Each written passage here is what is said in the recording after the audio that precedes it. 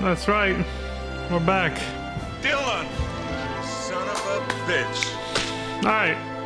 So, we're gonna continue where we left off with FF7 Rebirth, but first I have a couple things I want to say and show. I'm gonna load the game because otherwise the music is a little distracting. I'm not gonna just sit here on the title screen. And it's not normally my style to theory craft, but I feel like I had to after some thoughts I had this morning when I was working out and thinking about the game, because I'm starting to get really hooked into it just from the few differences we've seen in the story so far. Not quoting this, just saying. Just saying, in the story that we've played so far, seeing the differences from the original game has made me, it's made my mind start to wander about, you know, thinking about what's gonna happen next. This is the manual save I made, right? Yeah. So it should be dead silent here, I think. Or the music is very quiet and subtle. Calm. The inn at Calm. Yeah, okay, it's perfect. So, I was thinking this morning, it's not usually my style to theory craft. I rarely do it, but this game's story already has me so engrossed I can't help myself, and so my mind just wandered and I did it by accident automatically. And so I gotta get these thoughts out there before we continue, just to see what happens and see if I'm close or way off about where the story's gonna go. There's a few things that came to mind. Some of them a little crazy that I'm like, that's probably not gonna happen, but whatever.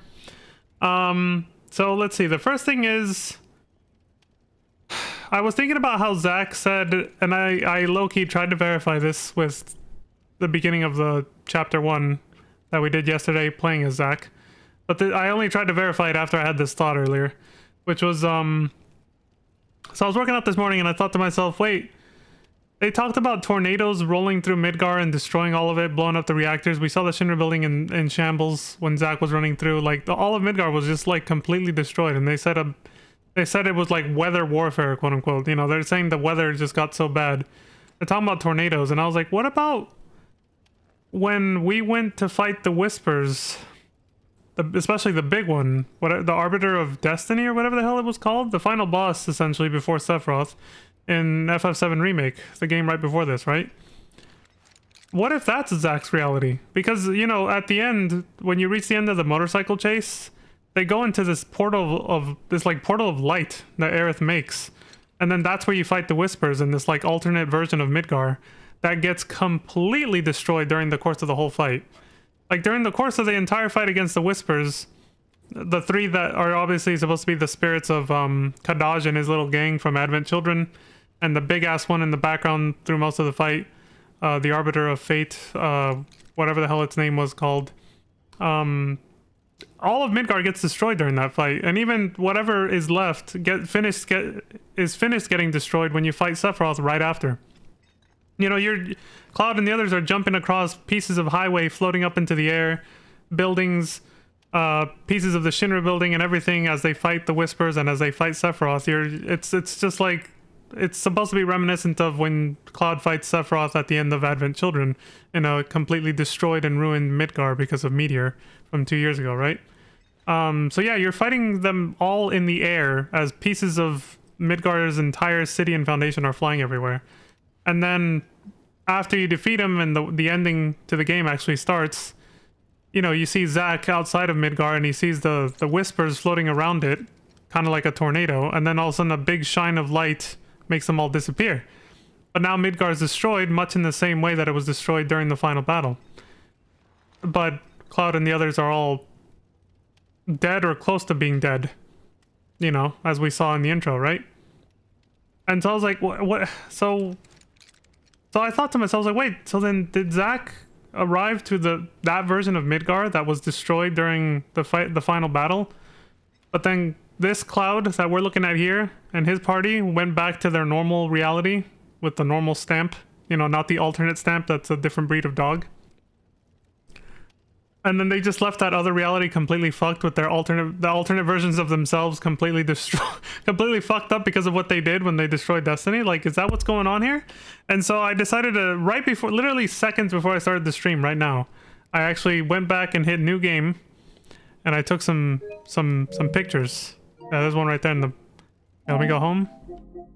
Took some screenshots. I was like, I looked around slowly. I didn't rush to Aerith as Zach this time. This was literally a few seconds before I started the stream. And I saw this that I completely missed yesterday when we started the game. That's Motorball. I was like, yeah, that's its wheel right there. That's the back of it. That's a shot from behind, side, front. And I was like, it is. So yeah, I was like, Zach is not here when he's supposed to be here. Even in his own timeline, he's arrived well after he was supposed to. He arrived with his own version of Cloud that he was carrying just now, and he left in the company. He left Kyrie looking after him as he came to do this to save Aerith, right? But there's like another version of Cloud and the others, unless Cloud was not amongst the people in the stretchers. You know, I didn't pay attention to that now. I'll have to rewatch this yet again, maybe tomorrow or something, before I start my stream, to see if Cloud was on the stretchers when they were picking up people. Because Shinra was loading up people on stretchers and then onto the helicopters. You know, we saw among them was Aerith and Red 13. They went into the same chopper. Then we saw Barrett and Tifa, but did we see Cloud? I don't even remember. But I won't rewatch the whole scene right now. We gotta move on. I just wanted to get my theory out there based on this information. So yeah, he shows up with Cloud, but he shows up to a point in time where Cloud and the others already tried to escape from Midgar at the end of FF7's Midgar segment. Or at the end, I guess you could say at the end of Remake, right? But they didn't escape. They got blown away by the tornadoes that were created by the Whispers and everything, and this Motorball is proof of that they were in the middle of like the motorcycle chase when it all happened. This is the Motorball that was chasing them. They put it here to give us a hint, and I totally missed it yesterday. So I'm glad I went to look at it again. I'm probably gonna miss more obvious shit like this too. I think I missed it because Motorball is actually black in the reality we come from. Here it's green. Unless I just didn't notice this hue of green because it's nighttime when you fight him, you know, at the end of Remake. But I'm pretty sure he was black and not green, like this. But yeah, so that's Zach has arrived at a point much later than it's supposed to be. Like, Zach's supposed to arrive, and he's supposed to die, of course, to a point where Cloud hasn't even met Tifa and joined Avalanche yet, but he arrives instead after what happened with the Whispers. He arrives here instead after they've already gone to the Shinra building and tried to escape. And then that's how they got caught. And, you know, the tornado, the weather warfare that took them out happened because of the Whispers and everything that the other versions of Cloud and the others fought. Why would that have happened? I can only imagine it has something to do with what Aerith did at the end when they're approaching the edge of the Whisper tornado, and then she does something to it and creates a portal of light, and then you go into that alternate reality to fight the Arbiters of Fate, and you destroy them and you kill them, and then you fight Sephiroth. You don't kill him, but you defeat him, quote unquote, and then the game ends, right? The original Remake ends right there. But yeah, that's gotta be what this is. This is the aftermath of that big Whisper battle. But there's an alternate version of Cloud and his party that didn't make it, or they're, you know, mortally wounded. I don't know if they're not really confirming if they're just like all heavily injured or if they're dead or not. And now, you know, it's like, well, how is this going to tie into our present reality, which is, you know, here? How's that going to tie into this? Zach's new timeline, because even for him it's fucked up, it seems. How is Zach's timeline going to tie into this, which seems to have been, even Zach's timeline seems to be fucked over by what we did. So that's something. And so that led me to think, I don't want to get too far ahead of myself. I have to say this next part before I say what I started thinking about. Before I even thought about that, I was also thinking about what Sephiroth said to Cloud last night. Well, for me it was last night, last video. Oh no, yeah, it was last night in the game too. Yeah. The way he started gaslighting Cloud, and Cloud just falls for it like an idiot. That was kind of dumb, honestly. The way he gaslit Cloud into thinking Tifa's not who she says she is, that she died, and he just believed it. That's a whole nother thing, him being that stupid. I don't know why he just kind of went with that and then just pissed off Tifa like that. I'm not really sure why he was just like, you were supposed to be dead. Even though I didn't confirm it, Pepega. but I'm gonna think you are and that you're not who you say you are. Like, even when Tifa said, you think I'm not who I say I am? Like, I was expecting Cloud to be like, no, I'm not, like, jumping to conclusions. But instead he just sat there like, yeah. It's like, he didn't even say anything, but it was clear he did think that. And I was like, what are you, a fucking idiot? Like, why would you think it's not plausible that her side of the story is also true? You didn't see what happened to her afterwards. Of course she could have survived. You see how shallow that cut was? So the fact that he just blatantly listened to Sephiroth and actually like fell for that is just, it's really stupid, honestly. But that's neither here nor there. What I really wanted to comment on was just the fact that Sephiroth did that. It's like, okay, remembering the fact that Sephiroth probably still remembers everything that happens in the original game, the original FF7, regardless of whether it's a time travel story or not. I don't think it is. I think he just was able to see the future through the whispers, kind of like Aerith was able to before we destroyed them. Tifa literally asked Aerith if Cloud was ever there 5 years ago because she assumes Aerith might know, since she had the power to commune with the whispers and see things like that, right? And then she's like, I don't know, like, I don't really remember things like that anymore, like, implying that she lost that connection once we killed the whispers, right? But I assume Sephiroth was also able to see the future, and he saw all the events that happened in the original game that will now not be. The future that will never come to be now because we destroyed it, right? And so, either way, I think Sephiroth is already obviously taking his first steps towards changing that future now that he can because the whispers are gone. Or if it's implied that he absorbed them and he's able to control fate now. His first step to do that is to alienate Cloud from the rest of his party. That's my theory on what's going to happen in the immediate future, is that Sephiroth is going to try to keep finding ways to gaslight Cloud, to distance him from the rest of his party, so that they ultimately fail to stop him from destroying or taking over the world, whatever he wants to do. And of course, I thought that, and then immediately thought, okay, but why Tifa? Why was his first target Tifa? I thought that for like 2 seconds, and was like, once again, it's quite obvious why. She's the one who helped Cloud. We can talk about the original FF7 like in past tense, right? She's the one who helped Cloud find himself, which allowed him to wrest himself free of Sephiroth's control after the, after the Medial incident, right? She helps him put his mind back together the way it's supposed to be, and that allows him to no longer be able to be controlled by Sephiroth from that point, which eventually leads to the final battle, the final confrontation against Sephiroth, and Cloud ultimately destroying Sephiroth both physically as well as in his own mind at the very end of FF7 with Omnislash, right? Something he failed to do at the end of Remake this time. So yeah, I was like, yeah, so of course Sephiroth targeted Tifa, and that's the first person that Cloud wants to move, alienate him from, is because she's the one who holds the real memories of what actually happened in Nibelheim. So he's trying to get rid of her. He's trying to get Cloud to not trust her, so that she can't help him put his mind back together the way it should be. So I was like, yeah, that's the only thing that makes sense in my mind. Since he knows what's going to happen if he doesn't do that, Cloud will regain his true memories. He's got to stop that from happening, so he's going to go after Tifa. He's going to try to get Cloud to hate or alienate Tifa from himself. Then no one will be able to help him repair his memories. That makes perfect sense. As for the theory I had about where those stories ultimately going to go, like by the end, regardless of whether that happens or not, this is going back to Zack, thinking about Zack and what's happening in his timeline. And it does sort of tie into what I just said. That's why I said I had to get that out there first. What if they're going to go with, when I say they, I mean like the director, the producers, the people writing the story. What if this time what they're going to do is, because of what I just said, he's going to try to, Sephiroth's going to try to alienate Cloud from his party, from his friends, essentially. What if they're actually going to turn him into a villain? And then I think this ties into my tinfoil hat crackpot theory about the symbolism behind the game's artwork, but you can't see it in the back. Oh, here we can see here. This right here.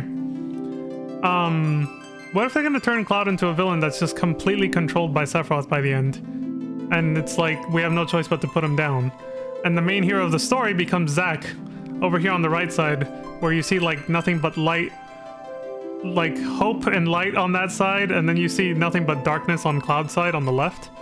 Like, what if that's symbolically saying that's what's gonna happen?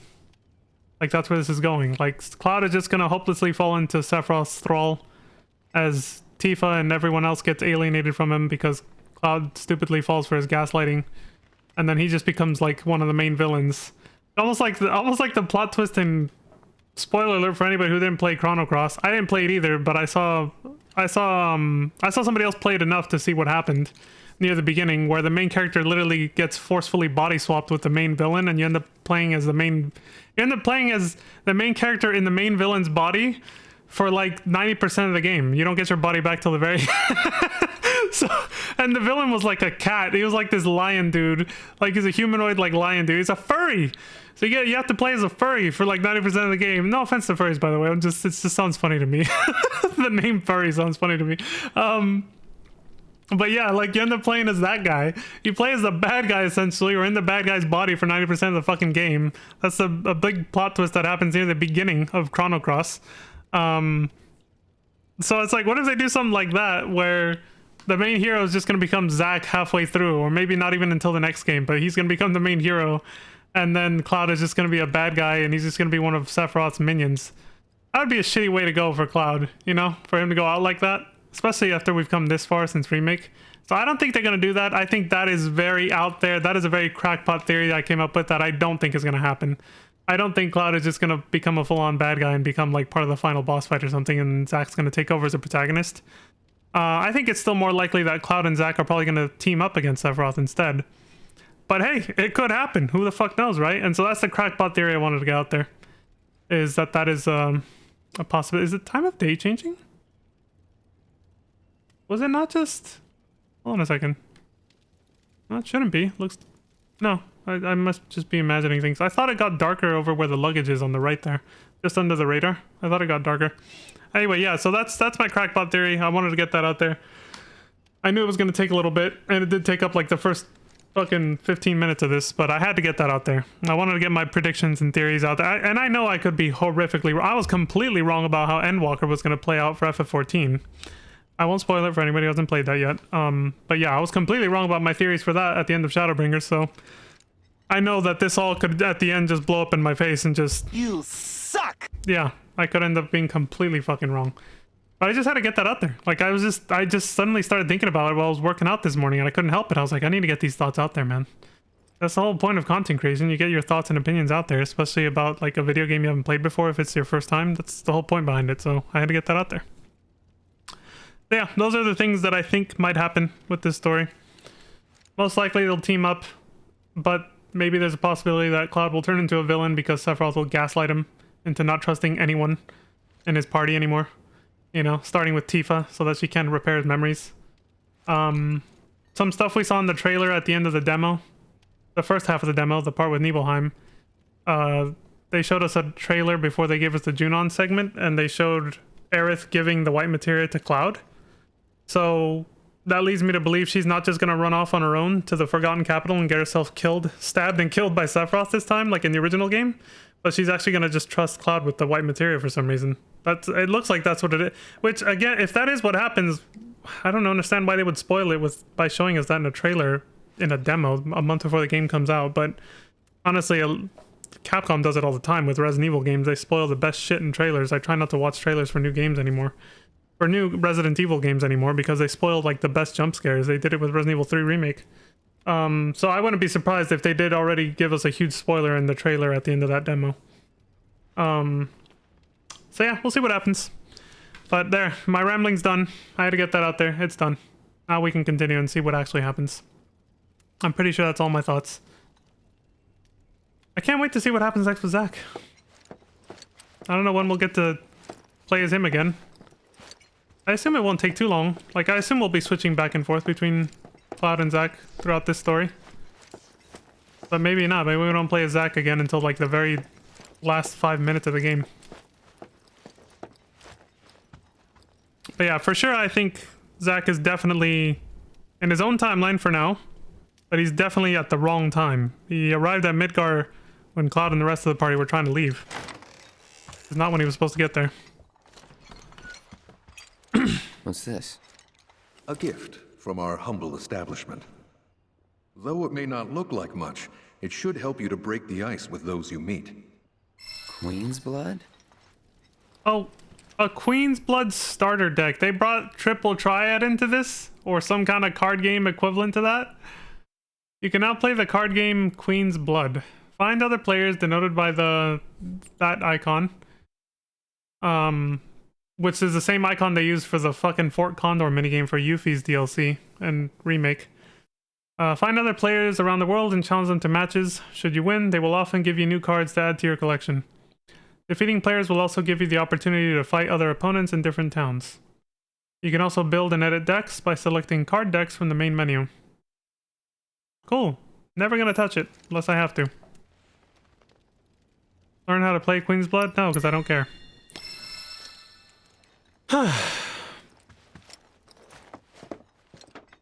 I said it yesterday. I bet this game is gonna have just a near endless amount of minigames and side content to do compared to Remake. Since we're exploring the outer overworld now, not just stuck in Midgar. Like, this is where the game really begins in the original, where you actually get free roam exploration and get to do optional stuff. Even though you're still pretty restricted during the first half of the game, you don't really get true freedom until you get the High Wind. This game, since, you know, is obviously, it's a very different formula. This is its own game for everything outside of Midgar. So even if we don't get the High Wind, which it doesn't look like we will, I don't think so, they're obviously going to give us other ways to be able to just explore free roam and all that. So I said it yesterday, I think it's going to be like Kingdom Hearts 3, where there's just going to be an endless amount of fucking minigames and side content that some of it does matter and some of it doesn't matter for the main story. You know, I'm not going to do everything. I'm mostly focused on the main story, as you could tell by my rambling about my fucking crackpot theory crafting about what's going to happen. I'm mostly going to stay focused on that. I will do normal side quests, like fetch quests maybe and stuff like that. But minigames, I'm not going to obsess over them. Like, I know I did the piano minigame 3 times. I liked it, it was fun, but I literally stopped myself at 3. Even though I actually kind of did want to go for the max rank during the demo. I want to make it a point not to dwell on like minigames like that, because I want the story to actually move at a good pace and not just be like, every time we reach a new town, I'm just there for like an entire day's worth of streaming, like 6 to 8 hours, because I want to do every minigame and side mission. I'm not going to do that. So I'm just getting that out there now. That's why I didn't even do the tutorial for that. I was like, whatever, it's a card game. I don't like card games anyway, including Triple Triad. That's not the reason I like FF8 like it is for a lot of other people. So this was Aerith and Tifa's room, right? Normal side quests I will do. I do like doing those.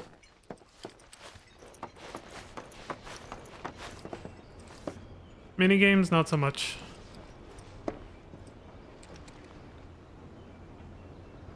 I wish you could actually go into first person to get a better view. Oh, those fat ass is in the way, man. Town looks amazing though. It's gorgeous here.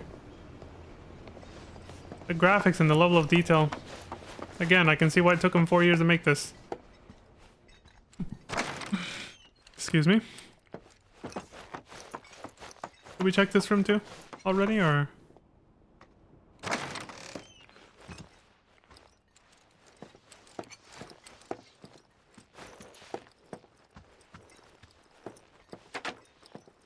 Well, if we did, I completely glanced over this obvious chest. This obvious treasure chest for some reason. I just didn't even pay attention to it. I don't think I came in here though. I would have got it if I did. And this is the room we just woke up in, right? We just came from here. Yeah. Yeah, I'm confusing it with this room. I gave this room a once over. You always gotta do a once over of your hotel room, man. Before you leave. That's for real too. You don't want to leave something behind on checkout day. You're like halfway to your house and you're like, oh fuck, I forgot, you know, a special collector's edition thing that I brought or got from the event I went to. I left it in the hotel room. Well, gone forever. The next client got it, or the hotel staff. This is something else I don't want to dwell on too much either. As much as I want to appreciate the hard work they put into the environments, I also don't want to just walk through the entire game. That's too slow of a pace for me. But sometimes I will get caught up in the awe of it, and I will stop and stare like this. You guys will have to forgive me for that.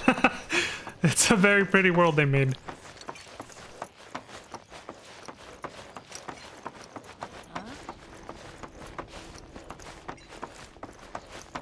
Usually the first playthrough of any game, The most recent in a series of crises. Multiple reactor bombings, followed by the fall of the Sector 7 plate, culminating in this unprecedented destruction, caused by a massive tornado which swept through Sectors 0, 1, and 2.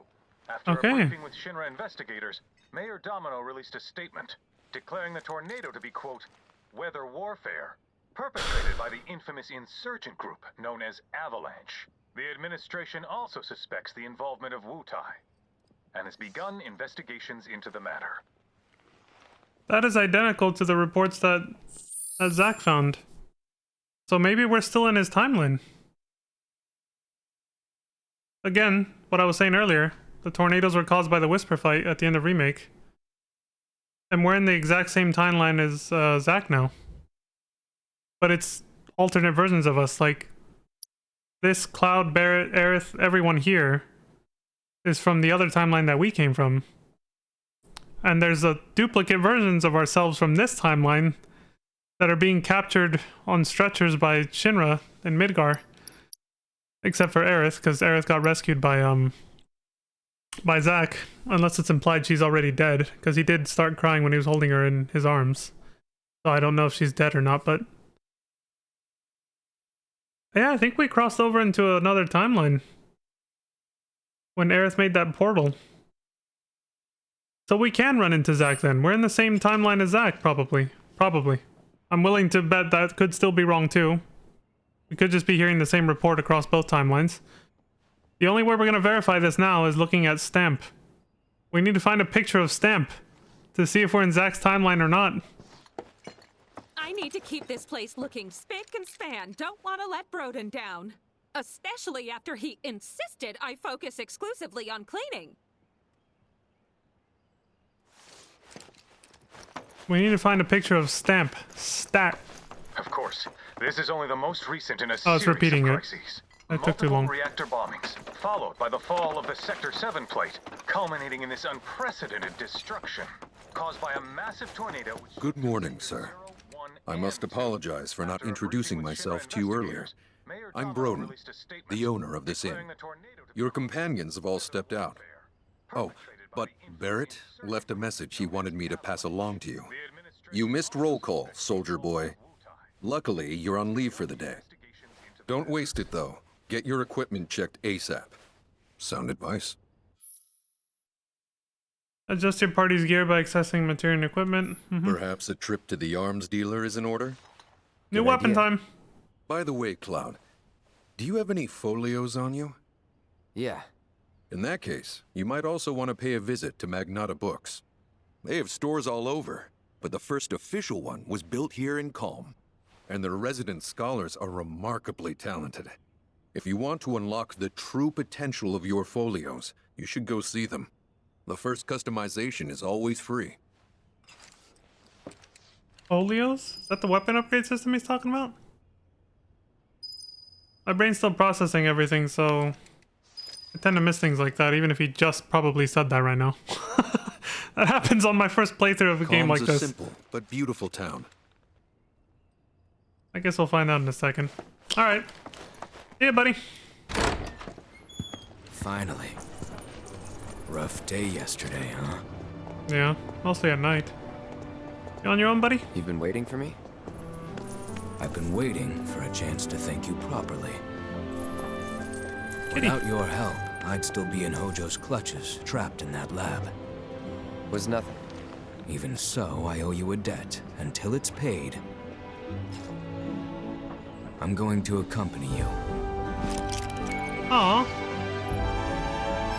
Labrat dog, who's actually a cat. Bruh. He's our buddy now. If you're getting your equipment checked, have them check mine while you're at it. Sure thing. Your little collar. The rook's got a backbone. The rook's got a backbone.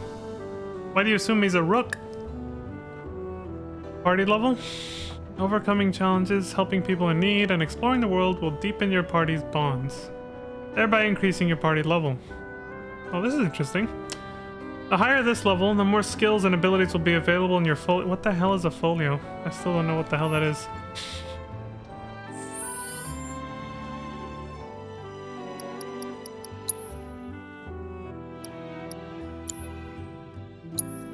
Card decks.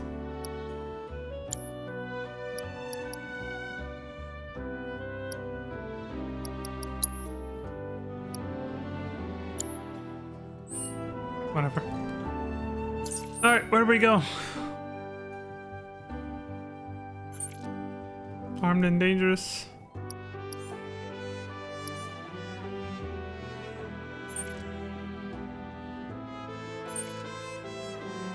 Magnata books. I'm guessing we have to hit all 3 of these spots.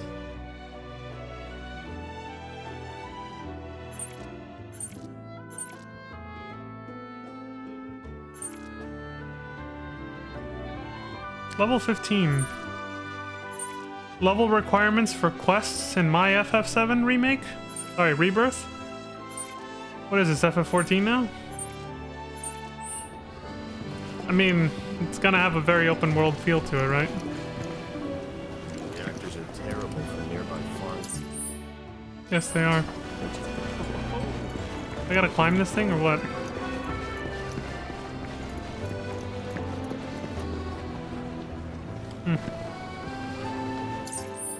Whatever, I'll check another destination.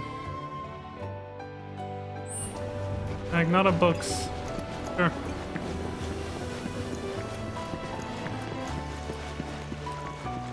KALM is so pretty. It was already a pretty town, but it was obviously very small in the original game. They fleshed it out quite a bit and it looks amazing. Claire's here. Finally decided to get up? Yeah, what's up, girl? Yeah. So what you been doing? Why, waiting for you, of course. You have? Dylan! Got business with the bookstore? If so, I won't keep you. But if you're free afterwards, wanna climb the clock tower together? I'm a little busy. I'm busy. But it'll only take a few minutes. Come on. Fine. Sweet. Since it was my The illusion of idea, choice. I'll go get the tickets. I'll meet you in front of the tower, okay? Cloud's actions affect his relationships with his allies, and the strength of these bonds can alter portions of the story. How much, though? I feel like this time it's gonna have a much bigger effect, but maybe not. Could be wrong. Press L1 to view a comrade's feelings towards Cloud as indicated by symbols such as the little yellow smiley, the blue one. Okay, yeah. It kind of caught me by surprise.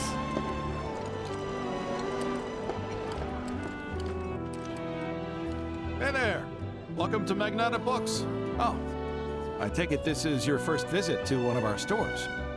Well, customization can seem tricky to the uninitiated. It takes time and experience to get it right. But I think you'll pick it up quick enough. Let's give it a try. Augmenting folios.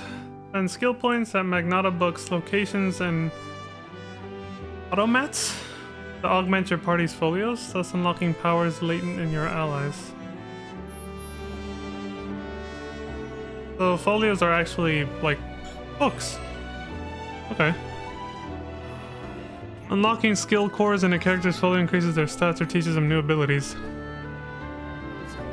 Alright. Let's see how this works. It's gonna be like FF10's skill tree system. Skill points.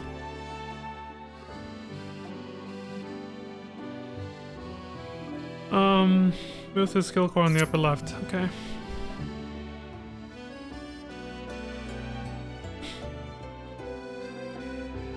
Firework Blade. Cloud uses Eris magic to unleash a ranged attack. Limit level increase. Okay.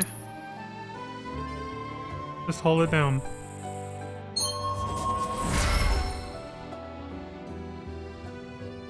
New synergy ability. Adjacent cores become available. That's just like FF10 then, yeah.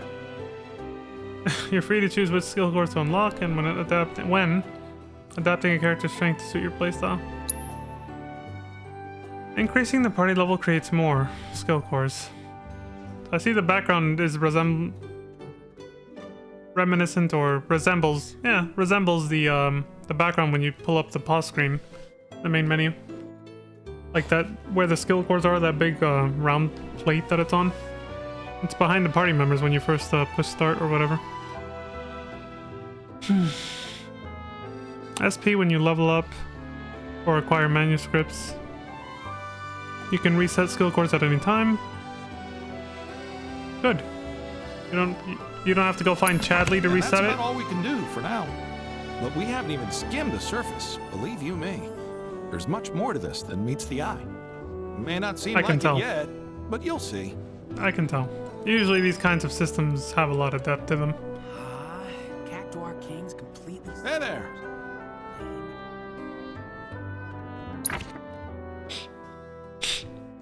Party level 1. Cloud has 0 skill points.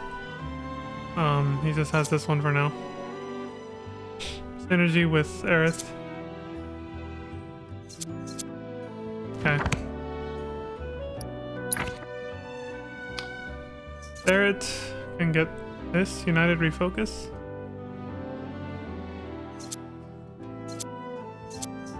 I'm not gonna read through all this, we'll be here forever.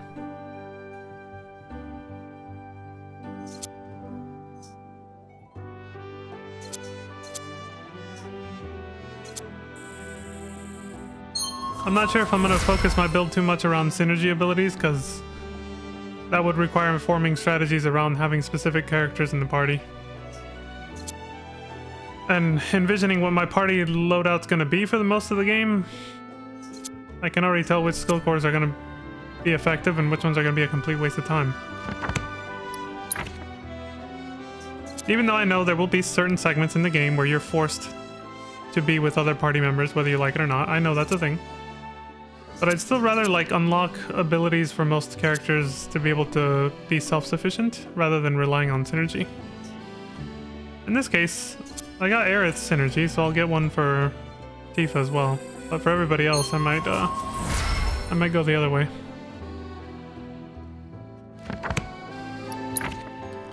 It's very ASMR, the sound effect of the book.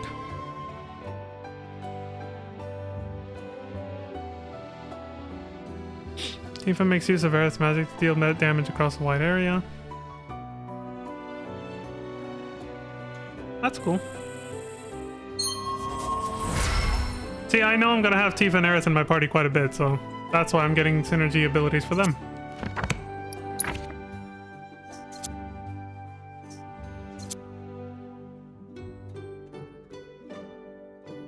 This can be any partner, whereas this one has to be Barrett. Okay. I'm guessing there's no auto button like there was for the weapon skill trees in the first game, right? So they've abandoned that concept, and now the skill trees are for characters, not their weapons, not their individual weapons.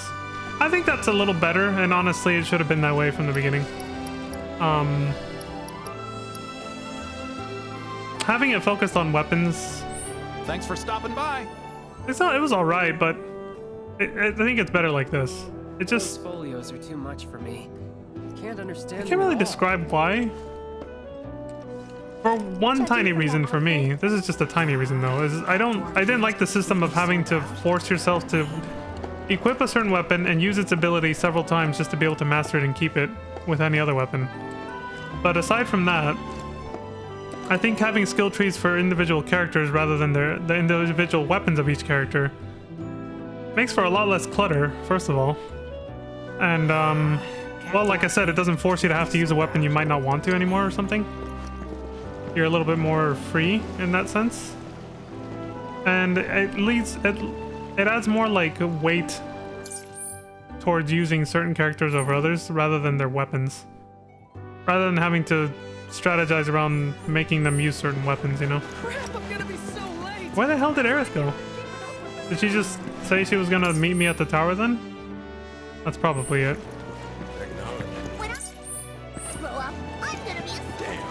Also, I like how even though I told her no, she forced it on me anyway. I was like, the illusion of choice, there it is. Like FF14 all over again, man. You get all these dialogue choices in Shadowbringers and Endwalker, but they still don't change the story. Because it's just too much work. It's a budget thing. Oh my god. You know that's what it is.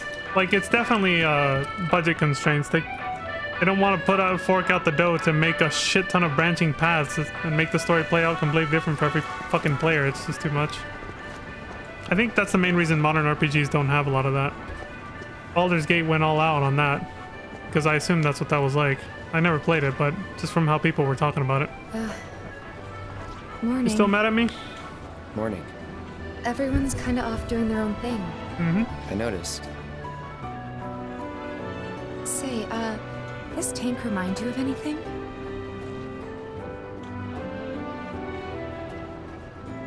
Yep. Place that I made the promise to you. Place I made that promise to you. You remember the dress I wore? It was one of my favorites. The blue one? The light blue one? With a bit of green. A bit of green in there? Yeah. This is such a quiet, peaceful town. Very. Feels a little weird to be taking it easy, though. This is such a quiet, okay, that's all she's got. I mean, after the motorcycle chase and fighting Sephiroth and the Whispers, we kind of deserve the rest and relaxation. You gotta take it when you can get it. Moments of peace when you're leading an otherwise very hectic life. Hectic and chaotic life. Which we kind of are at this point. Watch weapons still have their own skill trees too. That's gonna be so much to keep track of. Welcome. Damn, here we go. That is quite the weapon you got there, mister. Seen plenty of action by the look of it. But saying that, it's still only a shadow of what it could be. With a little love, that baby'll sing. If you like, I could show you. Upgrading weapons. Adjust your weapon skills via upgrade weapons and yep, they still have their own skill trees. Fuck. Damn, they just added to it. They didn't take away. That's both a good and a bad thing. A good thing because it adds more depth to the game, but a bad thing for someone like me who would rather keep things a little bit more simple. Customization is a double-edged sword. It allows for different playstyles, as it says there. It allows more depth, makes the game more interesting. But for people like me who otherwise would rather just stay focused on the story and not have to deal too much on micromanaging their character's growth, and would rather a more simple and straightforward growth system, it's like, oh fuck, this is gonna be a nightmare, isn't it? You guys look back at my first playthrough of FF7 Remake, I spend like sometimes 30 minutes on weapon customization before I finally somehow remembered that there was an auto button where you can auto assign based on whether you want balanced attack or defense or something like that. I forgot what the categories were. But I was doing it manually for a long time, and I swear it made my first playthrough of Remake like 10 times longer. And I eventually I was getting, even though I didn't express it during that playthrough, I was getting fed up with it. I was just kind of like, dude, I'm gonna do this every few minutes. This is fucking, this is too much.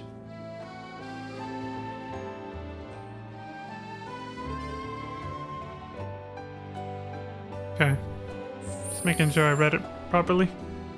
Sure, see what's changed, if anything.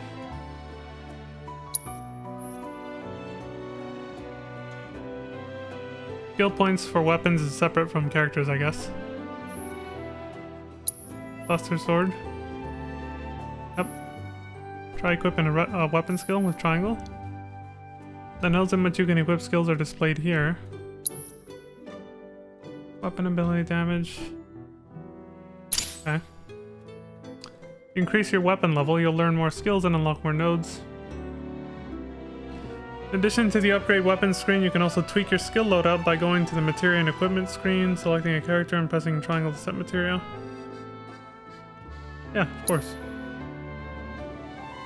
If you would prefer a more streamlined experience, yes, that's me, you can opt to automatically allocate weapon skills. I wish they'd given us this for character skill trees too.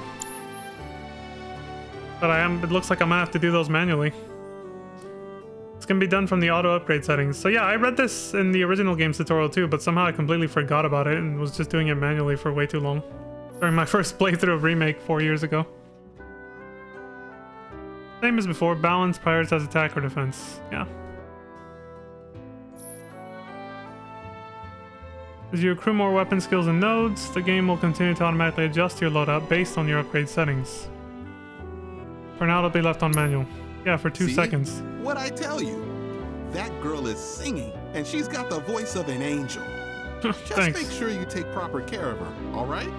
Oh, and while you're here, check out what we got to offer. New weapons. Oh. So the game's already telling you can find all your weapons, but if you miss one, you'll find it in a shop later. Okay. So all weapons can be found. Didn't say the same for the armor and accessories, but the weapons, yes. But in the case that you don't find one, you miss it, like in a dungeon or something, you can buy it here. That's a cool sword.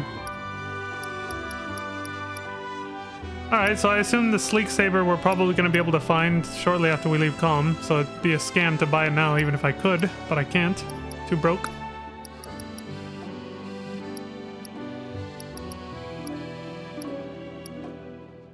Alright, whatever, let's go. You take care of that weapon now. I'm getting information overload already.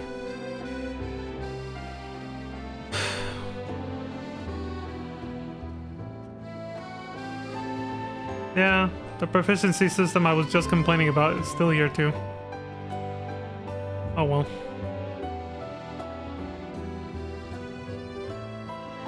Yeah, I mean, call me simple, but yeah, I do just like, you just level up and that's it.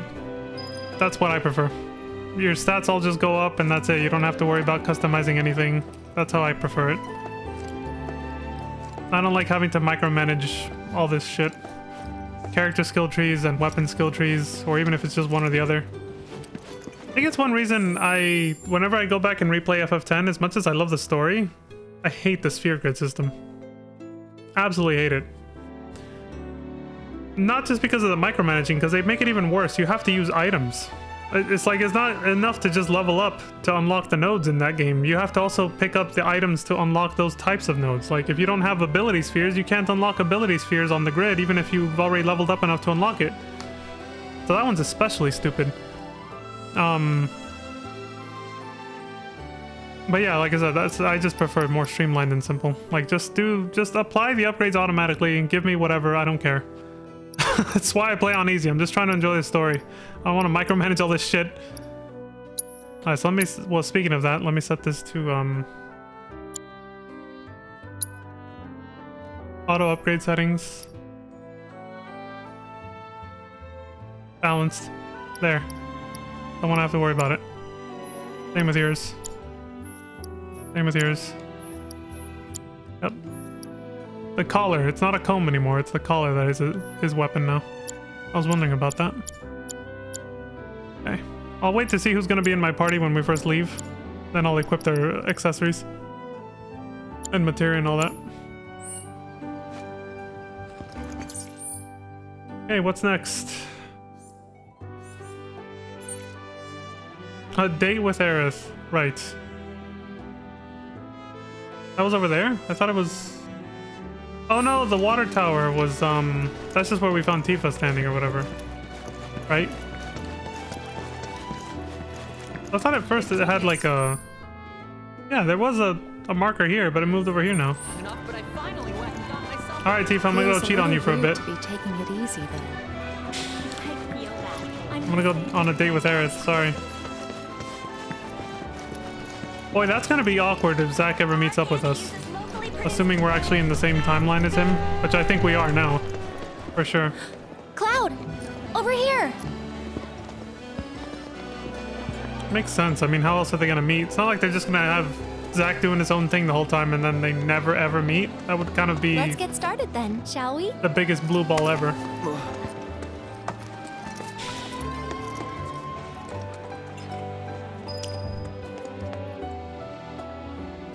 It's like going up Big Ben. Kind of, yeah. I haven't been in real life, but I should go to London one day. Before I don't have the chance.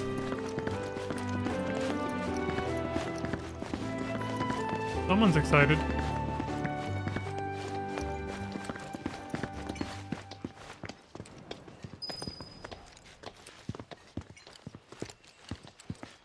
I think Midgar's this away. Should be, yeah. Northwest? If it's geographically true to... Yeah, there it is.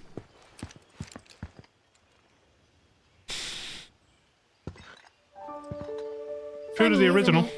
How small it looks? It is far away. So, did something happen between you and Tifa? Wouldn't you like to know? Don't look so shocked. We're roommates, you know. Yeah. She say something? Not about you two, no. About Still, you, though? I can tell. I would have given anything to have a friend when I was growing up. Don't take her for granted.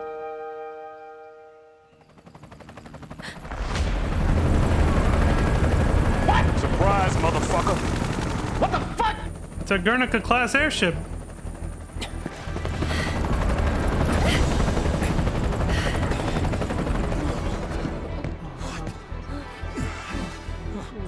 Just... Shit, do they know we're here?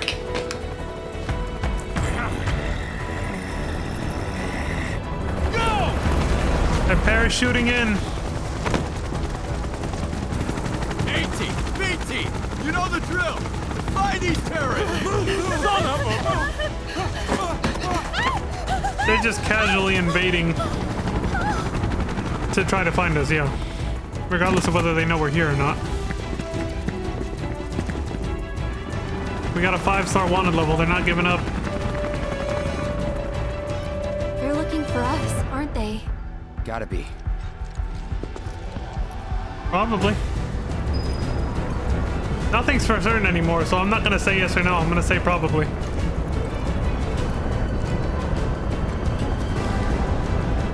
Missed legendary. Because I didn't check the rest of the top of the clock tower. I hope not, but... Just what do you think you're gonna go?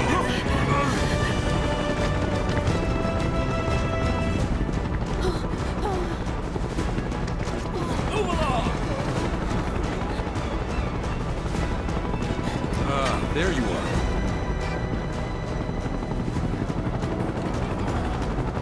There isn't much time. We need to get back to the inn. But... Don't worry about your friends. They're safe. Trust me. No violence, please. This town suffered enough. Come on.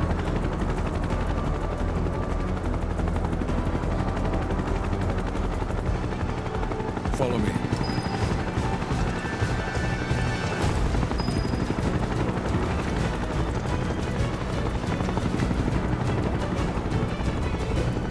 Not here. Well, we know We'll take the back town. Hey, you!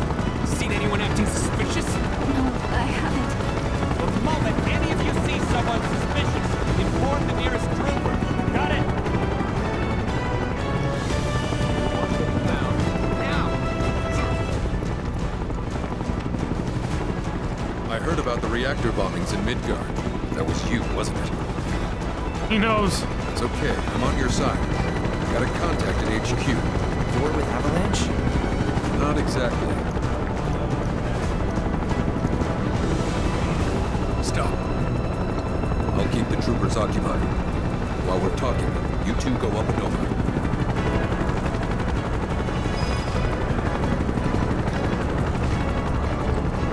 Time for some parkour. With yellow paint. I know a certain streamer who plays a lot of Resident Evil. His chat probably made a lot of fucking jokes about that. Have you seen anyone suspicious? Well, then you mentioned it. I might have. The yellow paint from Resident Evil 7 and 8 has made its way into FF7 Rebirth. Get out of here! Wait. It's not even the RE engine. Can't even make that joke. Care about them. If only I could remember their faces. Annoy someone else. Stop wasting our time.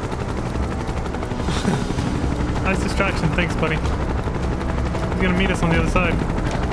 Yep. Move, pigeons. Now, the helicopters definitely don't see us doing this across the fucking rooftops. The yellow paint, dude. I can't believe even Square Enix looked at Capcom's games and said, you know what? The yellow paint is a good idea. That's a perfect way to guide players. They turn But up don't yet? get me wrong, it is, No, I think. But we're still searching buildings. Well, But it's still funny. We gotta find them. Like, I'm still gonna clown on it, but I do kind of agree that it is a good way to guide players, too. Like, I don't think it's a bad thing, just because I make fun of it. This is as fast as I can go. You're gonna have to wait, buddy. That went well. Sure. The inn's not much further, but stay on your toes.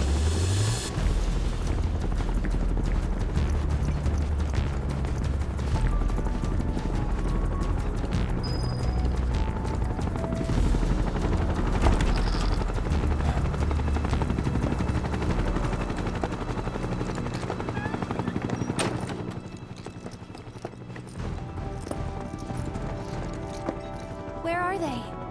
Down below, waiting for you. The tunnel in the basement will take you outside of town. Leave now, and they won't catch you. Damn. This town's like... Head to the east. A friend of mine runs a farm out What are you, there. Harriet Tubman? He'd be happy to help you. Also, We're on the Underground Railroad now. Holy shit.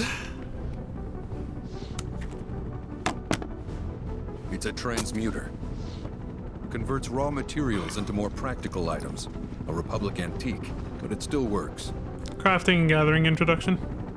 You'll get more use out of it than me. Something else I don't want to deal with ever, if I don't have to.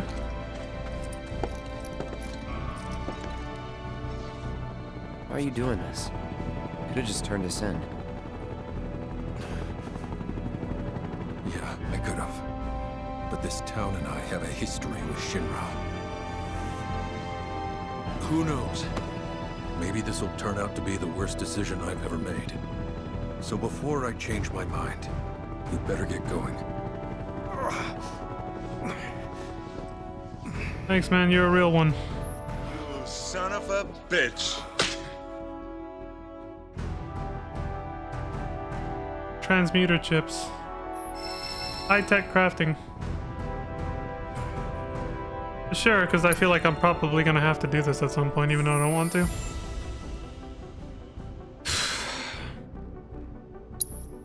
This is what I meant by information overload. A lot of games, well, RPGs especially, that have a lot of mechanics in them, will just throw way too much at you at the beginning, like this. Granted, this is Chapter 2, though. Chapter 1 was the actual introduction, which we did as a demo, so... You know, they didn't blow their load too early, but still, sometimes it just comes at you all at once, even if it comes later, like right now. Here's weapon skills upgrades, here's character skill upgrades, here's this now too. It's like, oh my god, dude. It's too much. It's whatever. Not a big deal. Currently, transmutable items are listed here. Increase craftsmanship and acquire transmuter chips to expand the range of items you can make. Here's the materials you need. You get EXP. Yeah, you level up crafters. Mm-hmm. Crafting level up. I'd rather just get the guild to buy items. And that goes for any RPG I play. I hate crafting and gathering. Just let me buy the stuff. Or find it. Without a random loot chance drop like FF12. Fucking garbage ass game. Because of that. Like, that one mechanic. The rest of the game's actually not that bad, but Jesus. The customization is almost like this, with the license board system, and then the loot drop system is fucking awful. So those two things really hold FF12 back for me. Otherwise, I would love it. I would love the hell out of it. If it wasn't for those two major things.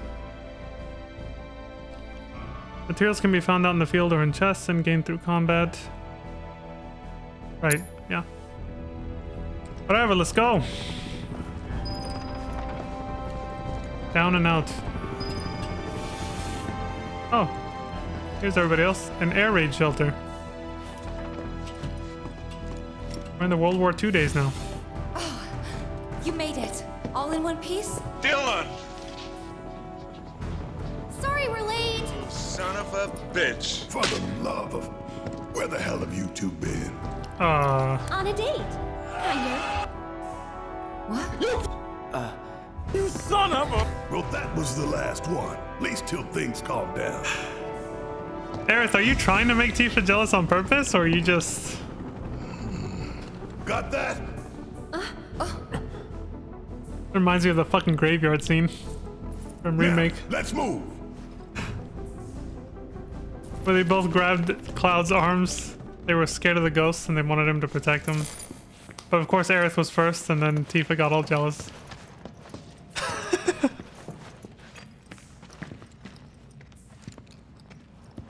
It's happening again, man. They're gonna be fighting over Cloud.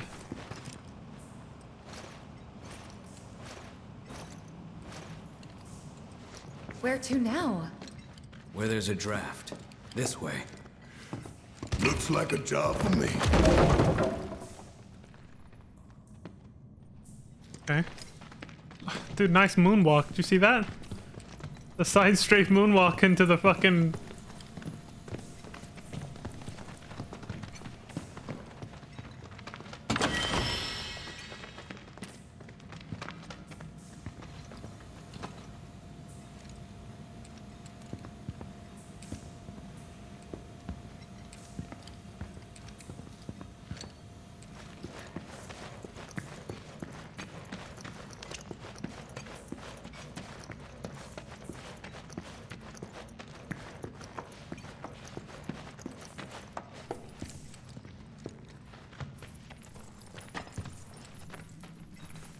Oh, you have to hold it.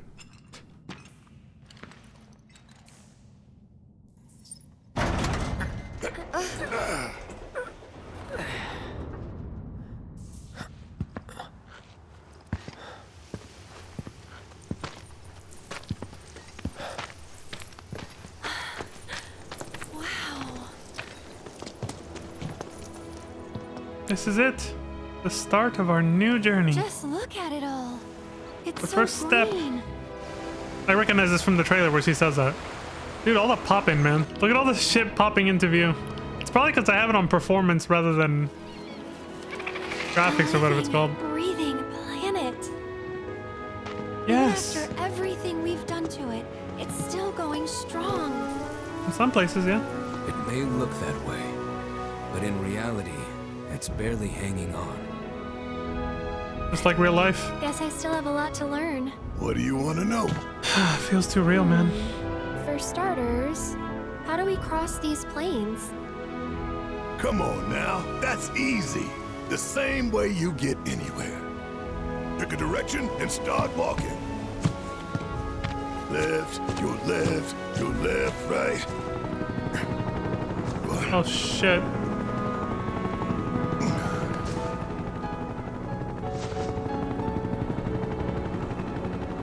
I guess we won't be coming back anytime soon.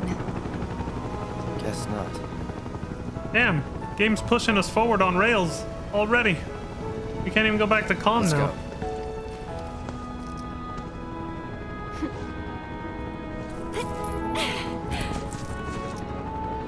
And there it was. There it the is. first step on our new journey. You coming? Yeah. Of course we are. Right? Follow me. I don't know why he doesn't like Barrett too much. All right, let's get this show on the road, people. He seems to like Cloud enough, but... Reset parties.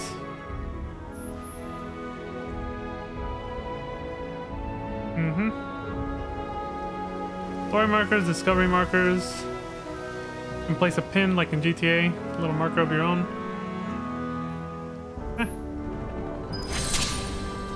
Discovery, co-conspirator. Bitter irony.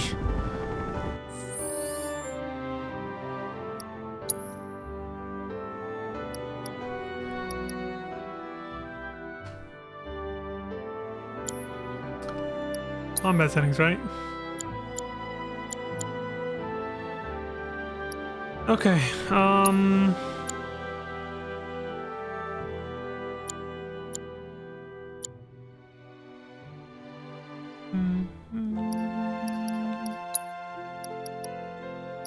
So you set up synergy skills. Okay.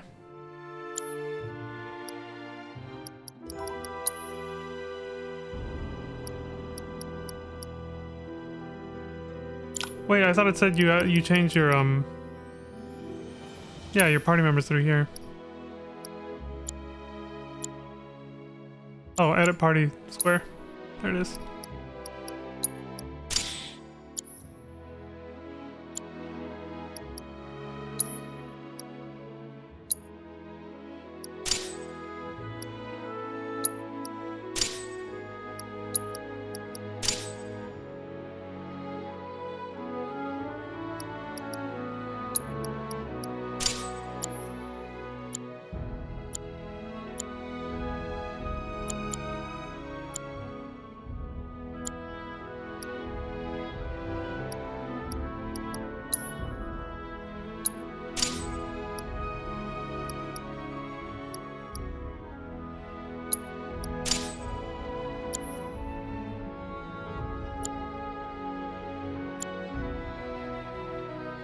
Yeah, that looks good.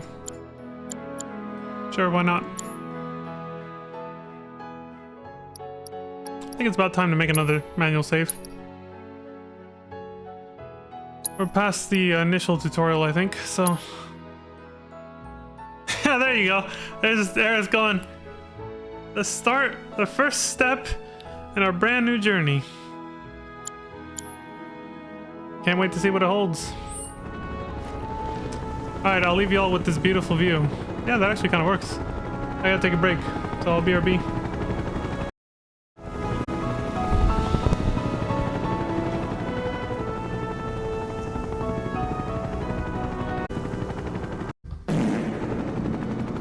We're back. I gotta mix it up with the sound effects every once in a while, right? I gotta announce my return a different way sometimes. Rather than the usual. Anyway. Alright, so a bunch of Guernicas are here now. We can't go back to KALM, I guess. We had to escape via Harriet Tubman's Underground Railroad type of shit. You know, hidden tunnels underneath houses and stuff like that. Kind of reminds me of an FF6 segment where you have to escape a city the same way. The Empire comes in and takes it over and you gotta get out while it's under martial law. It really reminded me of that moment in FF6. It happens near the beginning. I forget who you're playing as, but yeah.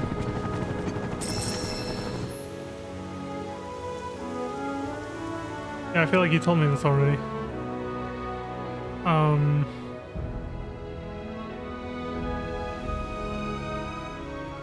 That is obtained out in the world, that is dropped by enemies, and that is hard to come by. Okay. Good to know. Thanks, game. Alright, off we go. Again, I wish I could actually crawl through this game and explore every last square centimeter of the entire map. But I also don't want my playthrough to take till the end of the year. So, I'm just gonna follow the path for now. Where's the purple marker? Oh, it's right next to the orange one. So, we only have one direction to go right now. Yeah. Now, Midgard's over here, right? When we were in KALM, the compass said northwest when we looked out over at Midgard, so it's somewhere over here. Which is geographically correct. Oh, there we go. Much better. Yeah, there's Midgard. We left Midgard behind. Half of its plates are missing, or not half, but a good chunk of its plates are missing. Sector 7's gone. Sector 6 or 5 is still unfinished. You can see a little hole right there where I'm aiming at. It's still unfinished from being rebuilt because it also collapsed way before the events of the game started. You can still make out the ruins. You can still make out the ruins of Sector 7 right here, look. You look closely right there, you can still see the mess. The collapsed debris and everything.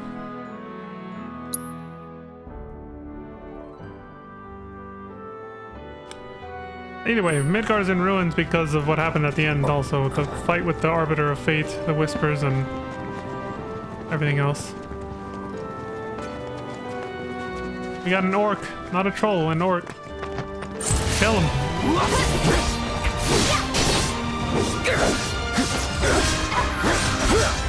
Go on!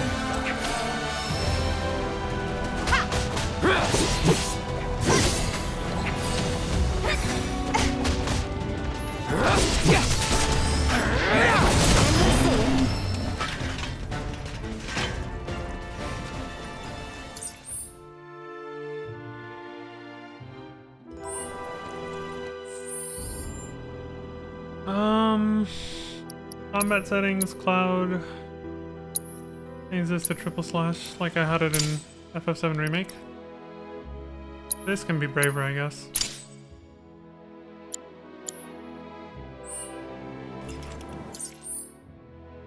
Okay, so just follow the road.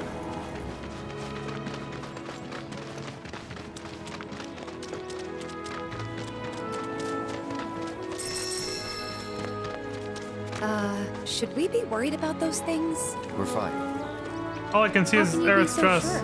Oh, there we Because go. I've read the field guide. Like any good soldier.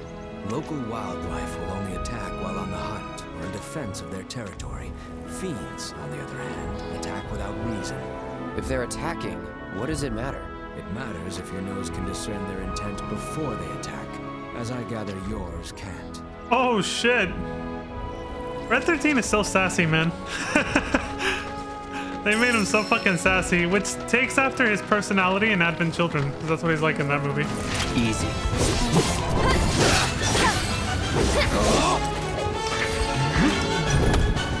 That'll do. I like that they differentiate monsters that will auto aggro as fiends. It's like they're low-key trying to make that connection harder with FF10, since FF10 is a prequel to this.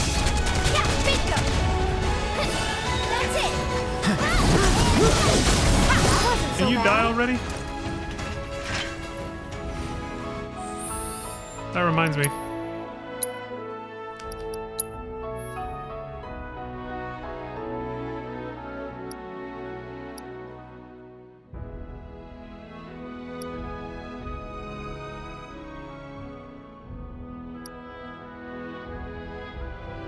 That'll probably help.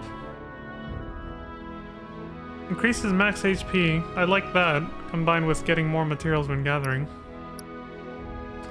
But, yeah, and I'll give that to Tifa, I think. You can have those.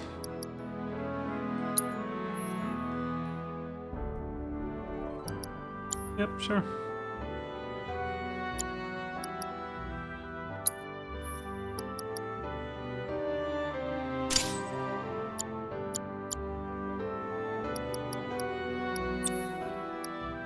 What is that? Oh, it's a weapon skill.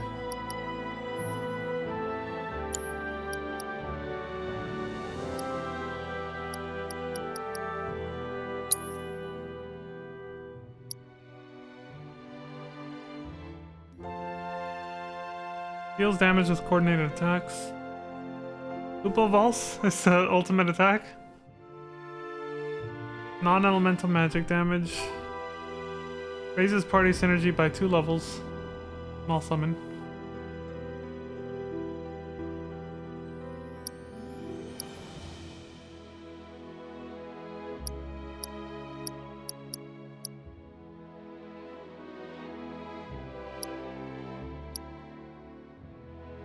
What does Magic Pot do?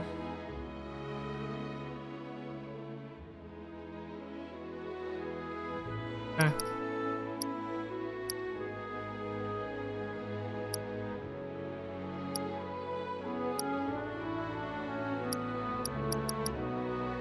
Plus 20 HP. Attack, defense, strength, vitality, MP, magic defense, and spirit. Attack, strength.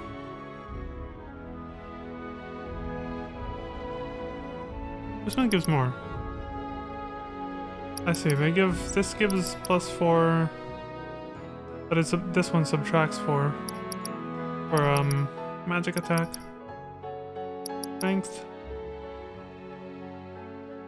Ramu just gives you the benefits of strength and attack without subtracting anything.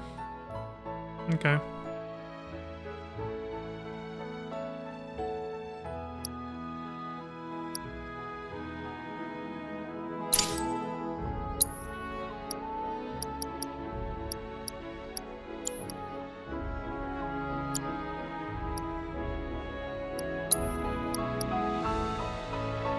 Leviathan, that's more for Aerith.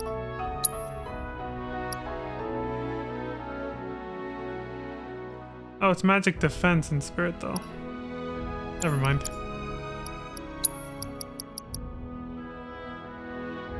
Yeah, this will be... Let's see if we can have a freak.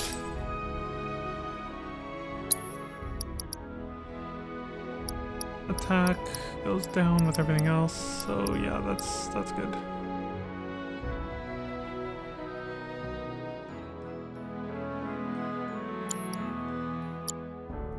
Ifrit and Ramu seem to be the best for offense. In terms of stats, is the more important thing. Yeah, Ifrit gives a little bit of extra defense, whereas Ramu is all offense from what I can see.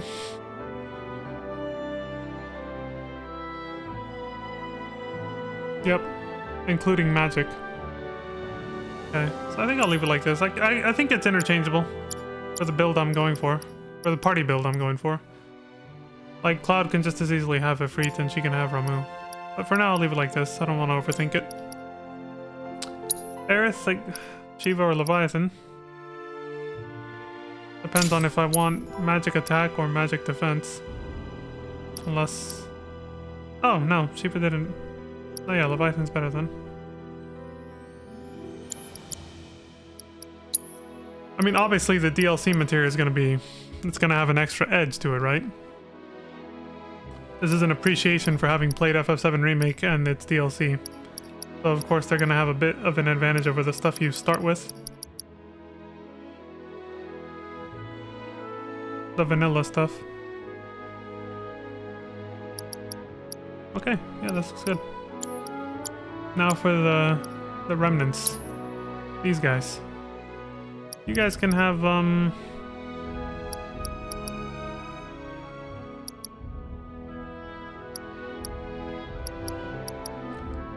either HP or magic.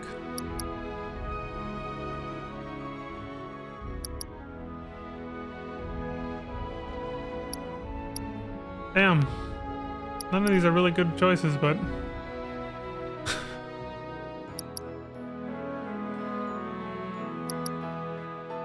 all magic. Or just HP.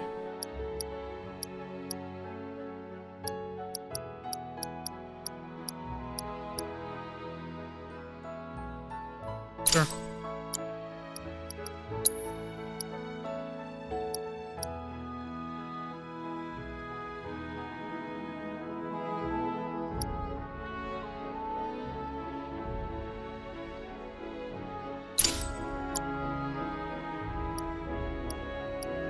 Fire, healing, assess. Chakra, ice, air, wind. Lightning, HP up. Poison. Precision, defense.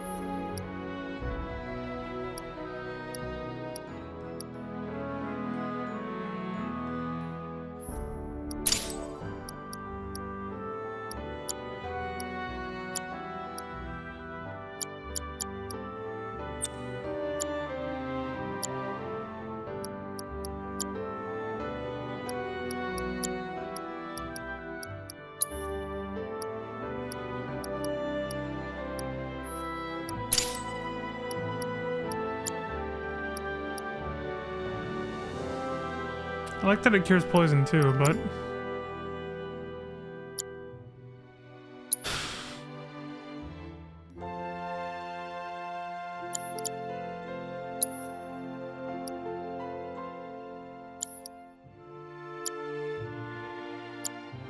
I'll just wait till I have more slots, I think. Yeah.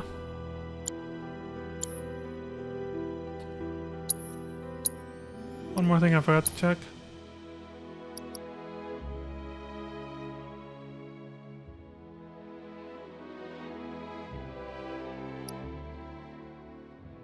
Orchid bracelet. That has a lot of slots.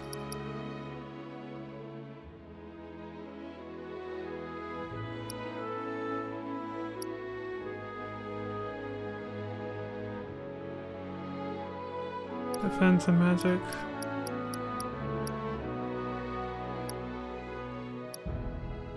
This is more defense and magic defense. This is more magic defense than physical. Pick one or the other, basically. I'll go with this one for now just because of the extra material slots. Because then I can actually put on, we can re-equip us this way.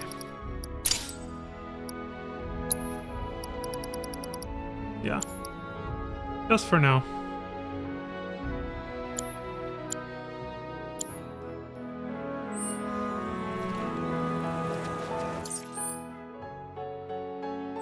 On our way. On Our Way was KALM's theme music in the original, the name of KALM's theme music in the original game.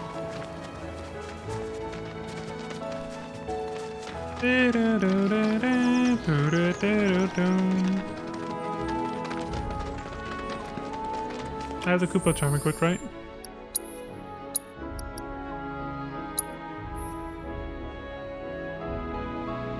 Only occasionally increases the amount of materials, so not every time. It's a bummer. Whatever.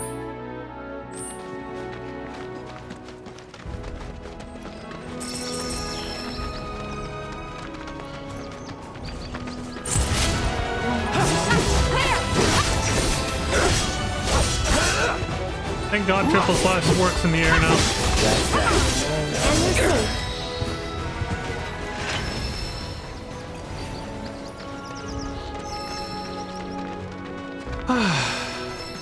This is nice and refreshing, honestly. The scenery of this first open world area and the music. It really does give off that vibe of starting a new adventure. Seeing a new place for the first time. That kind of thing. A reimagined world map of FF7. And current generation graphics and details. It's really nice. Really nice indeed. I get a similar feeling when I go to a brand new expansion zone in FF14 too.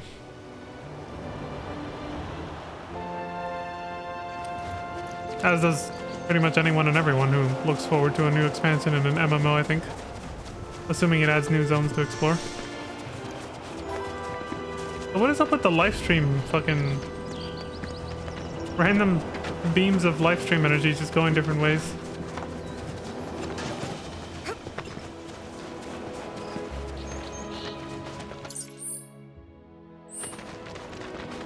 It's the flow of life, dude.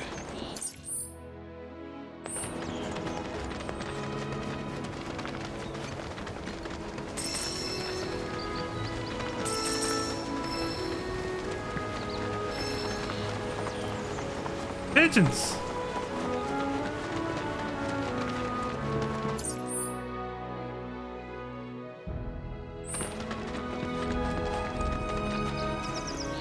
What the hell?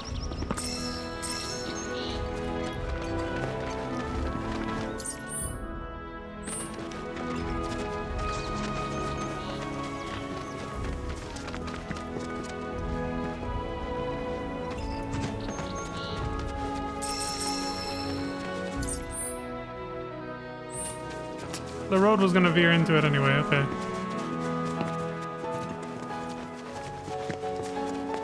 It's starting to remind me a little bit of FF15, but without the car. Is that a bus stop or a porta potty or something? What is that?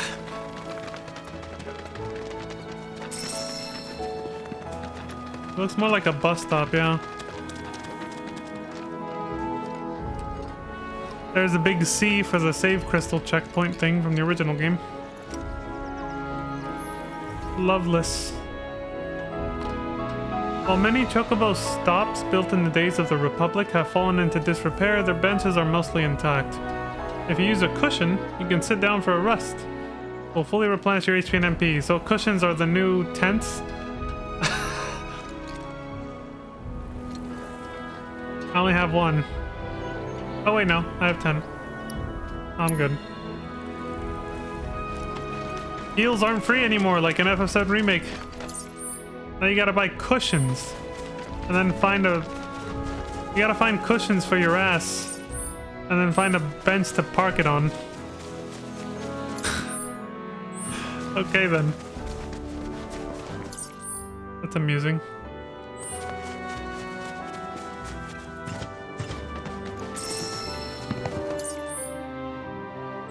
Okay, that just ends that way.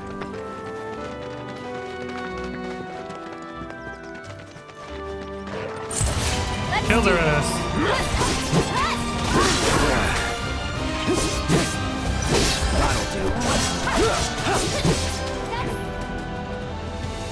Yeah, I know.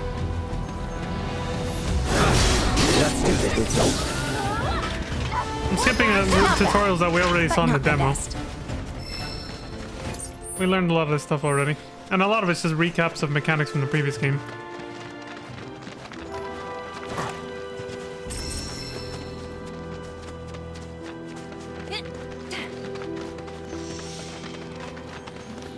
You guys the guys? Oliver's farm. What's up? Was with my bird since he was hatched, and now he's gone. I know I gotta get him. Poor guy lost his chocobo. Chop! Except he's got yellow fur underneath. Every dog is Chop from now on from GTA 5. You'd be the Avalanche, folks. It's okay, I'm on your side. Heard you be heading my way. You're safe here, but not for long.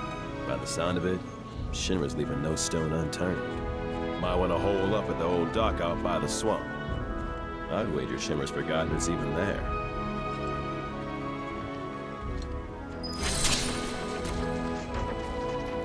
Co-conspirator. Wish there was something more I could do, but I ain't got the space to put y'all up. Swamp's your best bet for now. Seeing more fiends out and about every day. Watch yourselves here. Wish there was something more I could do, but I ain't got the space to put y'all up. Swamp's your best bet for now. Well, these benches are still free for free rest ups. Yep.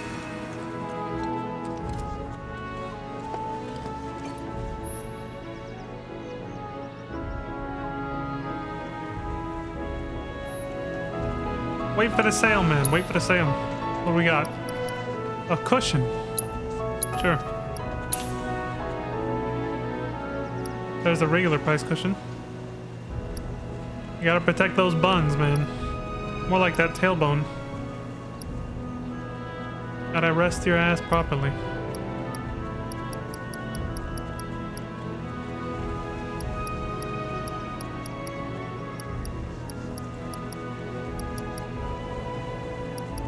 I think we're good for now. Wait, what was the other thing that's on sale? Oh, this. Sure.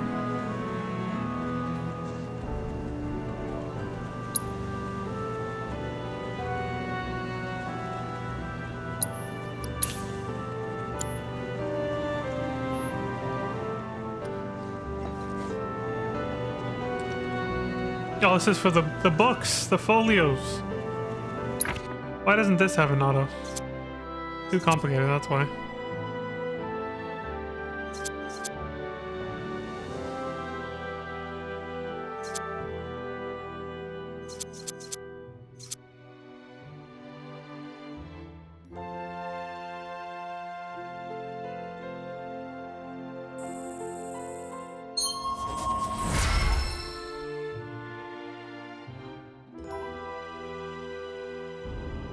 Oh, this is for Barrett and Red 13.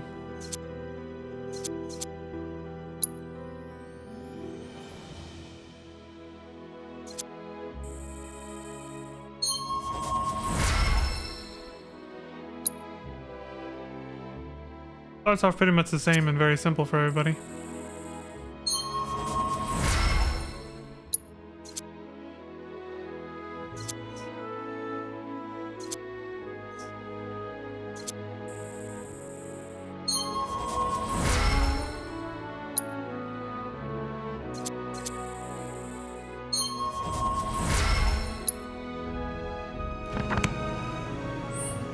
Cool.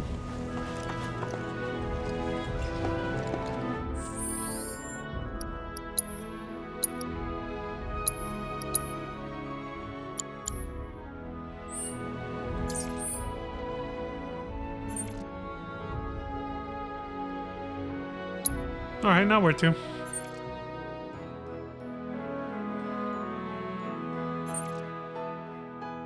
Abandoned deck. Oh, this looks familiar. Junon's further this way, isn't it? Yeah, from what I saw in the demo. The Mithril Mine. Well, these are the marshes. This is where the Midgard Sormer's snake probably is. The Mithril Mine takes us through here, and Junon's gonna be right over there. Yep, right under these clouds that are trying to hide it. Whew, okay.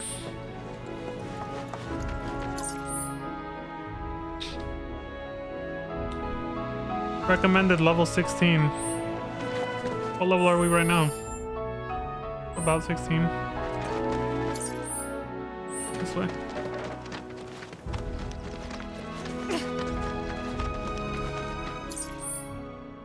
Okay, I'm doing that too much. Maybe I should use the minimap. How do I change that?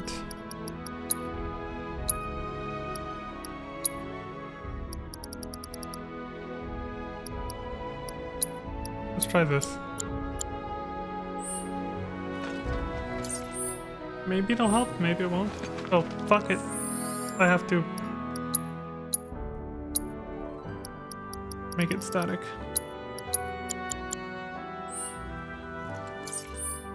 Yeah, that'll help maybe a little more.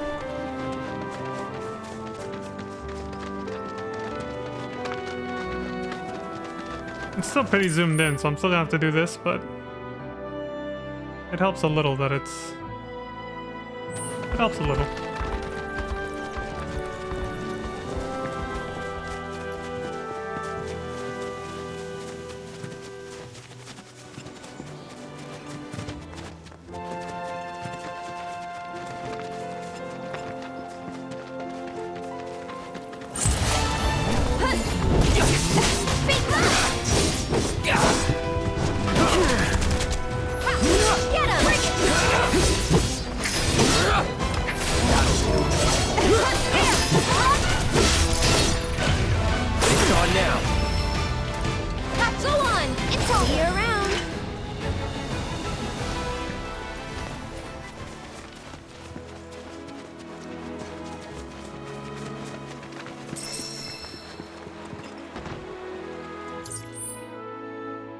Still on the right path.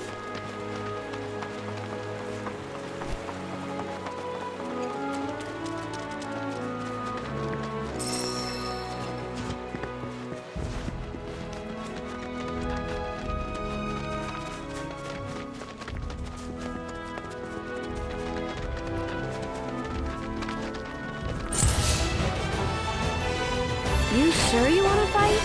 That's it.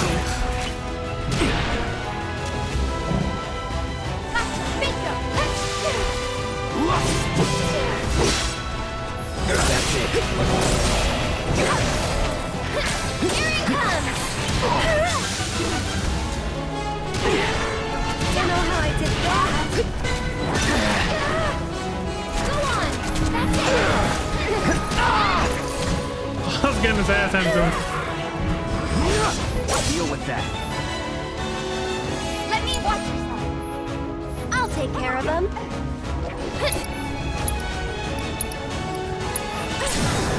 I think we're almost done. Why don't you lead the way? Don't overdo it. Okay, let's go. It's fine. I'm okay. Oh, he died already. There! I didn't realize they killed I him. don't know how I did that. Get him! I thought they just switched targets just because sometimes they do that. Go on!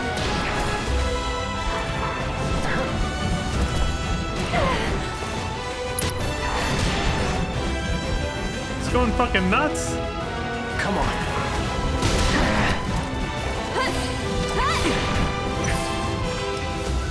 It's over. Or not.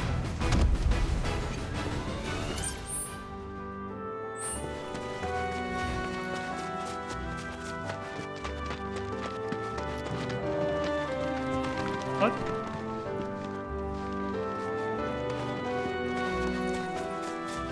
Wanna fight? Let's go. Toxic red. Toxic.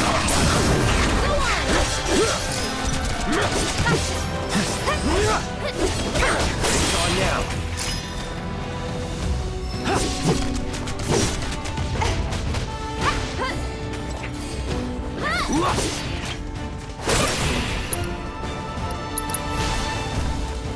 I'd keep my distance again. Just like that, okay?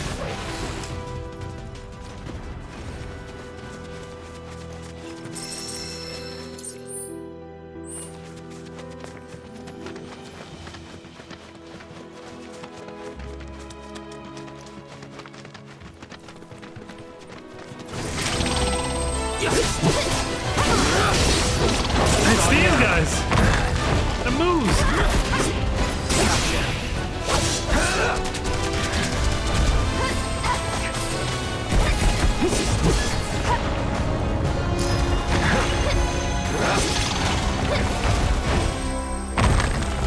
Get him! Go on, Bingo, bring it! It's on now. See you around.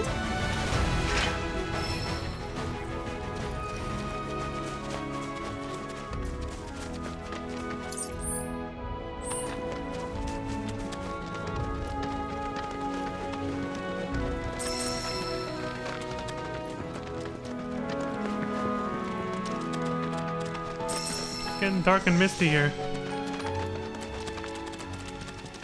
Probably because we're getting close to the marshlands.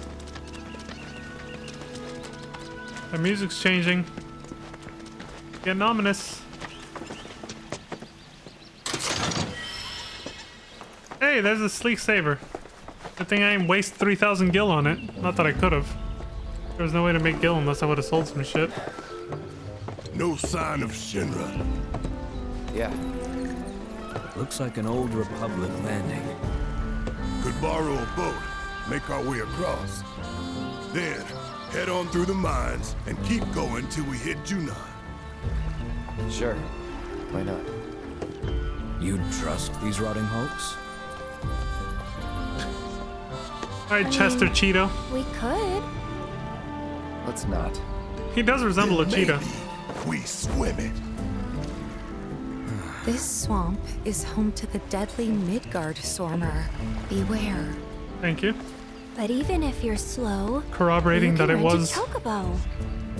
We'll see you safely past being nothing if not fast. So just give Bill the word, and he'll pick you out. A bird! Well, can we rent some birds? Can we? I mean, I think we have to. The puppy eyes. Works every time. Yeah, I knew his name was supposed to be Midgard Stormer. Ever since I saw it in FF15 and it was a giant snake, I was like, yeah, that was definitely meant to be the Midgard Zolem's actual name in FF7. So I heard, I gotta rewatch the credits to verify this, but I watched somebody play through FF7 with the Echo S mod after I did it. And somebody mentioned in their chat that apparently one guy did the entire translation. One guy did the entire localization and translation for FF7 original. One guy. One dude. So, I mean, it just adds more weight to the argument I've been making that it was always a translation error. I was like, yeah, like Aerith's name. He probably put an S in the character creation or character renaming or naming screen when you first meet her, because when he heard somebody from the Japanese team say the name, it probably sounded like an S to him, even though it's a TH. Doesn't explain why it has a TH if you use the guard skip though. That speedrunner glitch in Midgar in the original game. Like, he got it right there, but for some reason when you name her it starts with S, like Eris. But if you do the guard skip, where you don't get to choose, you don't get to rename her if you do that, it defaults to Aerith. It's a TH. Like it's supposed to be. It's very strange. So yeah, basically if you say Midgard Stormer with like a Japanese accent, it could sound like Midgard Solum. That's probably what it sounded to that guy. That's what I was saying back then. Just like Aerith can sound like Eris. Erisu. Like that. It can sound like an S with the accent. And that's probably why they got it wrong.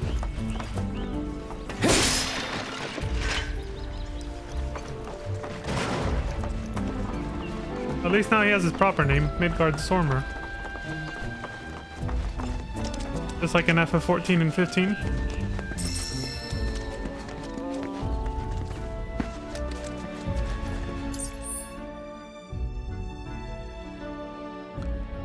Alright, let's go get a chocobo so that we don't get eaten alive by a giant snake.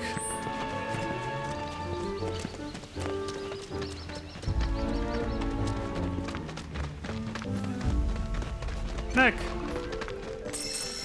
A giant version of you. Oh, he's still in his bag, but you know, you guys have seen Snacky Snack. He's back there. He's always chilling back there.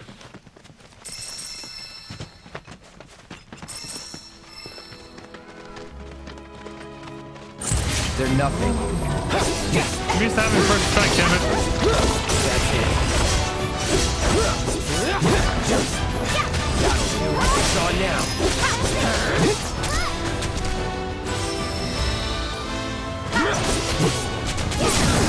Let's do that again.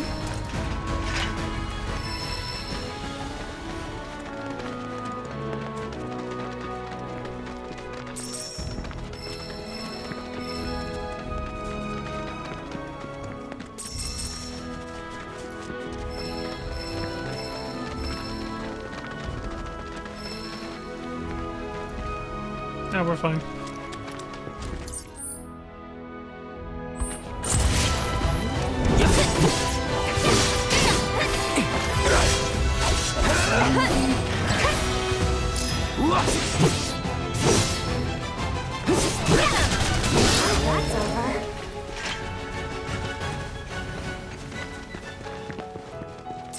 Same, Aerith. Same.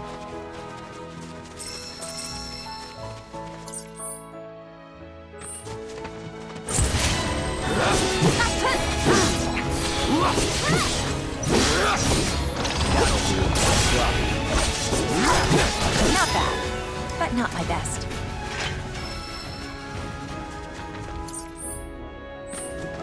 Perfection is a cool mistress, Tifa. Don't worry about it.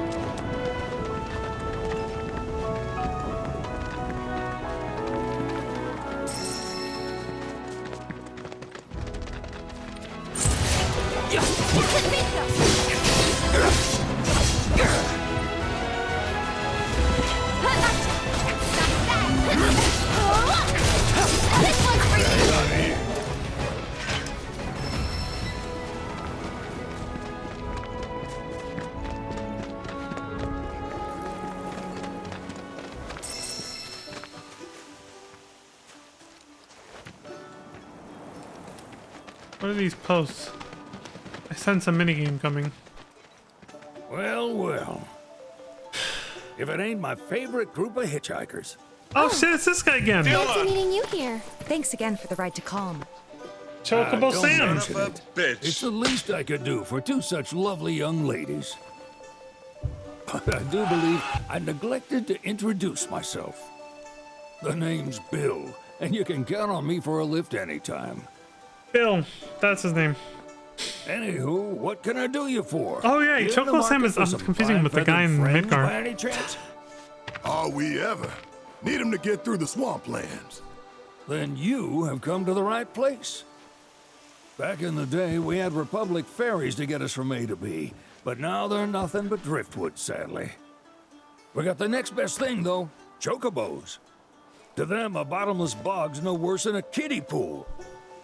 Now, ladies, you're probably wondering, what gives these birds the power to glide across swamps with ease?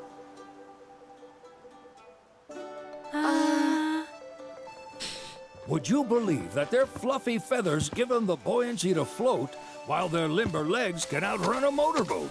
Nice rhymes, Not dude. even the dreaded Midgard Stormer, one of the fastest fiends around, can keep up with them. Wow. But you don't need convincing. You just need pointing to a hard-working chocobo. Nature's two-legged limousine. So, can we rent some?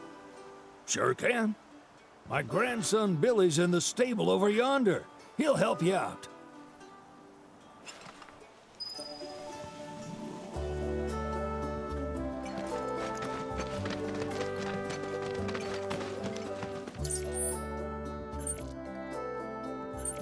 They got the theme music and everything. Right, this guy was named Bill. I should remember that from the original game. Chocobo Sam is the carriage, the Chocobo carriage guy in Midgar in the remake.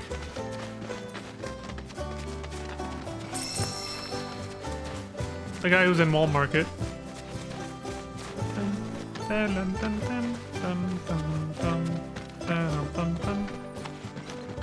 A lot of shit to collect here.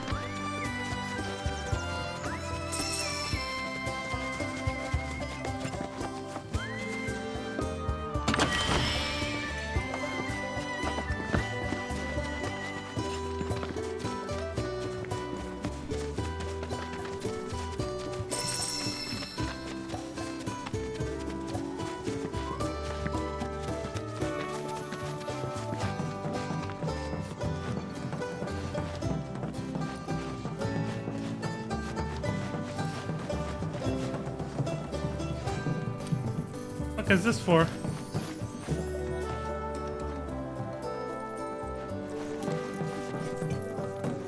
Satellite uplink communications or something, I don't know.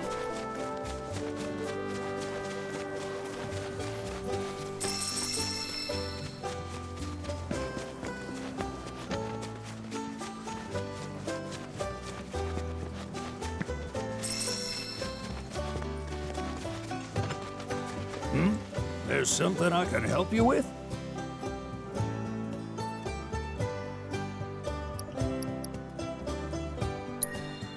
I want to know about Midgard That'd be Stormer. the serpent that lives in the swamp. Longer than a river, quieter than a whisper, and quicker than a lightning bolt. Cause the water to so much as ripple, it'll come barreling after you, gaping maw and all. Ooh, gives me chills just thinking about it. Lucky for you, most chocobos can outrun the devil. Though I'm sure you already knew that. Any man of the road would have heard the tales. And judging by that sword, you've been the subject of a few yourself. Of course you have. If there's one thing I know besides chocobos, it's how to spot a seasoned frontiersman. You could talk to Billy over in the stables. He'll be happy to tell you all you need to know. Okay.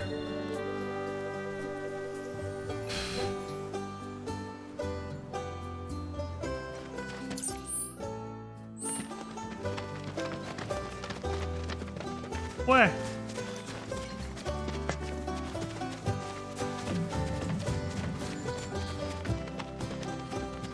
You start the game off with the Chocobo and Moogle summon material. We already have it. So, sadly, we're not gonna get to see a Chocobo dance this time around. To get it. Oh well. Well, there's his house.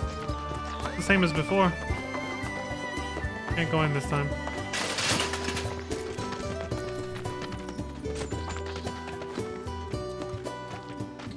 Howdy! Saw the sign. Need some chocobos to cross the swamp. Sorry, Pops, but you're out of luck. Pops? Are we about to get scammed? No more birds. Last one went this morning. Could have fooled me, kid. These are spoken for. That or they're not fit for riding. But I can see you're in a bind, so I'll bump you up the list. For a price, of course. Which is? 10 grand each. What happened to his sunglasses? The thing is, We don't have that kind of money. Or any, really. Yeah. Well, there is one other option. Only cost you $1,000. Is what a scoundrel might say. But I wouldn't dream of distressing y'all further. Just so happens one of our birds ran off the other day. Wild thing, but still a fine chocobo. If you can manage to find and catch him, then he's yours. Free of charge. You sure? Yeah, why not? Name's Pico. The hardest-headed bird you'll ever meet. By far. And he's the spitting image of Pops here. Pops. You can start by looking for his tracks. Find those, and you're sure to find the feet that made him. Now, wild chocobos can be a bit skittish around people. But if you play it cool and creep up real quiet-like, you'll wrangle them no problem. I think we can do that. Thanks. And one last thing. This info comes free of charge, provided you promise to stop by our shop. Speak to Chloe back there. She'll sell you whatever you need. Still wearing the same outfit. Kid's a born businessman. Yeah, seriously. If y'all can catch our runaway and get his butt back here, riding and rearing lessons are on me.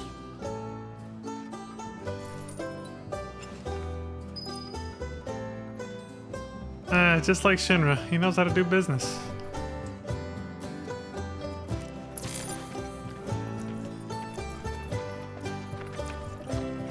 Dun, dun, dun. Need something? How can I find wild chocobos? Start by looking for fresh tracks. Once you spot them, birds are rarely more than a stone's throw away. How do I catch it? Birds in the wild are much more skittish than kept ones. Obviously. Gonna have to be real quiet on the approach, else they'll bolt. Riding gear? Gear serves all sorts of purposes, from the cosmetic to the practical. Can even improve a race bird's performance. Won't cost you a gill. Golden plumes only. Okay. Good luck wrangling Pico. The joke with him calling Cloud Pops. Cloud's 21. By that age, you're already considered old in Japanese culture. If you're 30 or older in Japan, you're ancient. You're basically an old man, like you're on the way out. So Cloud being 21, even though I think Barrett's older, but still, he picked on Cloud for some reason. That's why I said Pops. Wasn't there some other character in the OG FF7 besides this guy? Or was it just him? I might just be thinking of Billy, but I thought there was some other kid who also calls your whole party, they say you old folks. He calls us all old folks or something. It might have just been Billy, but I swear there was another character, like another minor NPC that does it.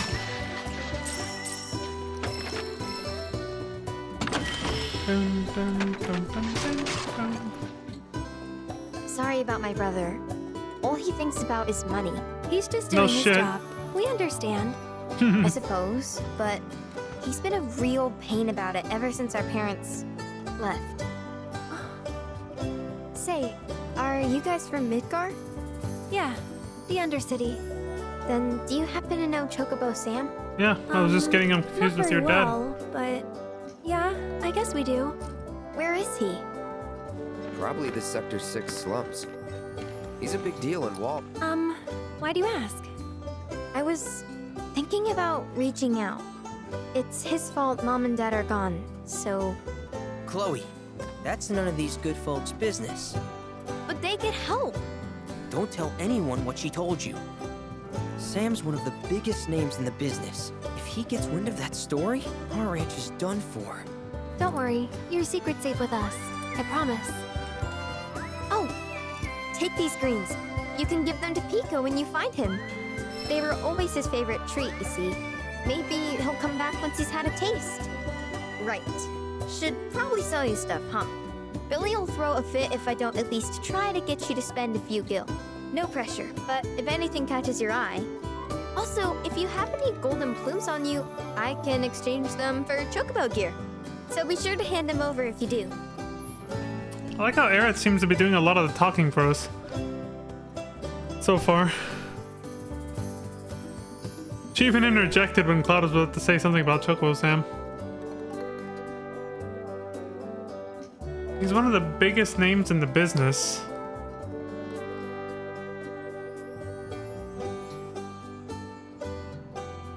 Did they mean to imply, maybe I missed his wording a little bit, but did he mean to say or imply that Sam's business would go under if word got out about whatever incident they were talking about with their parents? Or the other way around? I don't know.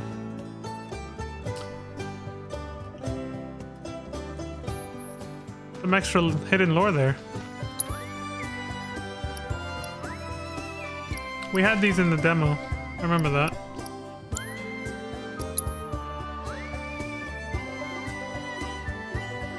Purified Earth. What the hell is this for? Oh, materials, in case you don't want to go hunt them down. Okay. I hope Pico doesn't give you all too much trouble.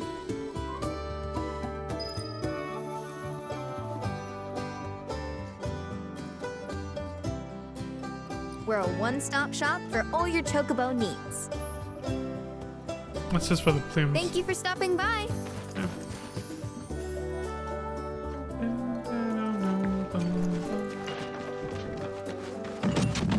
Jesus.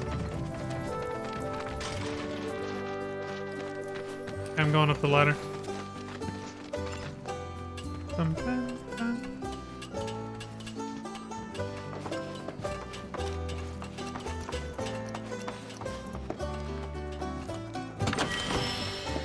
Noble metal. Those are still a thing. All right, Pico. Where'd you run off to? You mean Pico? Let's try looking for some tracks. Yeah, I was like, it's Pico, right?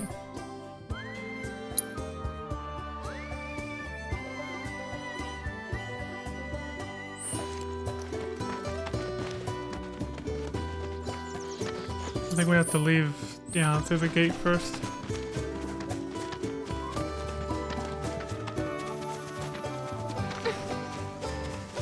I think they just crashed into each other.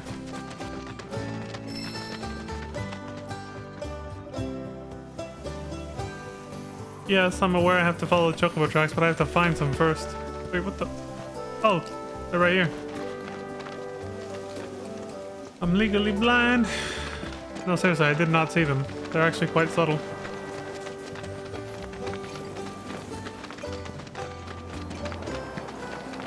Keep losing them.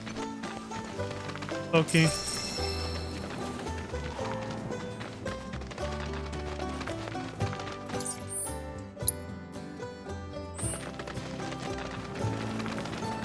I see feathers. Bingo. Yeah! Come on, y'all. Let's go bag us a chocobo. Keep it down. When you're on the hunt, you don't want to startle your prey. Prey? You know we're not here to kill him, right? Yeah? Bruh. Approach Pico without being noticed. You're in danger of being spotted by him or one of his packmates. Oh, great. Quickly press circle to roll out of sight. Like that. You can also distract chocobos by throwing stones you pick up. Oh my god.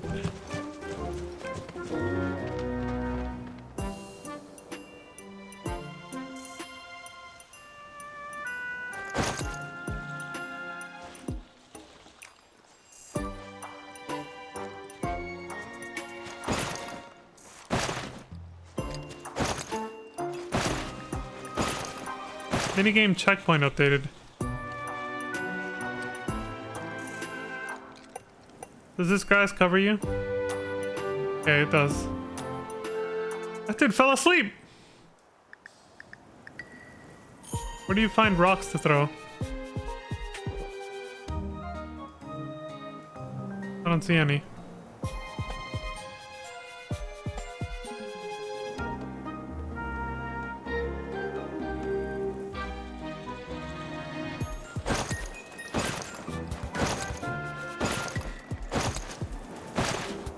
Throw a rock behind the chocobo to distract it.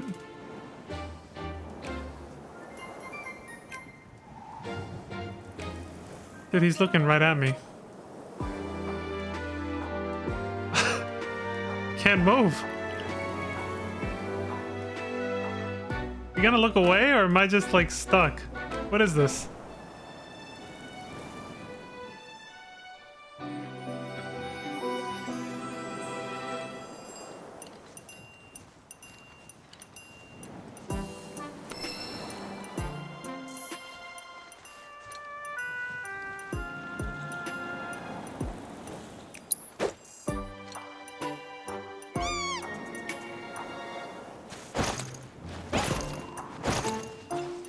Gotcha.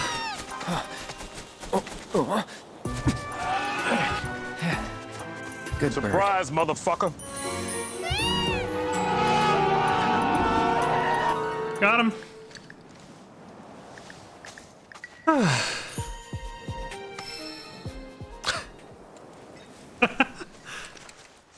Here, have some food. Good bird. Aww, isn't White people he just happy. the cutest?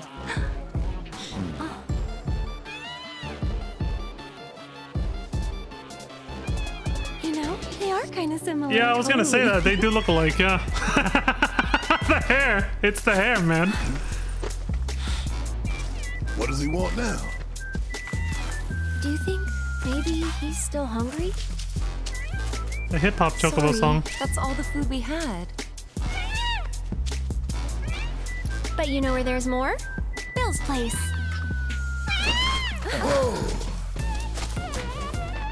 Back to the ranch it is then. Come on. Bill's place. Why didn't we get to ride him back at least? Fuck. Well, that blows. Yeah. We're huffing it.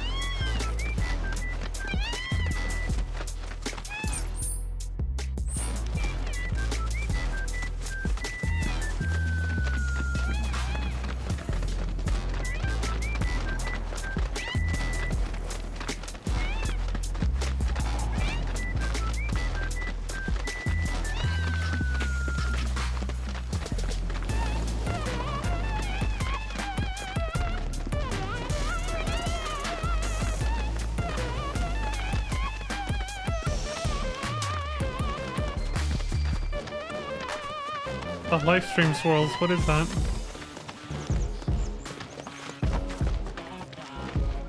Ah, there's our guy. Nothing beats a little taste of home, now does it?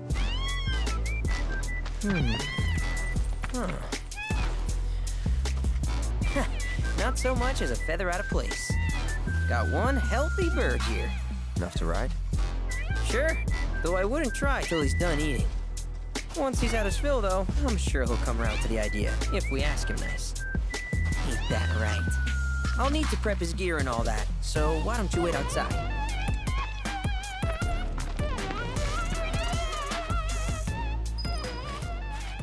We got downtime.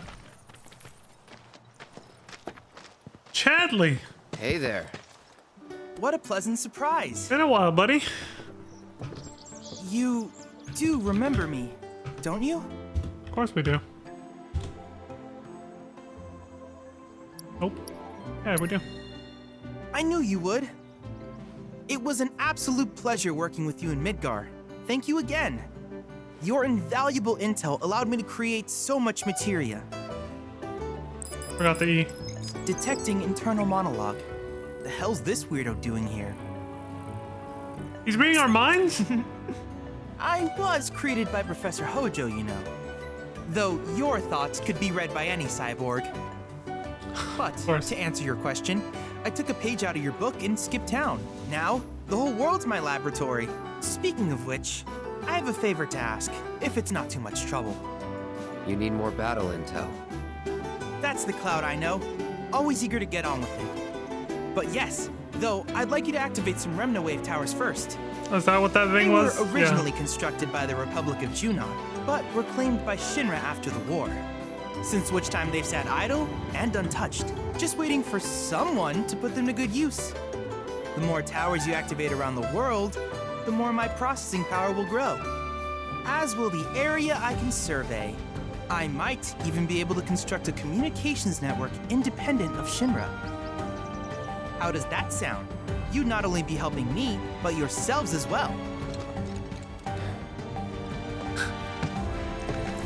Like, this is all on you, Cloud. We'll turn them on. Wonderful.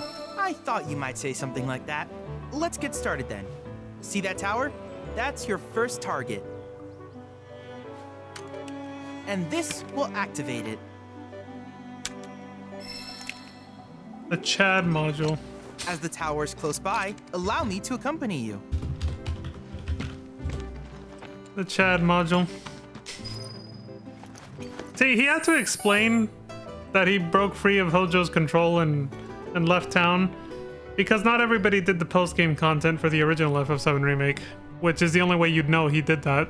It's the only way you'd know he was a cyborg, and the only way you'd know he was made by Hojo, and the only way you'd know that he decided to break free after you defeat the top secret super boss. Not everybody did that, so he has to kind of explain that now. For all the players who kind of just met him in the last game but didn't do all the stuff, all the like side content with him. So he explains it now. He's like, yeah, I skipped town and yada yada, and I don't work for Shinra anymore. He's only able to break free if he did the top secrets battles. You don't have to do the fight with Vice at least, but that was just DLC stuff. I wouldn't be surprised if he references that too though, since we did complete it and have a save file for it. I doubt it though. But yeah, when it comes to Chadley, they're like, that's all you, Cloud. We don't fuck with this shit. Here we are. Everybody, the whole party was just like, you did whatever you wanted. We don't talk to Chadley. That's just you.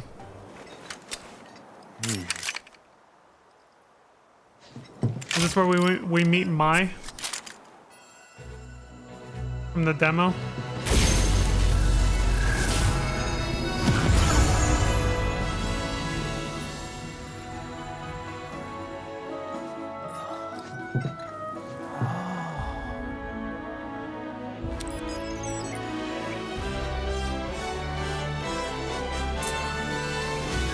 Activation confirmed. Initiating preliminary scan of the grasslands. I'll ascertain the locations of fiends and natural resources.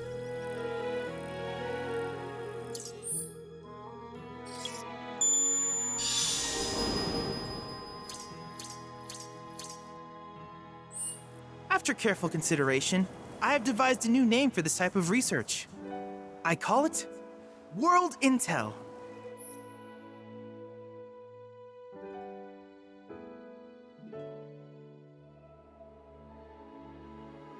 I hope you'll assist me in gathering relevant data by completing various tasks on your travels. In return, I will use the information you provide to develop new materia, quid pro quo. To summarize, I want us to become research partners. Again. But before that, is there anything you would like to ask?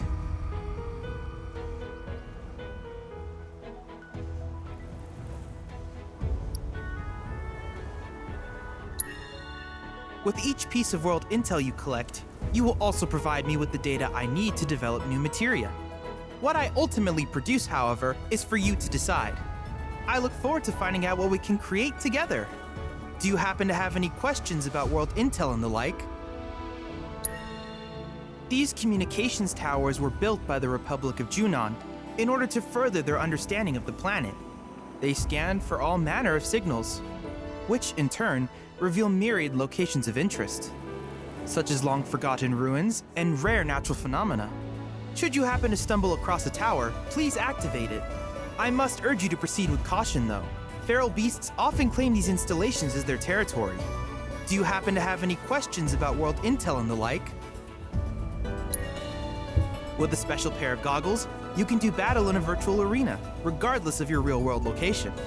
That's the combat simulator. I remember that. My combat simulator, as Shinra developed the stationary models first. And fret not, it will never be obsolete. I'll keep it up to date with intel from unique enemy encounters. I will also endeavor to implement all of the summons once I finish analyzing the myths and legends surrounding them, of course.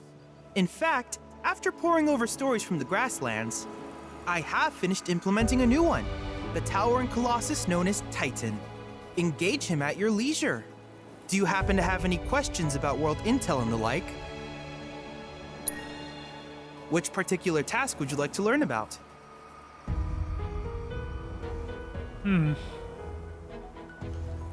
Life spring surveys? Simply put, life springs are formed when the life stream breaches the planet's surface. To Shinra, the volume of Mako that can be extracted from these springs is insignificant, certainly not worth the expense. But to us, they are a veritable font of knowledge. In order to tap these precious reserves, however, you will first need to find them. If you still have questions about world intel, please ask away. While it is normal for creatures to adapt to their environment, sometimes these adaptations make them a threat. I would like you to track down and eliminate these creatures, and amass data on them in the process. If you still have questions about world intel, please ask away.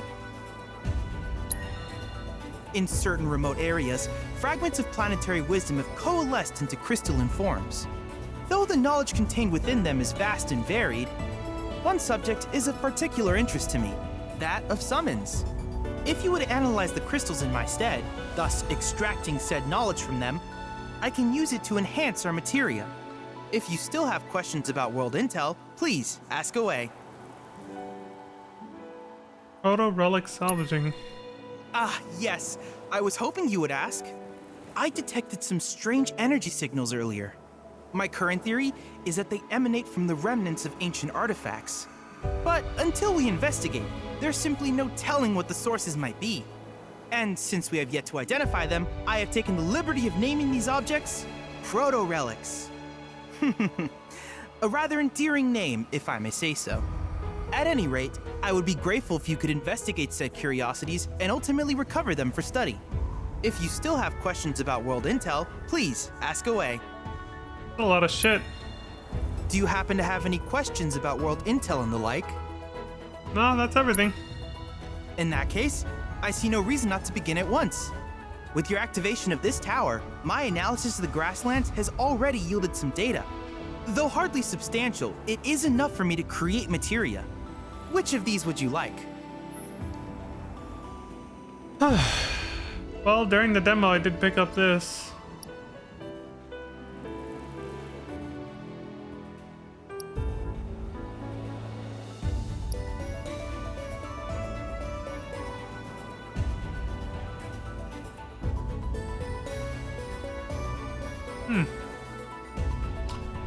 That sounds useful.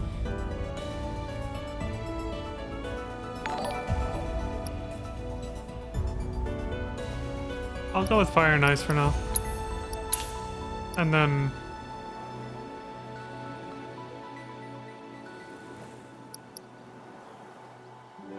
this.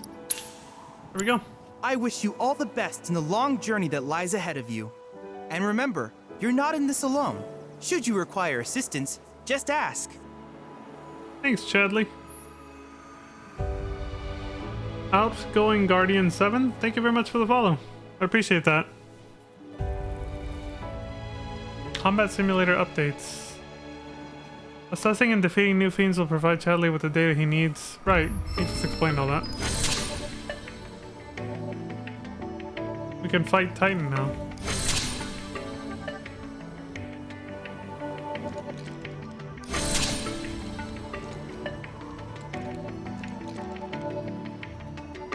Okay.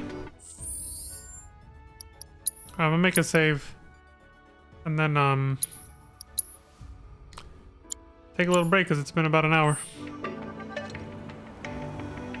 Cloud! I have recreated Titan, the mythical colossus of the grasslands, in virtual space. I encourage you to pit your skills against this summoned entity so that I might complete its materia.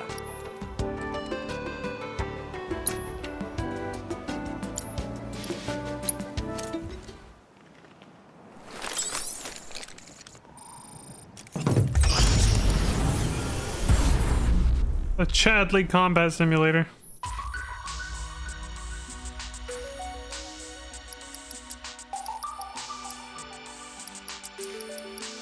Oh fuck, I'm gonna have to do these again to get the materia.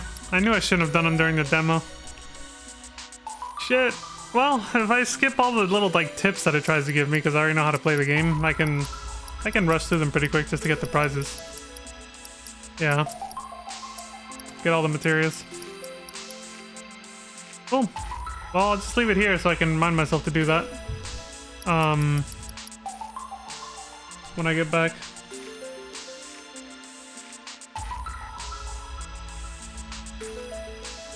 This is too static and thorough. I'll leave it out here. The music's a little bit more pleasant. I can't help but wonder where we'll meet next. So many fascinating possibilities.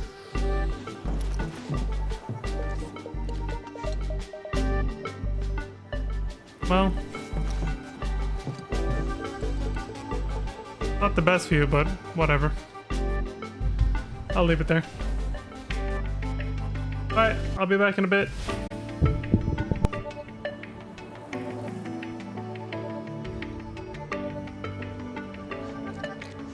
Bruh. We're back. Alright, let's try this Titan battle. See what happens.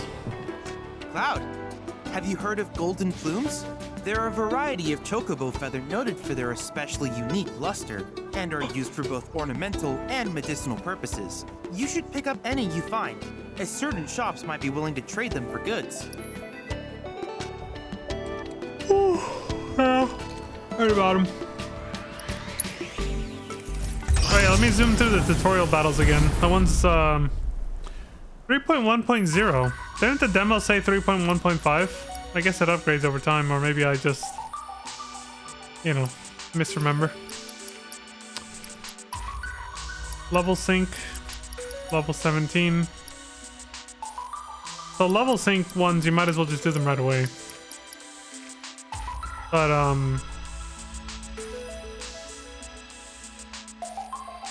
any other ones you can probably save for later if you want to over level them. Yeah, so let me go through these real quick. Luckily, they don't require you to have to do anything.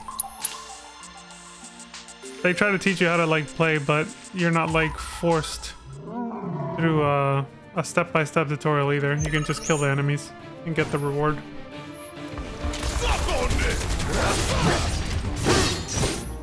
We got these rewards during the demo. Part of me did debate just doing them here during the demo. I was like, maybe I shouldn't do these until the main game. All done. But I was like, what if you get to just keep the items from the demo? Because, you know, the chapter 1 skip was a thing. So I thought maybe that would be a thing too, but no. We gotta redo the tutorial battles to get the rewards again. It is what it is, I guess.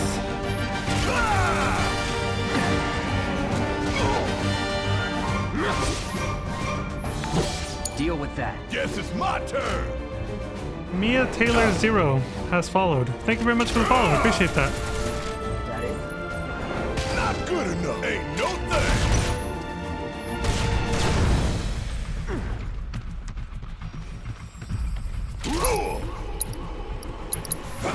Hope you don't mind if I fill you full of holes. He should have said, I hope you don't mind if I turn you into Swiss cheese. Get your ass. Now that was something else.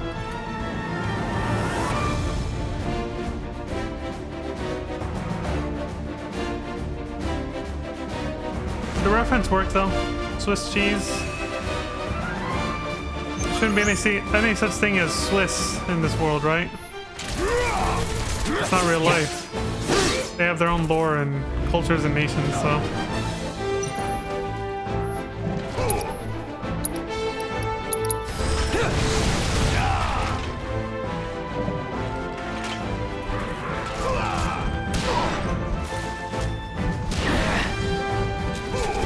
This guy.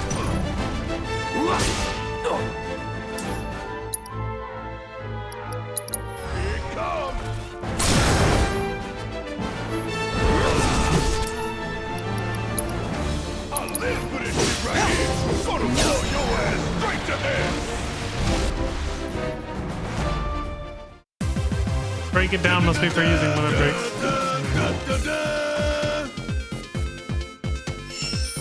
I swear Barrett still had his sunglasses at the end of Remake. Even after they fell off when Sephiroth stabbed and killed him. He doesn't wear them anymore though. Kinda sad, I like them. Let me zoom through this too.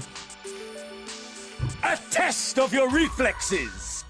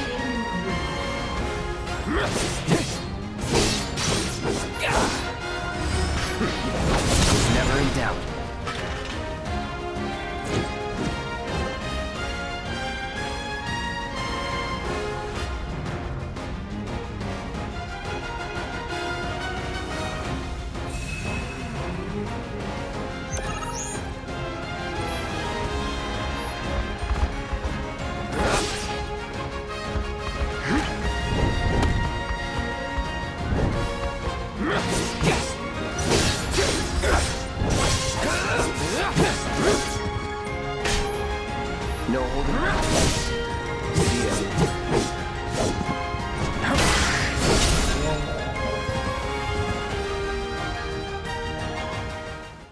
Get fucking countered, all bro. Done.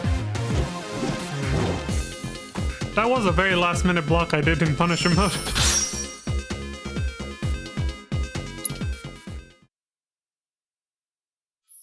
We're getting all this free materia, man. All this loot.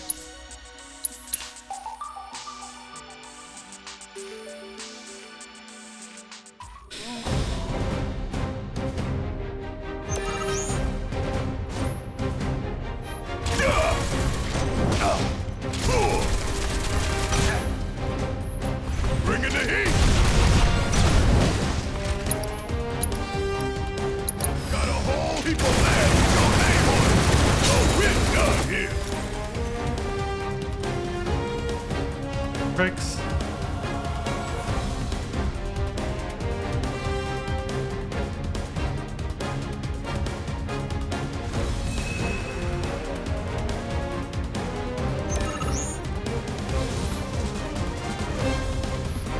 Bang, bang!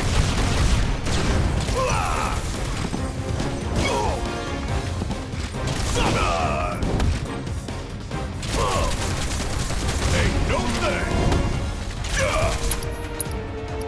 Check out this shit right here! That is always very satisfying to use. Hey, did you see me in action?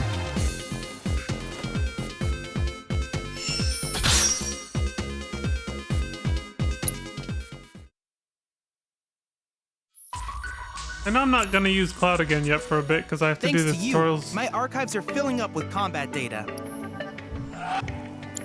I hope you won't mind my mentioning, but I've observed that World Intel collection is stalled of late. I'm certain, however, a veteran mercenary like you would never abandon a task. I know you must be busy, but I'd appreciate your help. I haven't even left since you briefed me about the whole thing, bro. Can you chill out? Like, I've been standing right in front of you since you first told me about all of it. I needed to make sure... Oh, it's focus thrust, right. Yeah, that annoying thing. I need to use focus shot with Barrett. Yeah, and focus thrust with Cloud in particular so that I can move on to the next weapon that we found. We found a new weapon for him earlier.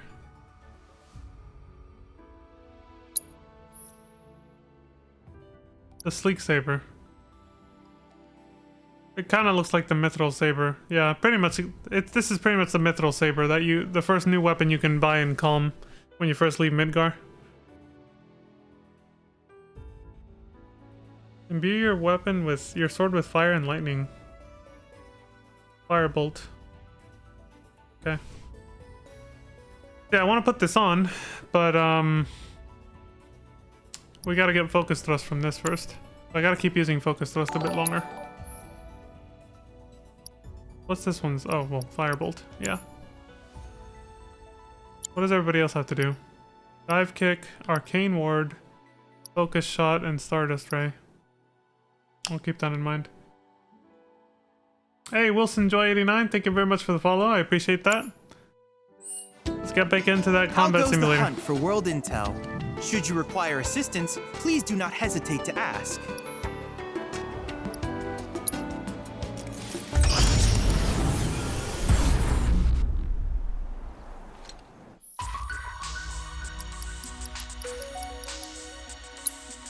I gotta use dive kick.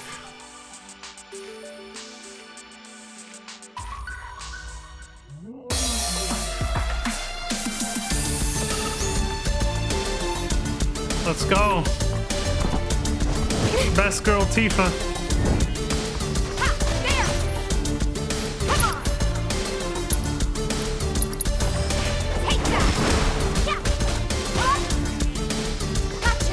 Still open.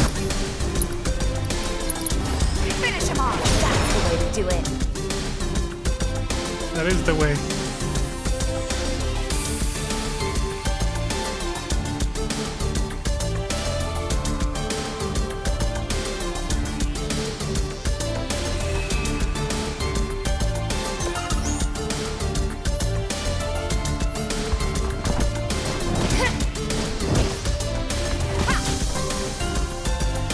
was gonna hit.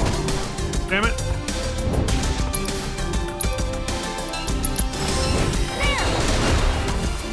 Weapons 101. Oh, because I mastered my first ability.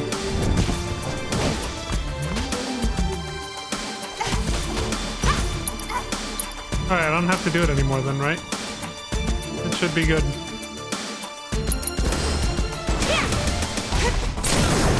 Give him your all! Come on! It's too late.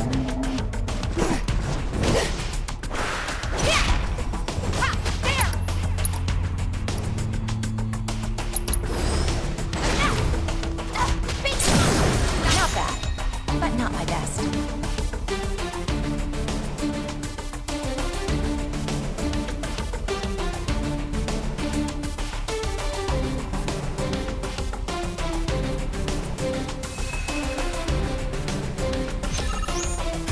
Fucking music, man. Oh, this prick.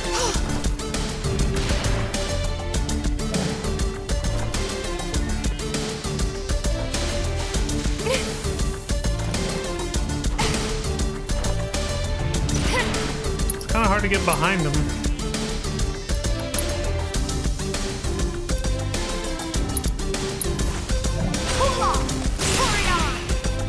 Yeah, so I'm pretty sure he's weak to ice. Got him. Finish him off. Bring it. There.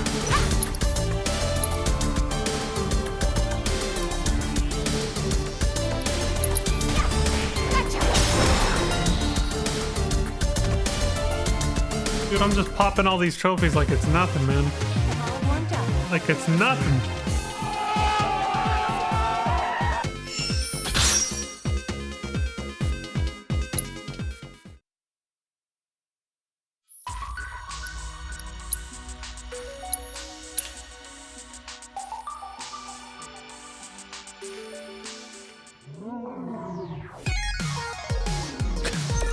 I forgot this was her theme song. The dance mini game. That was close. Oh! That must have been the precision defend or whatever. I usually fluke those when I get them. Damn. He has to use this. Yeah. Needs more magic. There. That was close. I have to spam the hell out of that just to learn it. Get him! This one's for you! Do it again. Try using it. I hate that this is how you have to learn abilities, man. Just so you can keep them. We'll make it quick. Lend me your strength. Try using it. So, moving on then.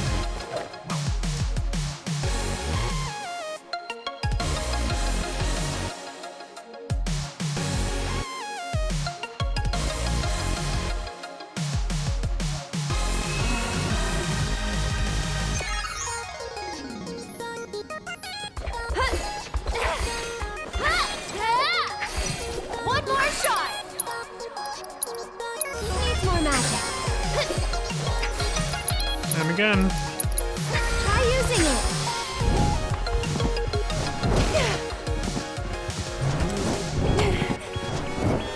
Jesus. Go on. That's it.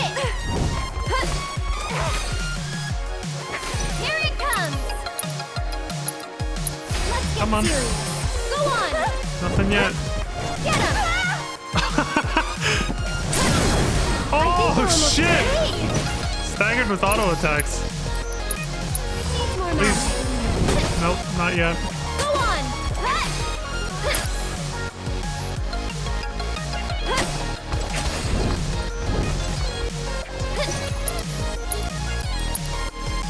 Try using it. Jesus. That's it. This one's for you. We'll make it quick. There. I won't let It's you mastered. down. We can actually fight now. Jesus. Bless them with your love and grace.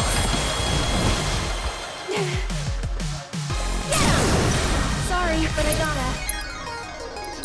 Mind backing off a bit?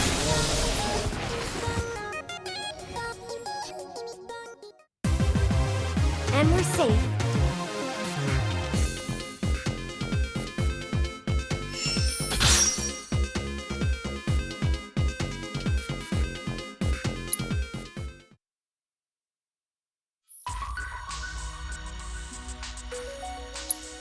What was Red 13's? Let's see if I can remember just off the top of my head.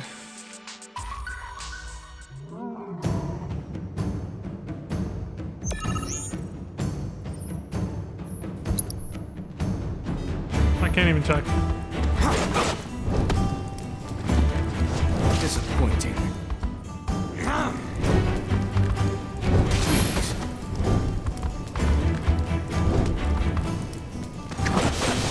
We're never gonna fill up ATB at this rate. Come on, dude.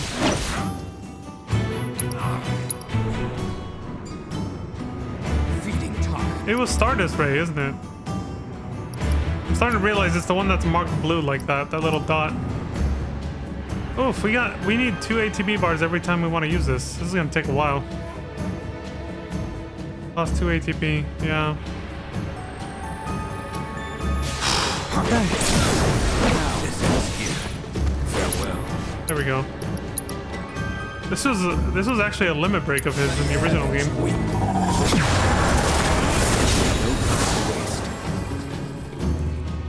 It was like his level 3 limit break. Bum, bum, bum, bum, bum. Dun, dun, dun, dun, dun, dun.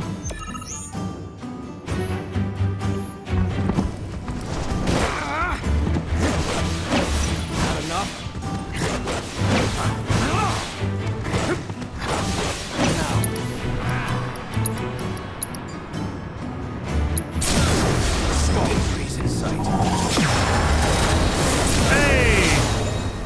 Well, at least the weapon ability was mastered faster, probably because of the fact that it takes 2 ATB bars. That's good. That'll do.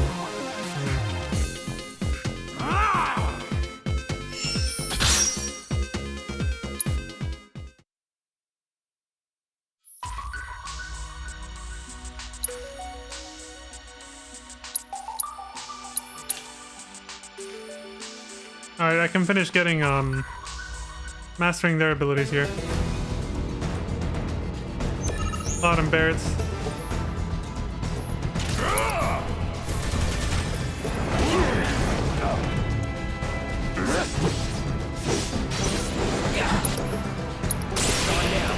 Focus thrust.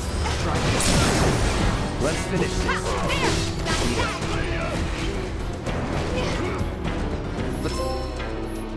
Team player. Now that was something else.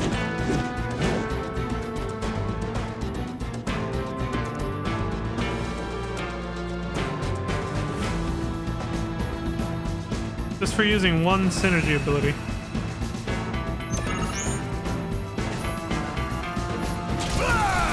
Come on, I'm in. Gotta love it. He's not coming over here. Damn. That hurts.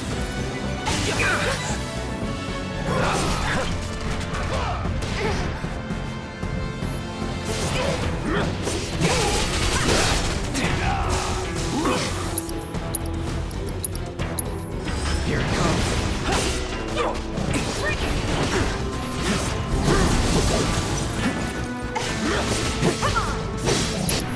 Not the best enemies for this.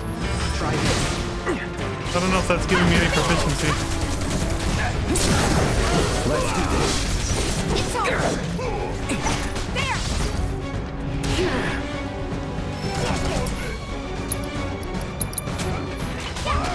Bring it. Come on. There we go. Got it. I didn't get Barrett though. No time to celebrate.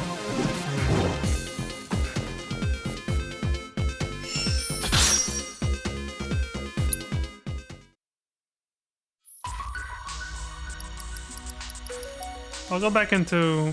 Well, we can probably just get it here, actually.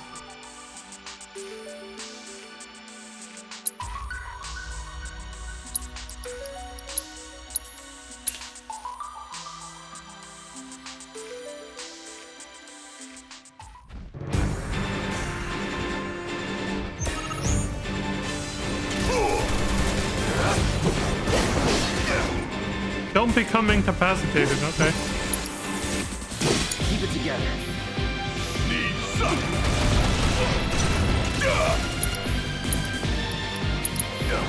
Here it comes.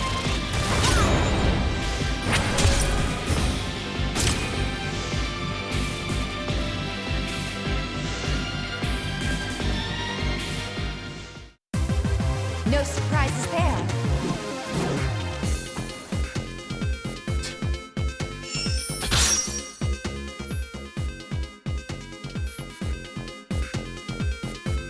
We got enemy skill material with the first enemy skill called Sonic Boom.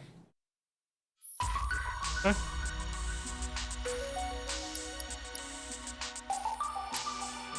Grasslands region until level 1.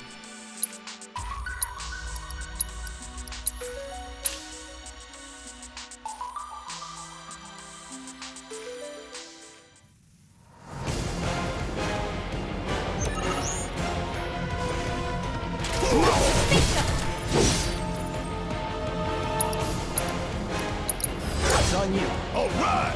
Watch and learn.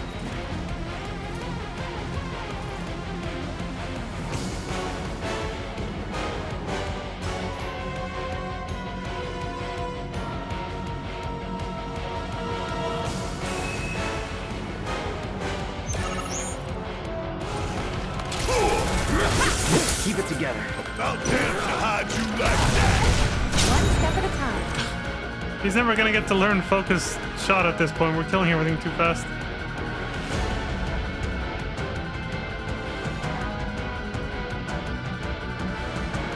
Maybe when we fight Titan, I guess. It's on you. Yeah.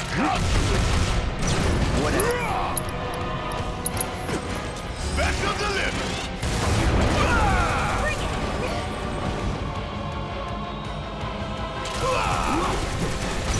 Fill it up.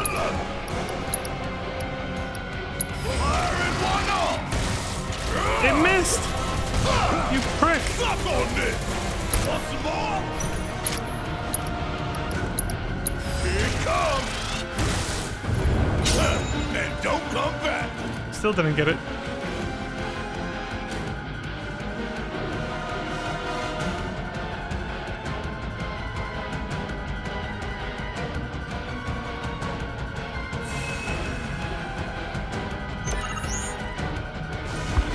Deal with that. All right! Watch it learn!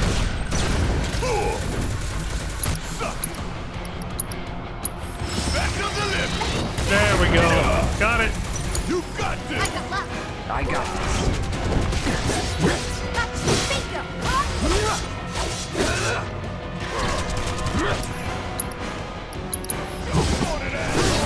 All done.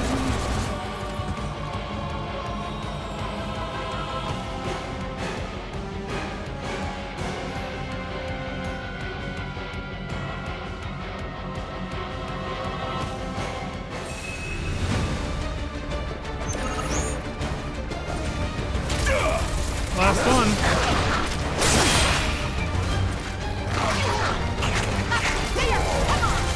It's the Battle Arena tournament music from the Gold Saucer. It also plays in other places in the story, but that's where I remember it from the most, though. Oh no. Okay, I stopped him. Thought I was about to get clamped. Let's do this.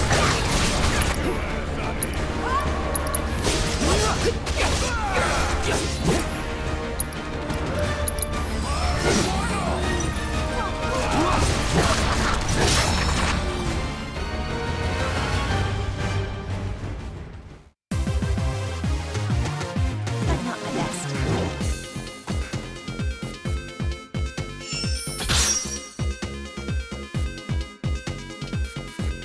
A 2-star healing materia. Alright, before we fight Titan, let's put on some of the new shit. Might help us out. This data is incredible. Thank you for your contribution. If there's anything else I can do for you, please let me know. Oh, I'm always happy to help. Thought I had to skip that. No, we're good. Okay, let's see what we can replace. Healing materia, we now have a level 2 one. Might as well put that on.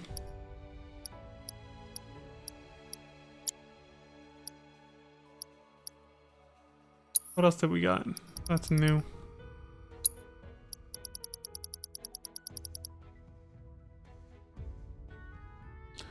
Oh yeah, she should use this.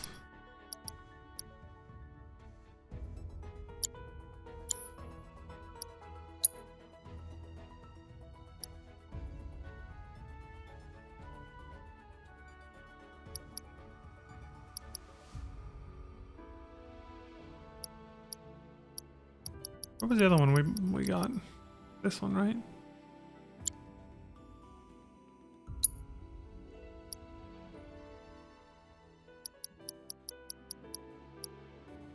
Only 2.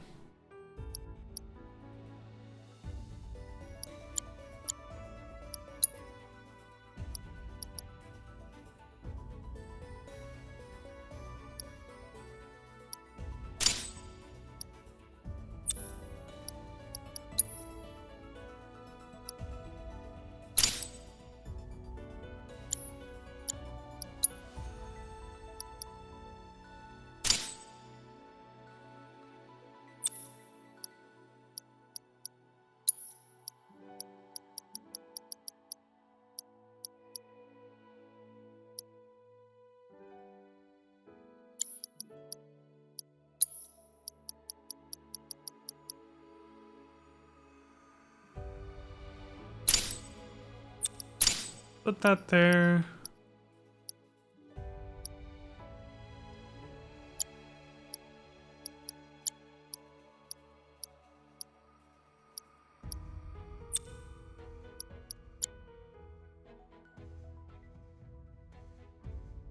They no longer have the option to, okay, there it is.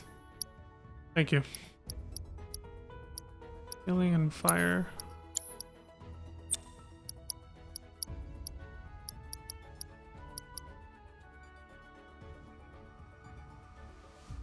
Oh wait, we bought the space saver.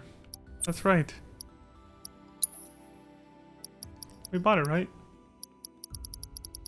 The fire and ice? Yeah, there it is. Fire and ice. We can put that there.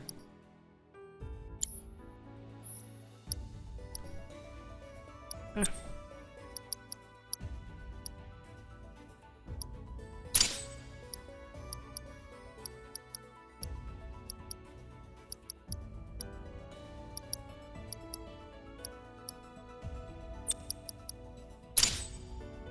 Lightning, fire and ice. PSS. Whirlwind.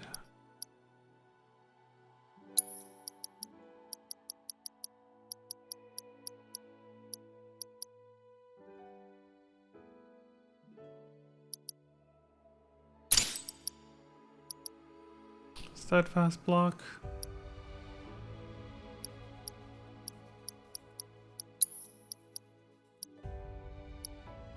Enemy skill.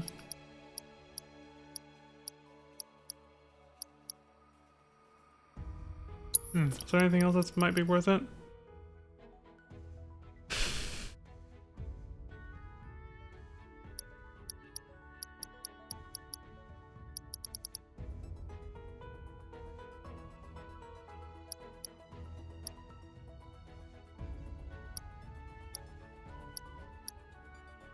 No, I think we're good. I think we're good like this. Poison, healing, MP up, steadfast. Wind, chakra, HP, assess, enemy skill, fire, ice, and lightning. But I think instead of... Is there any armor she can put on that can give her more slots? Well, yeah, but I'd have to sacrifice something. Oh, is there actually? Is that one? 1, 1, 1. Oh no, never mind. Okay. Damn, tough choice. I'm thinking of either keeping poison or putting back on prayer, I think it was. I mean, she already has heal. But one could save MP is the thing. Maybe I shouldn't overthink it. I'll just wait till I find armor with more slots and then I'll put prayer back on or something if I have room for it.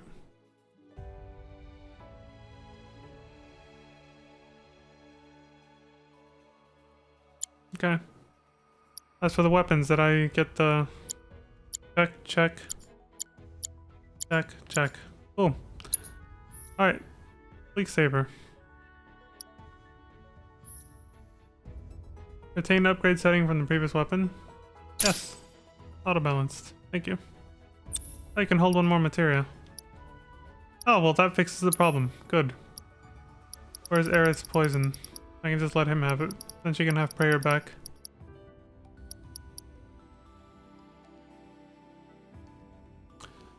The thing is, I'm still reluctant because then she doesn't have a way to attack with magic. Oh, whatever. I'll just make her a pure healer for now. Fire, ice, lightning, and poison. What is this, Maple Story? Apparently that's what I did.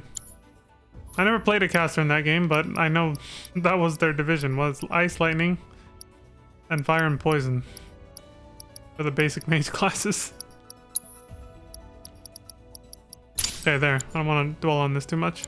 That should be good. I haven't found any new accessories, right? What's this? RE8 Pinion. A glimmering chocobo feather glit for decorative purposes? Increase speed by 10.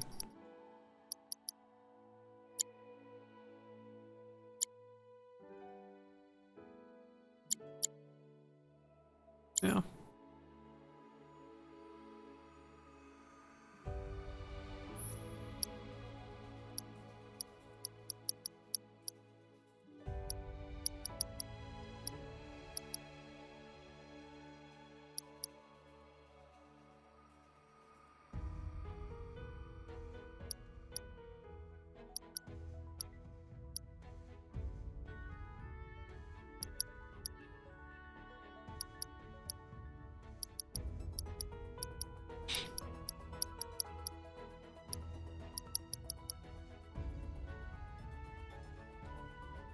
Oh, this has a lot of use. Enemy skill material can actually level up and give you bonuses like increased max HP, MP, strength, and magic. Interesting. They give it more uses.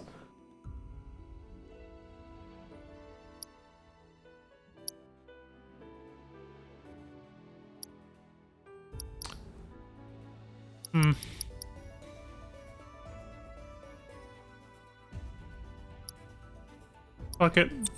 I feel loath to leave her without anything. Yeah.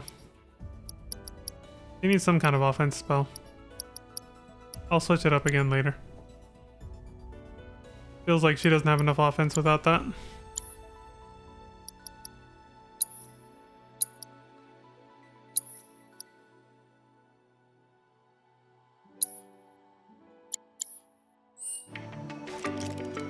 Alright, let's see how this goes. What's the ability we gotta use for Firebolt Blade? Cloud, are you still... Remember that you can transmute items, some of these materials. I strongly suggest collecting all Jesus that Christ, you find, dude. as they will be a boon. Long ass reminders. Just let me get to the combat simulator, man.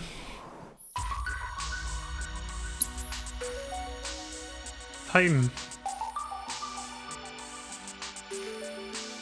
Damn.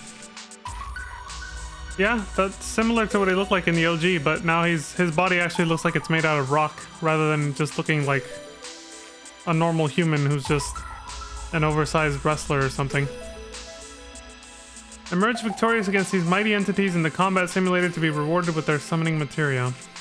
And if an entity is proving too difficult, you can gain an advantage in battle by analyzing its corresponding summon crystals found around the world. What the hell?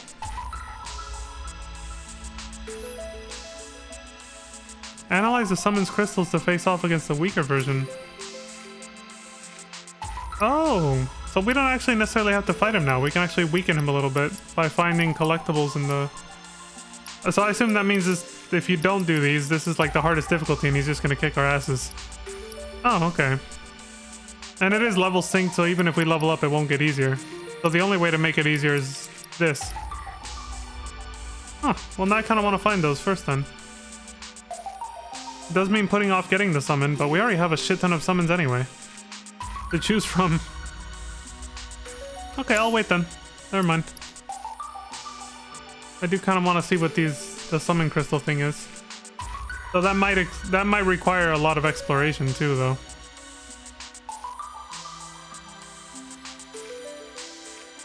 What's regions?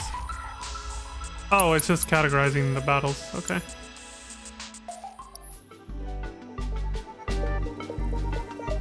Alright, I'll wait. I look forward to seeing what new discoveries you make in your travels. Thought I was gonna have to skip dialogue again. Alright, one sec, I gotta use the restroom.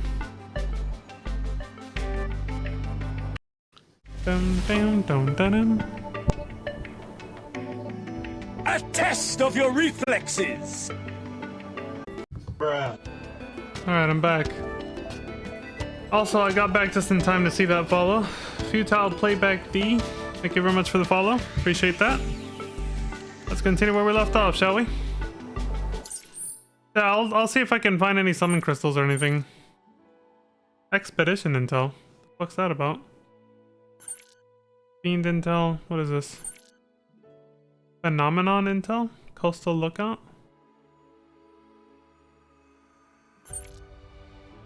Activation intel. More towers. Moogle intel. What the fuck? What's the Moogle intel for? More activation intels. There's another one. I don't even know if we can get that one yet because we'd have to go back through KALM, and I don't think they'd let us right now.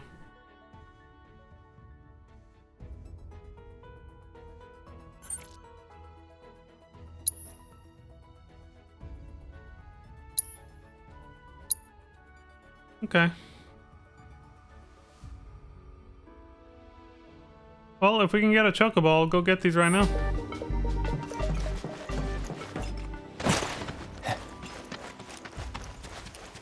Maybe one of those will be like the summon crystals for Titan or something.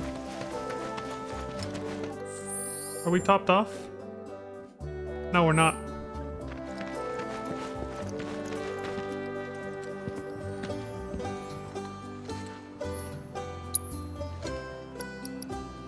Another cushion for sale. Sure. Might actually start needing them later on. Steel material. Don't mind if I do. Bum, bum, bum. I'll save my money outside of sales though, for now. New SP. See, there's so many growth mechanics and things to do. It's like, holy shit. It gets overwhelming after a while, man. Unleash a wind magic attack without expending MP. Learn this ability to strengthen wind material spells. Punish a mode strong attack. Increase max HP. I'm going with that.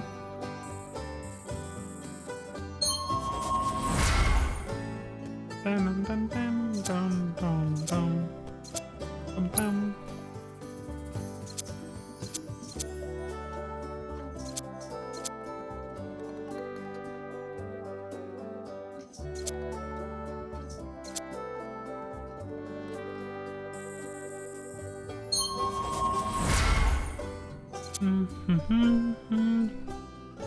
You have to raise your party level, which that's from doing like side quests, mini games, and stuff like that, right? As well as MSQ, I'm assuming.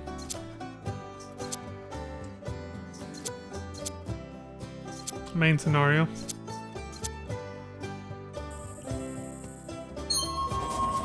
I see a pattern. I'm going with it. In terms of where their stat boosts are located and stuff.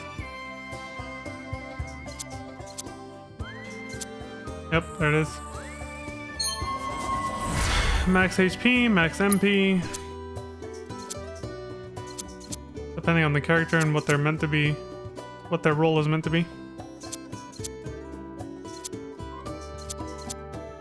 Yep.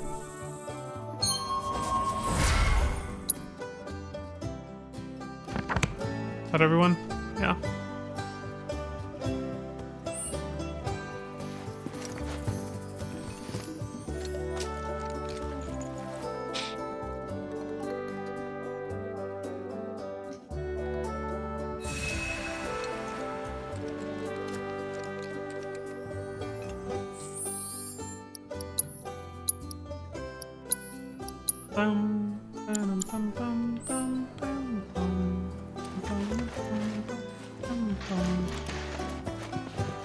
We have...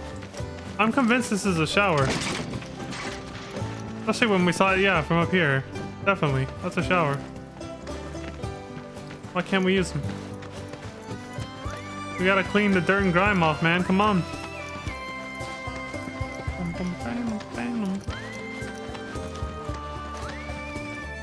Oh, everybody's just hanging out. We can raise our relationship with people. Alright. Let me do this in a meticulous fashion. As is my wont. Okay, you first. Oh. Thought I could talk to him. Parrot?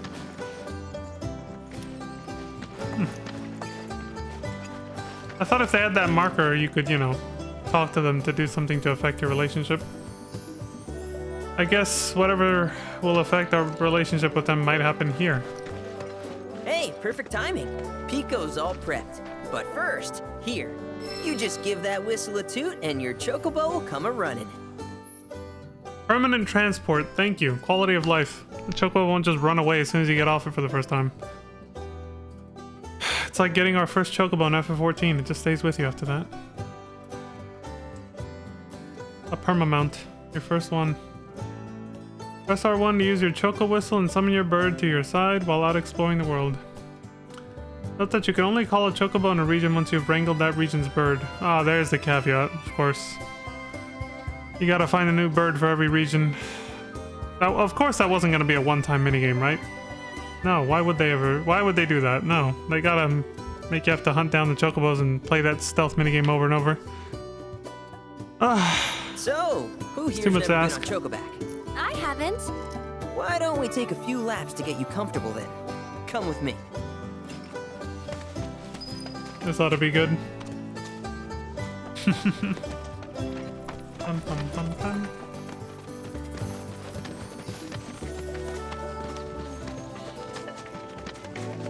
Chadley. Just hanging out.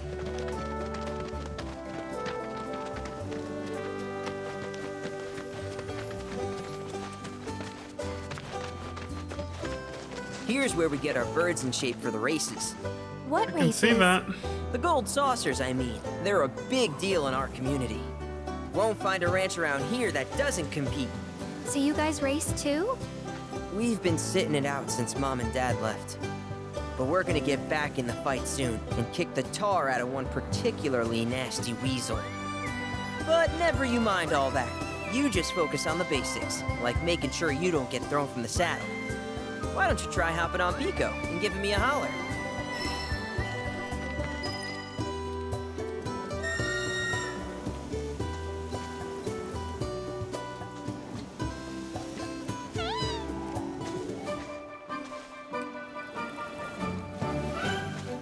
Okay, now what? Okay, but how's about we stretch his legs a bit?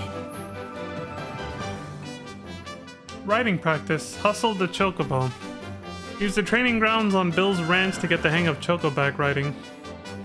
Pass each of the goalposts in order and complete the course as quickly as you can.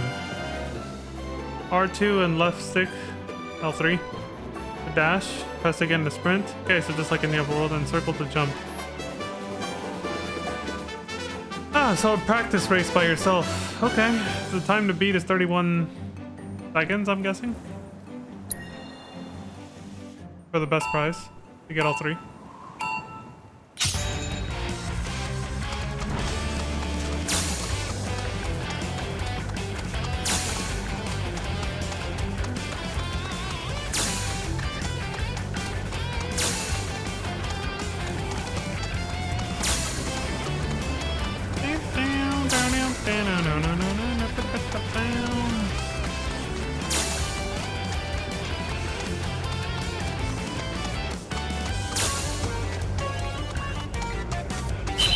barely. Jesus Christ.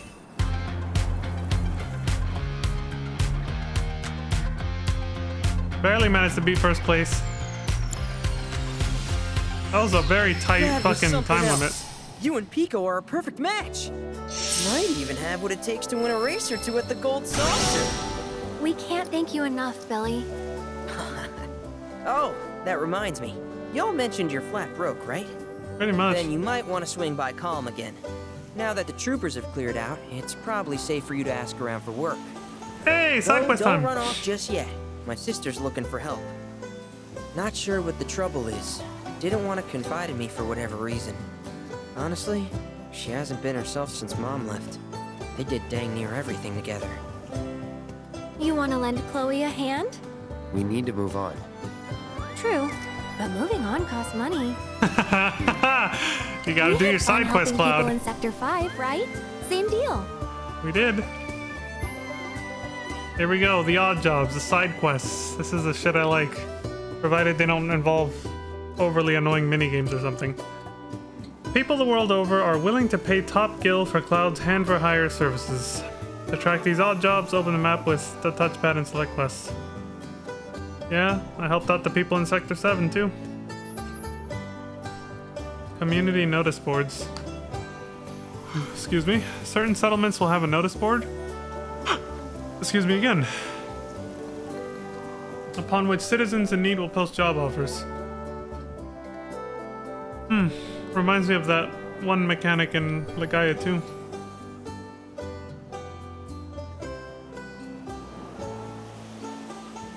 Deepen your bonds with your allies. Cool. Fast travel. Hey, yeah, like FF15. Warp to any unlocked waypoints, such as towns, repaired chocobo stops, and activated remnant wave towers. Okay. You can only fast travel to chocobo stops once you've wrangled the region's chocobo. Okay. So we can go back to KALM now. I thought we weren't going to be able to go back there for a long time the way Aerith made it sound. You looking to practice? No thanks. Only had to do that. Only needed one try for that. That's good. I mean, it was a simple round course, so.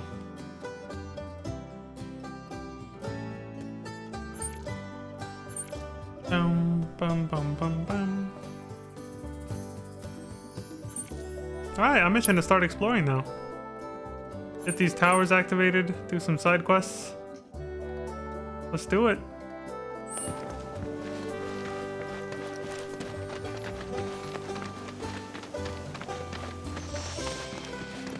What is that?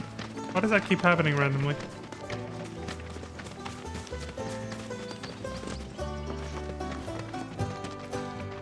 This. Oh right, you can set the barding for your chocobo, right?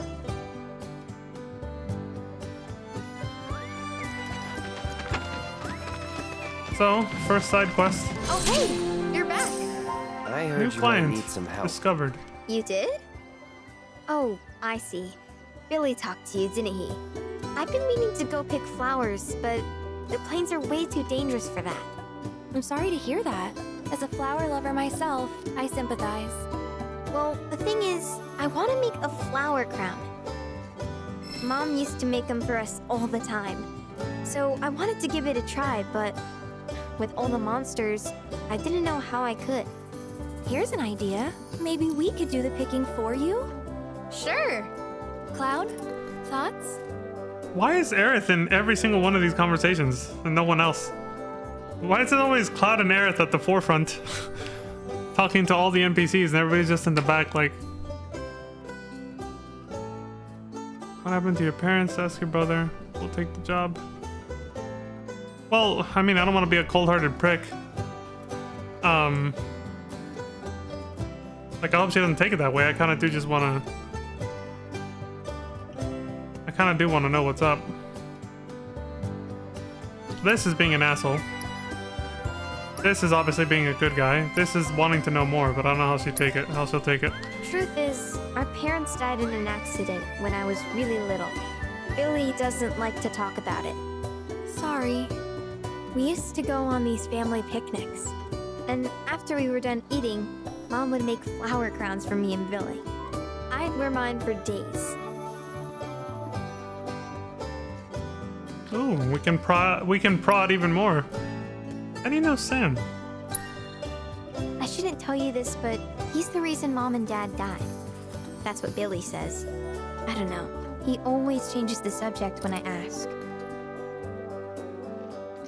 Okay, we'll take the job. Really? You will? The flowers grow on a hill that's got a great view of Midgard. It's kind of far, but a chocobo will get you there quick. Thank you so much.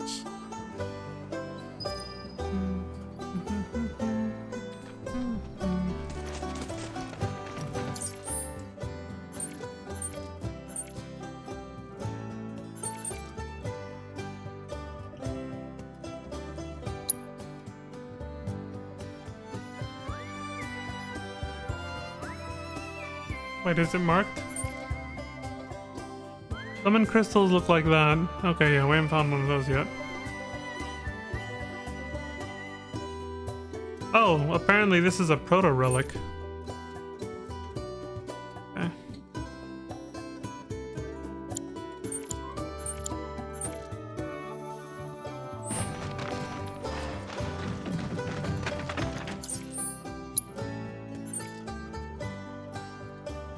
Holy shit, that is far.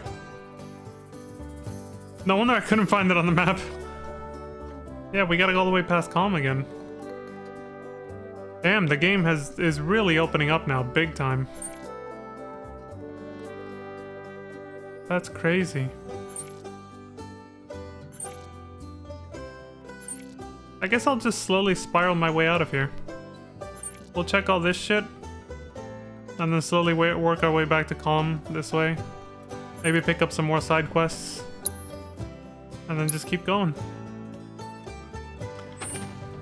We're on our way.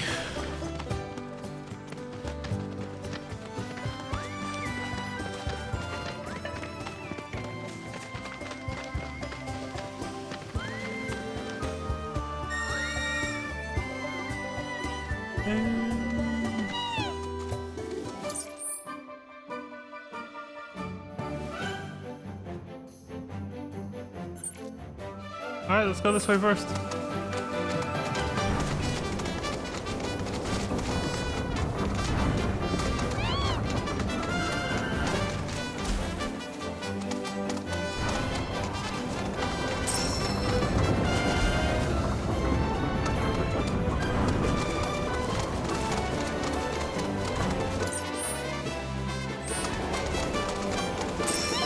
Oops.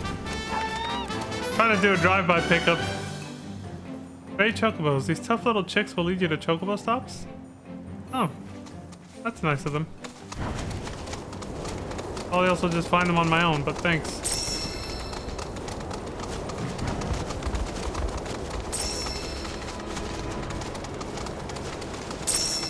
Oh! I think I got them.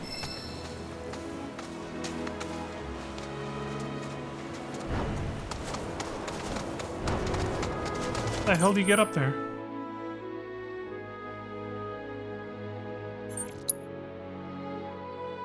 Oh shit, I think it had to be from this side.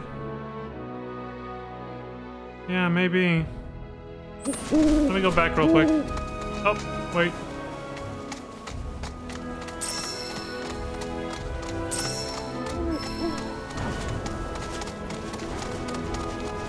Oh, hold on, I think I can fast travel, right?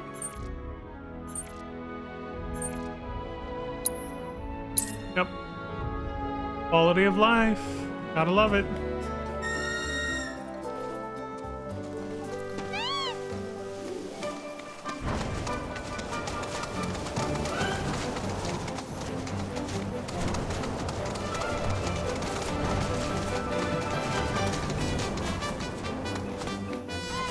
Oh, come on. You can make it.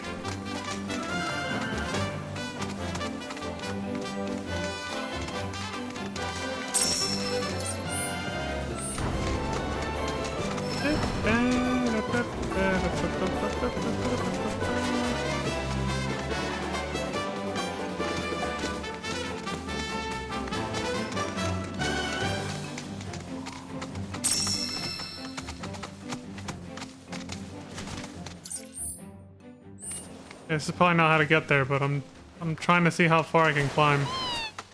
Okay.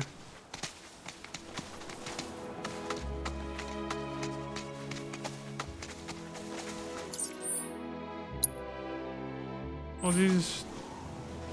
How the hell do you get down there?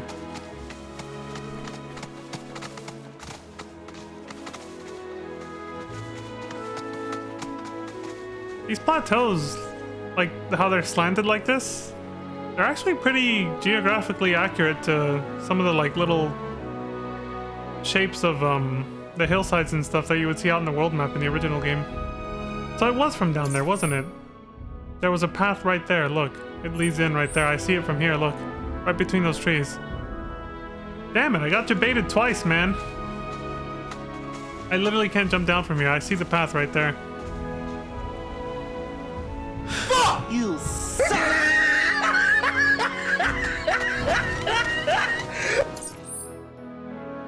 Fast traveling again.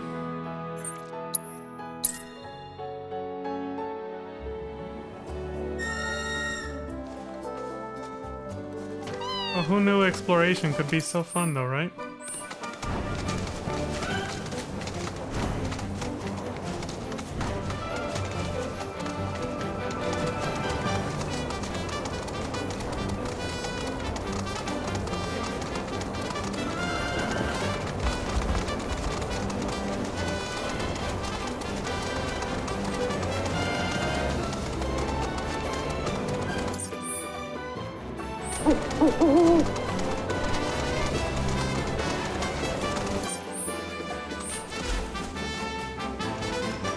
It's right here. Oh shit! We're right next to some monsters. Okay, so how do we go up this thing? Oh, I see it.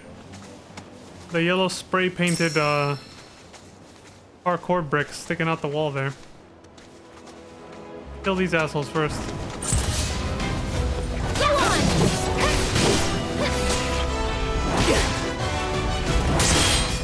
Oh! What now, asshole? Alright, new technique we gotta use. Let's see. Firebolt blade? Fire and lightning. Okay.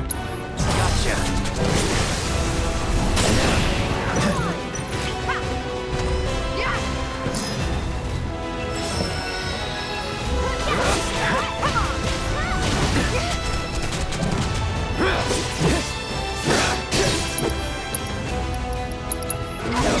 No time to celebrate. Who are you attacking, Cloud? The fight's over, bro. It's an owl.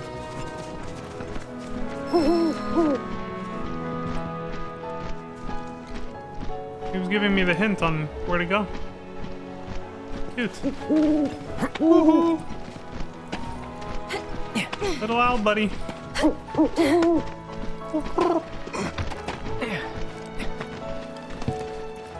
This game's fun. I like this. It has a bit of a slow start, but it's starting to get really fun now. The world's starting to feel more alive. More than in like the demo and all that. Expedition Intel 1, Crag Shade Life Spring? Look at that! You've stumbled upon a life spring. Why don't you try scanning it? See what you uncover. Accessing the planet's figurative database should help us learn about the area. Surveying life springs grants the wisdom of the life stream, revealing new points of interest. Oh, so this is probably how we'll find the summon crystals and stuff, right? Following a spring seeker owl will lead you to a life spring, its natural habitat. Could that be a life stream? The music! It's the planetarium music from Cosmo Canyon. When you see Bugenhagen's machine. Look at all this loot! We're stacked! We're rich! Hell yeah. So what do we do with this?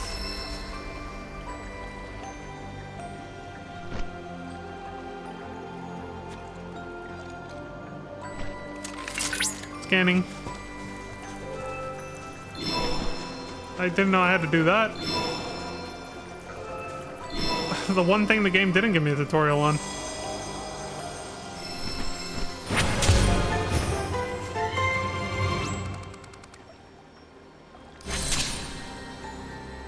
KALM, a recent history. Surveying life springs allows you to decipher the knowledge of the life stream, revealing regional intel. Press touchpad and select Chadley Region Intel to learn about the history and ecology of the area.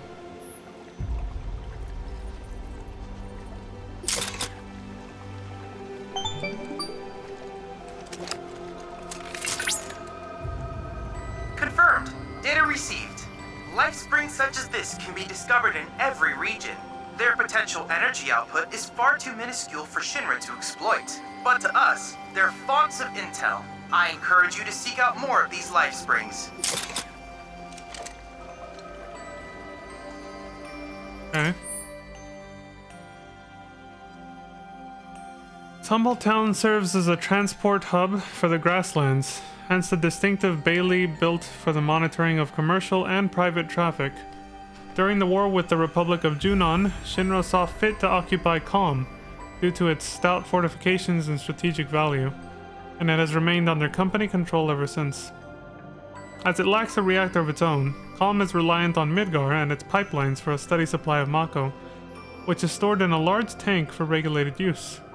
This arrangement allows the residents to enjoy both modern conveniences and a healthy environment, a combination that has attracted many new residents of late. Well, yeah, why wouldn't it? 10 years ago, a significant portion of the town was damaged, quote-unquote, though Shinra quickly intervened and carried out a comprehensive reconstruction effort. 10 years ago. So that was before the Nibelheim incident, 5 years before that. What are they hinting at? Details regarding the incident and the extent of the destruction are sparse. That's it. I can't scroll up or down, so that's it. Lore, man. The quest for lore has begun. Oh, why am I stuck here? There we go. So I'm just gonna hold R2 everywhere. He'll just auto jump and everything.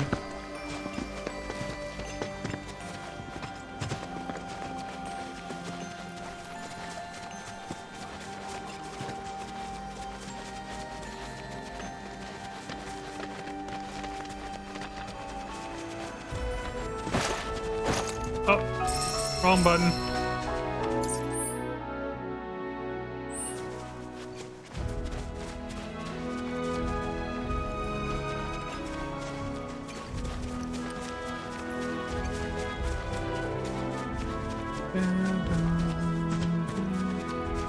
Oh, I see. I could have made it from over here too. Yeah. There was more than one way. I could have gone through here and made it that way too.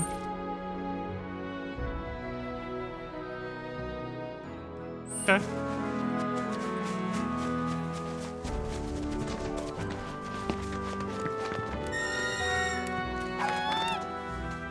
Chocobo chick.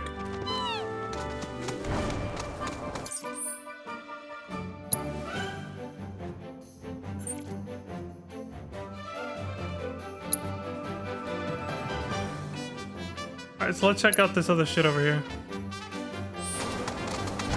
Guess I got her. Damn! They ain't let us pass this time. Oh shit! This one's for you!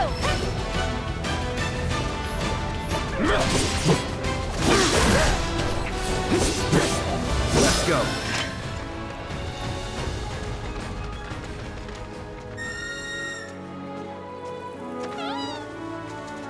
I saw how long I'd been going, and I was like, oh, I'm due for another break.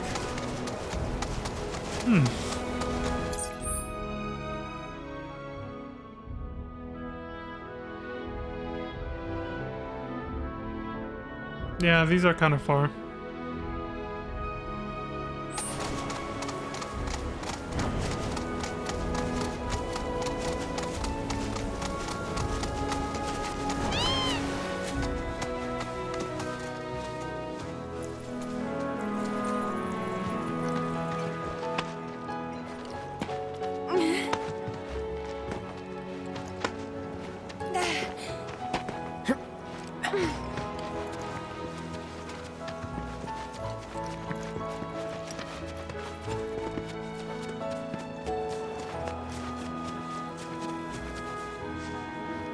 The foliage doesn't move though, it's static. Now that's one hell of a view. Seriously, they nailed like atmospheric effects and stuff. So nice.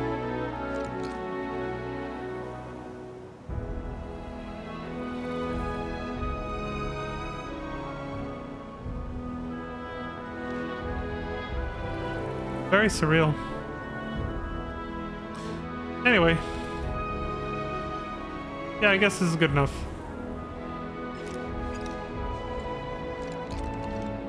Sure, right there. Alright, I'll be back in about 15.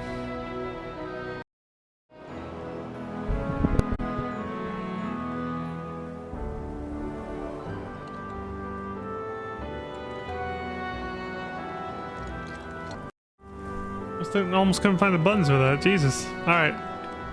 Let's get on with this. Also, this could be a separate VOD because as soon as I ended the previous recording, Streamlabs literally just crashed. There's some kind of like weird memory leak issue ever since one of the last major updates. I'm speculating it's a memory leak issue because of the fact that like the audio bars, when you're monitoring the audio, like they used to move, you know, like when I talk I see it spike, and then, you know, hearing the constant audio from the game, the little bars is constantly moving. And then as time goes on, regardless of whether I'm streaming or just recording offline or doing nothing at all, just having Streamlabs on, it starts to lag. They start to lag, and so I keep feeling like it's probably also lagging the audio, but then I check the videos and it's fine. It's totally fine. Like it's still recording the audio just fine.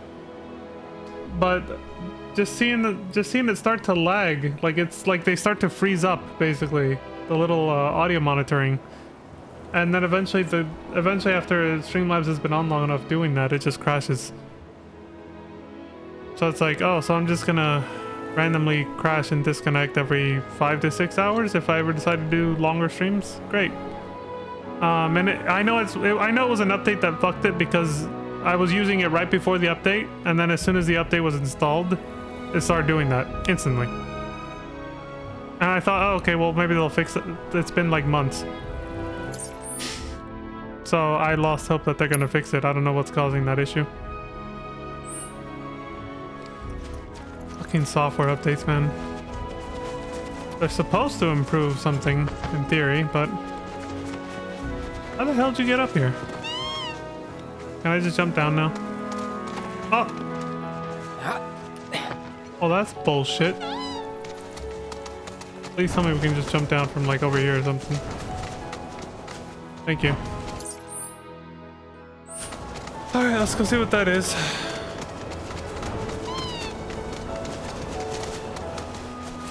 I crashed.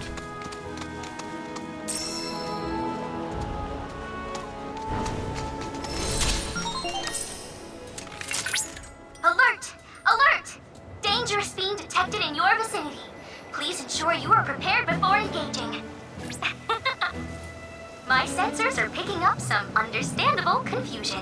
It's a pleasure to meet you, Cloud. I am your personal monster assessment instrument. But since that's a mouthful, you can call me I, Chadley. Female Chadley. Chadley. To assist you by providing detailed analyses of the fiends you encounter.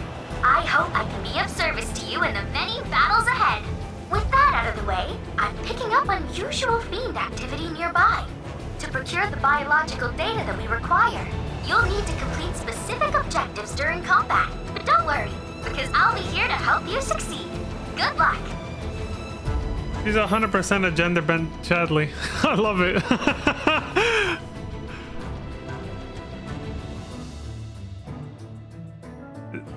Yeah, we learned about this in the demo. You cannot flee from these battles. Oh shit. Fiends roam this place. Rare Toxarat variant identified. Commencing guidance protocol. The pungent odor that these fiends release when threatened is so effective at driving away predators that their population has exploded. This particular variant is extremely dangerous, capable of spitting toxic fluids on its prey before attacking in mass. Such tactics allow them to hunt creatures as large as alpha ducks.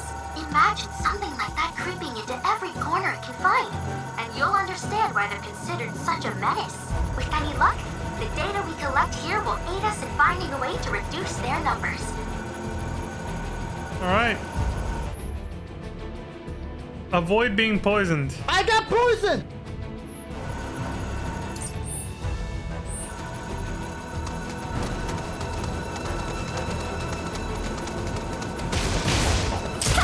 Let's go.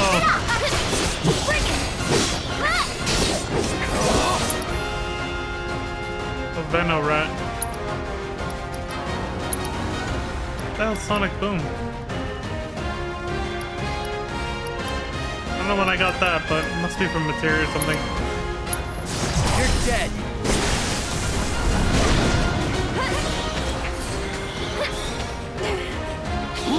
Venom discharge. Get away from that guy.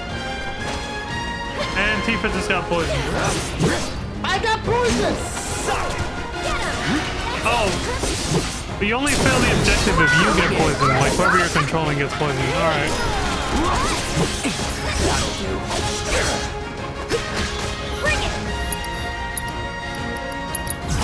It's here.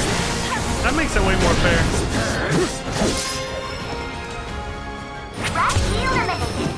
Next time, see if you can clear all the objectives too. Oh, thank you. I'm not gonna do that. Let's get the hell out of here. No, I don't think I will.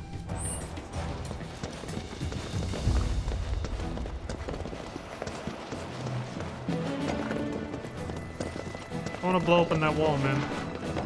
This is a dead end then? Yeah, I gotta get back on the trail over here.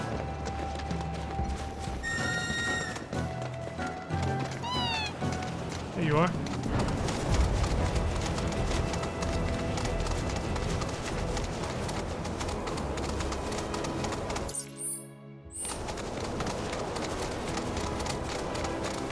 Oh.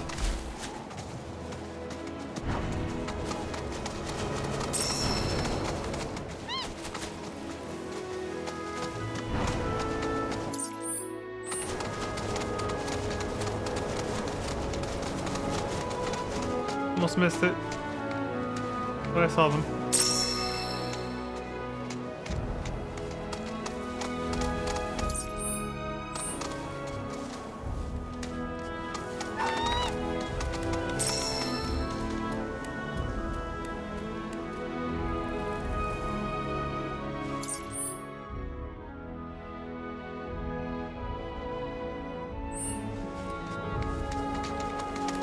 Hey, little buddy.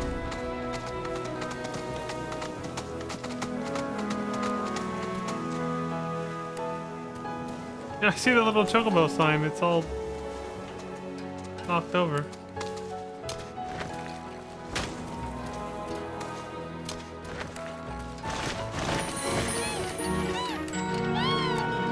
The chocobo stop is now in working order. Obtain the golden plume. That's one way to do it.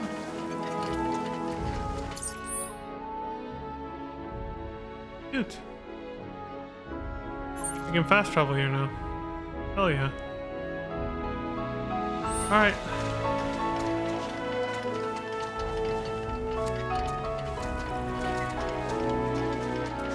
I don't think I'm gonna waste the cushion. I think we're fine.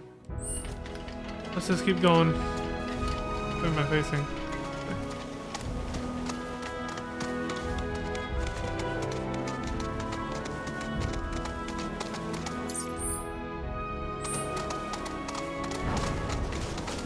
Oh.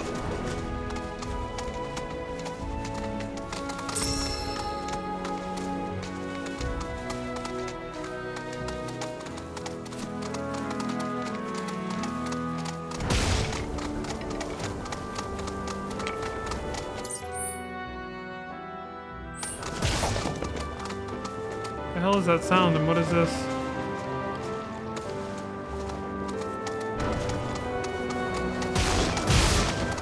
The beach.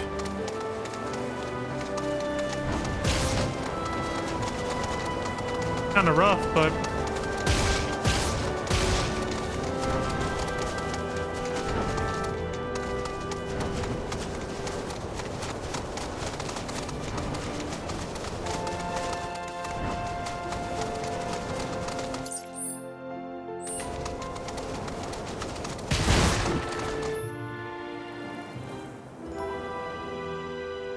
Oh.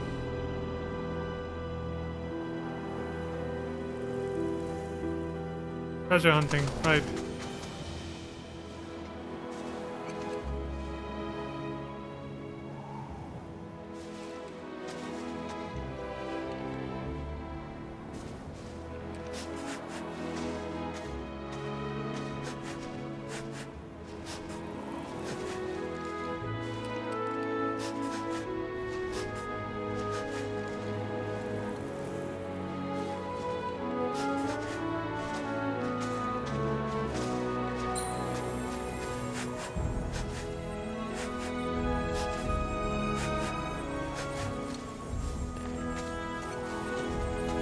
You gotta do this.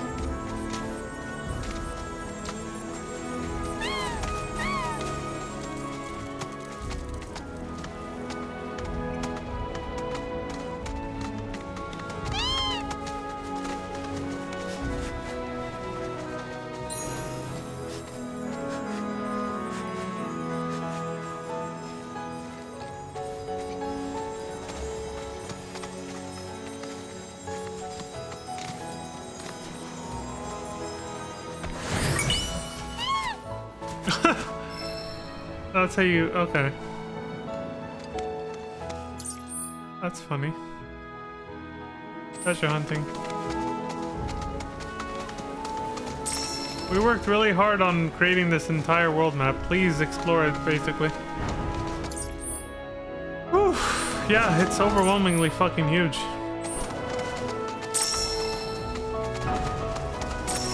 This terrain is really rough too, though. Now what? Hey, Cloud. Do you notice any sparkling minerals nearby?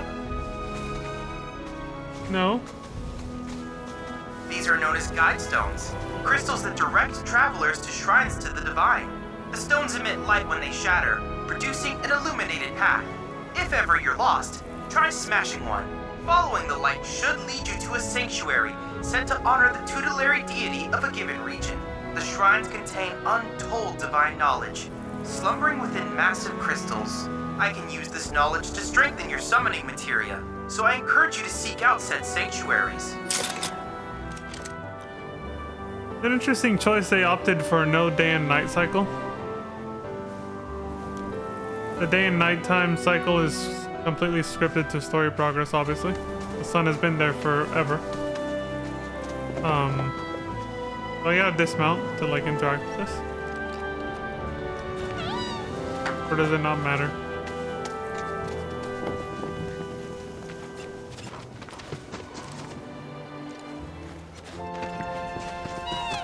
Yeah, I guess it doesn't matter.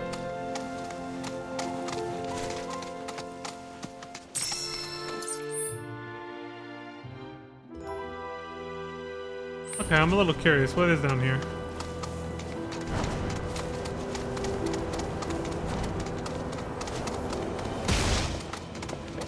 What is that fucking sound?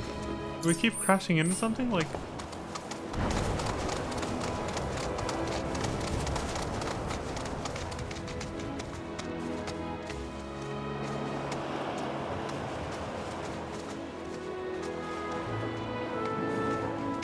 Whoa.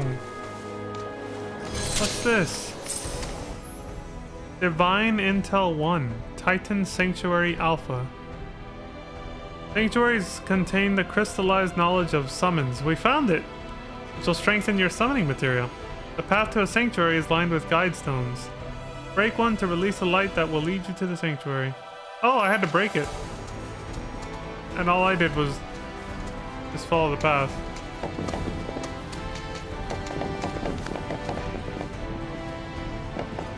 Is this like Titan's theme music that's playing?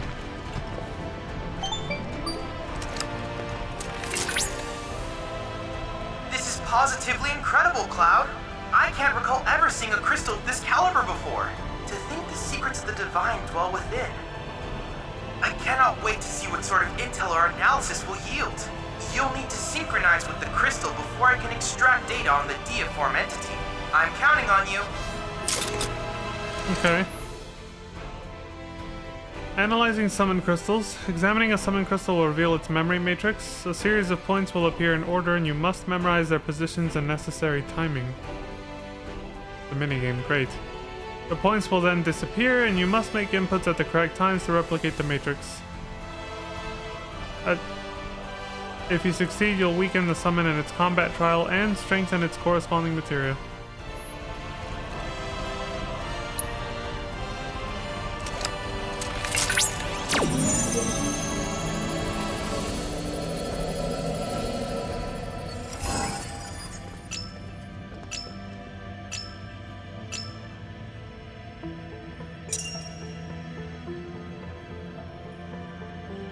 Okay.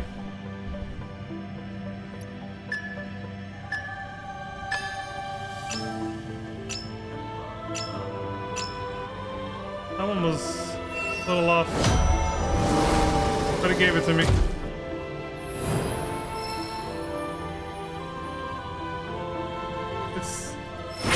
They don't want to make it insanely hard. Intelligence aid. That was very forgiving on that last one. Analysis complete. I managed to extract the necessary data from the crystal. This should allow me to strengthen your materia. Excellent. Now he's gotta fight or find 2 more.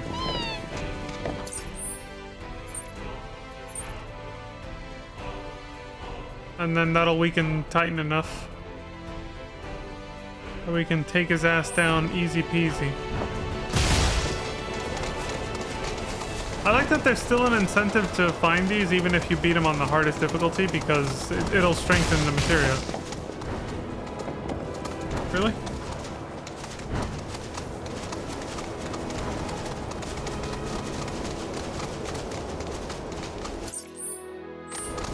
So even if you already beat him, there's still an incentive there.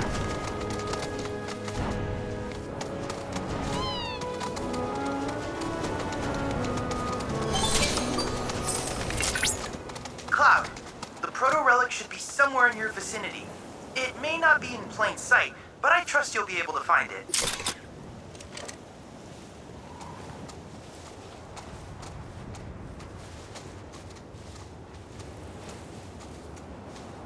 The hell is that, a rat or a monkey?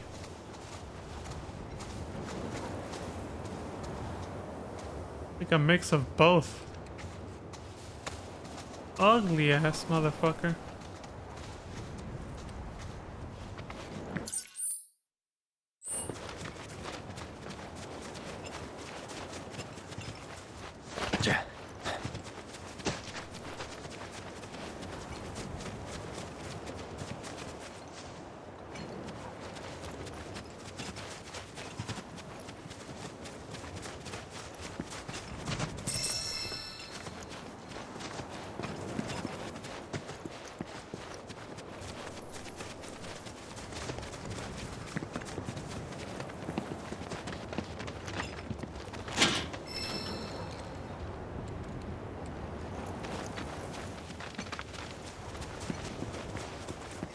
I will say this does give me some eye strain because of how bright the sun is right now at this time. It's really fucking bright out here.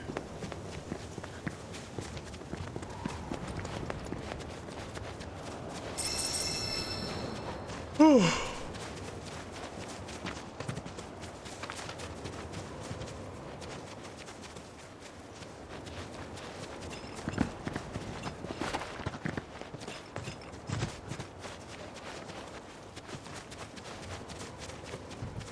I don't even know what the fuck I'm looking for.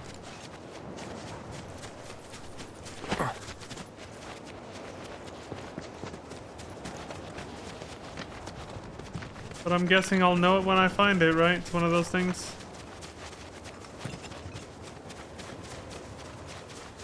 I'm guessing we just gotta sneak in somehow. Here we go. Yeah, I guess that's the only way in.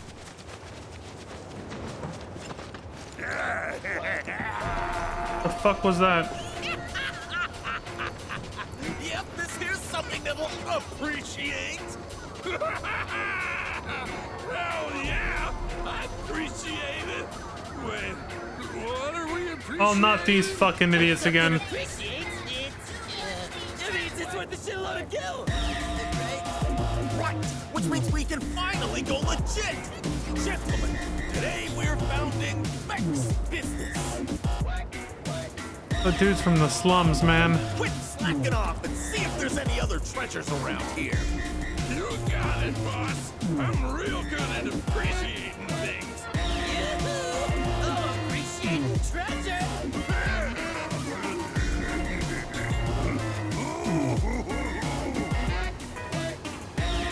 I hear the Wall Market theme song. Quit slacking off and see if there's any other treasures around here.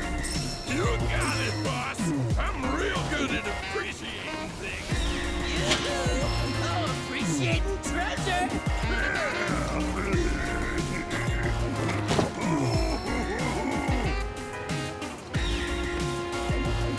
We're gonna sneak in. Slacking off and see if there's any other treasures around here. You got it. I'm real good at appreciating things. I'm guessing they're inside.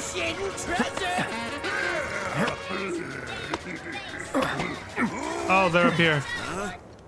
Hey guys. Oh, shit. Surprise, motherfucker. Oh shit! The hell you people doing here?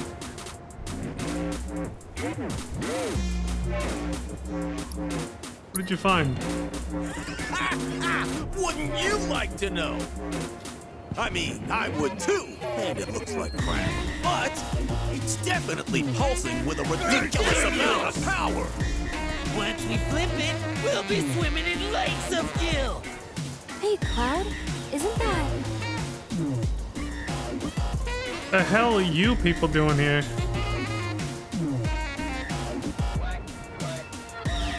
Alright. We'll do the Who Are You. Why not? Let's see the intro. Hell no! Don't you dare act like you've forgotten Beck's badasses! Yeah, you waltzed into our home and beat us to shit! We hadn't even done nothing! You ambushed us! Jerks! You're responsible for the destruction of our charitable organization! Oh, are we? Mugging people on the side of the road? And what are you doing here? Midgar isn't big enough for us. We're taking our operations worldwide. We've gone legit. We're a business now. They're a special kind of stupid. If Shinra can take over the world with Mako, then all we gotta do is find our own treasures, and then we'll be on top. Yeah, we're gonna appreciate all of the things. Alright, hand it over. Now. Hold on. Now you're after our treasure? Well, sucks to be you. We found it. Yeah, we're the only ones who can appreciate it. Hand it over. Now. You really think that's enough to intimidate the likes of... No, please, it's all yours. Just don't hurt us again. Play dead! Play dead! Whoa, we're freaking out! Now listen here, numbnuts. I got a foolproof plan. I call it... Use a decoy! Yeah! Decoy means... So, here's the decoy. All of you, that's who!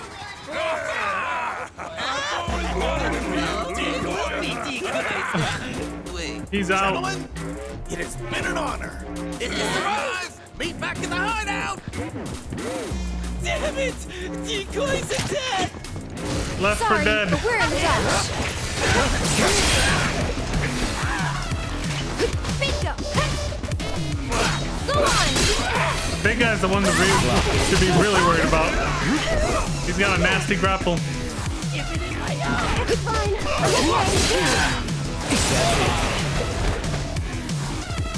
It's on now.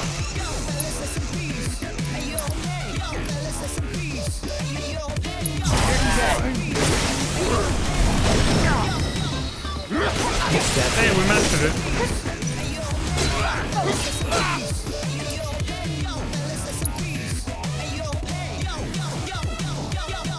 Yeah, I got it.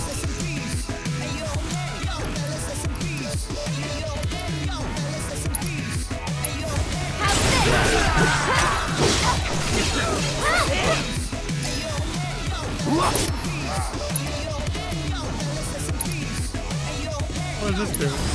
Too bad. I should have assessed the other guys. Oh well. Whatever.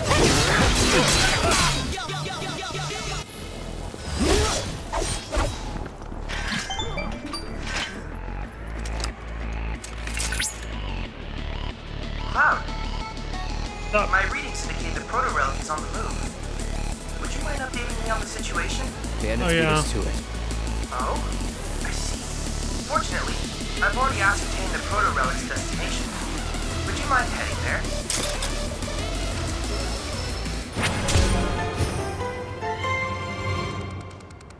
Wild bandit chase.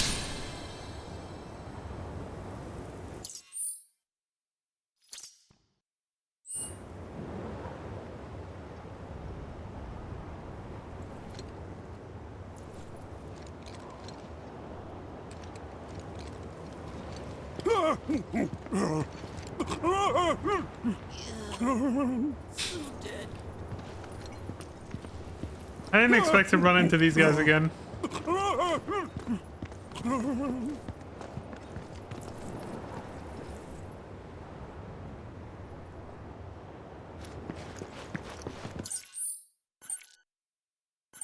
So that's it for that? I guess so. I love all these fast travel points.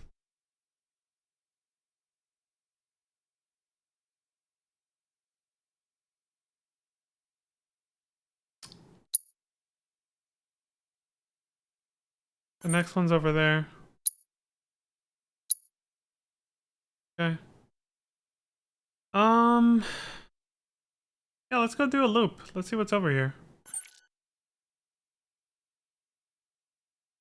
We'll go, there's a chance if I do that, I mean, I can always just... Does it matter? Fast travel's fast travel, isn't it, or... Okay, good. I thought it was gonna put me down there and I'd have to wind back up. No.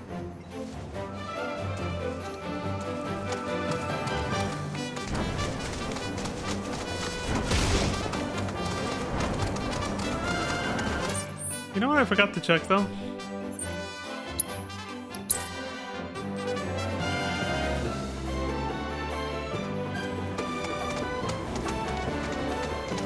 Oh, he just went down using a pole. I was like, dude, how did he go down that? Yeah, I never actually went down.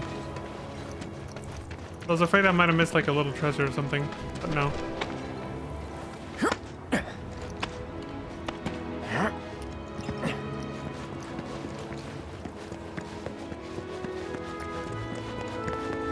Yeah, he literally just jumped down. You can use a pole. Alright. We didn't miss anything. I'm just being thorough. Let's go.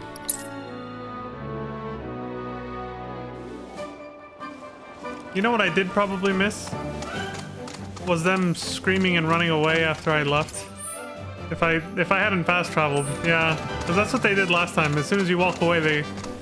Damn, I kind of regret doing that now. Fast traveling. When was my last autosave? It might be too late already. 6:54?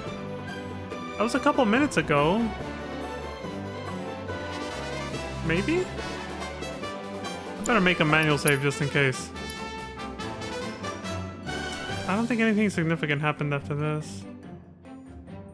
Whatever, I'll make a new one. But here, let's see. Is this before or after we beat them? If it's after, they're already gone. It's too late. It's probably after. Oh, but they're still here. I'm super duper dead. Unexpected quality of life. Because now I can hear it. Alright, let's see. Let's move away from them.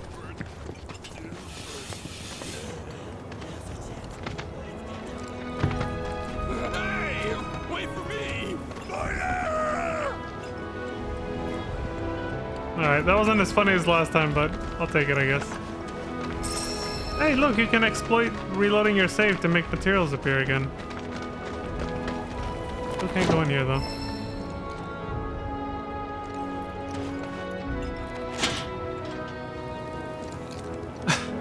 The funniest was definitely just outside Wall Market.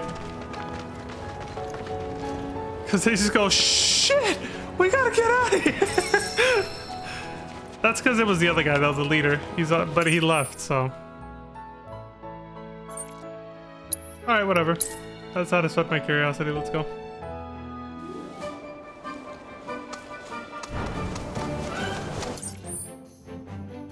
So, this is the next tower. Eastern Seaboard Tower. Oh! I'll take those.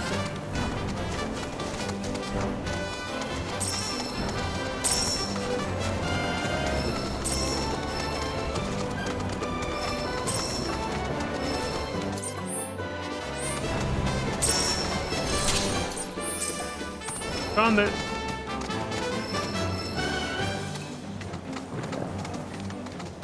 Oh shit. There's dudes here. Dogs! Perros! Wolves, I guess. Lobos. Lobos!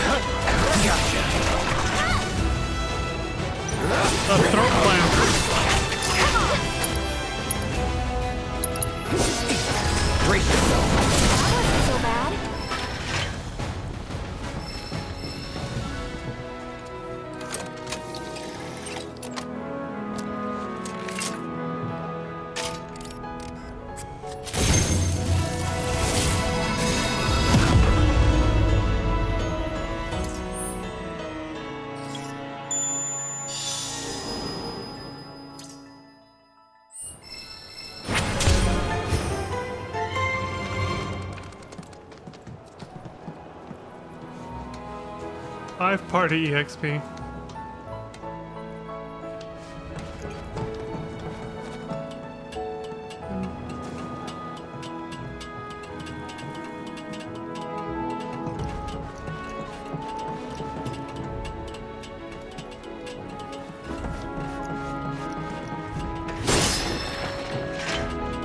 Google medals. Oh shit, are you telling me there was some of these on the other tower? Fuck. Good thing we can fast travel. Let me go check real quick. We'll teleport back. I guess walking or chocobo is just a way of deciding, like... Oh shit, I thought I'd be right in front of it. That's just a way of deciding, like, if you want to be on foot or on chocoback when you get there.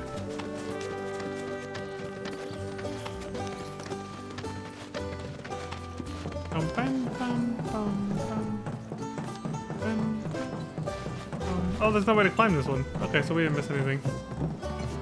Yeah, the ladder's broken. My back is broken. This is on the inside, isn't it? That's probably what Moogle medals are for. We'll go there last. Yeah, we'll loop around. Alright. Back here we go.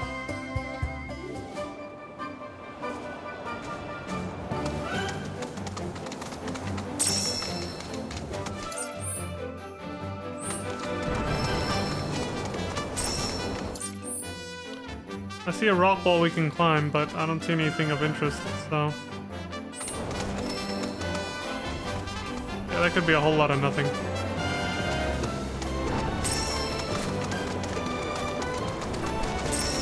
Really wish I could zoom out the camera just a little bit more.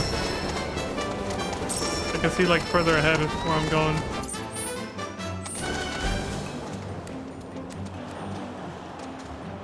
Either way, buddy. I know I missed some materials, but which way?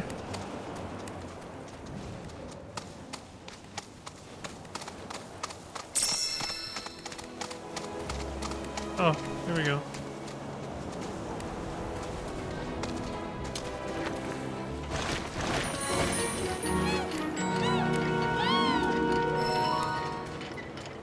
Thanks, little guy.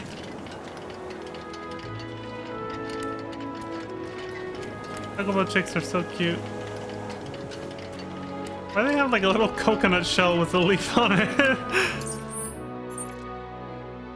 Like a little turtle shell.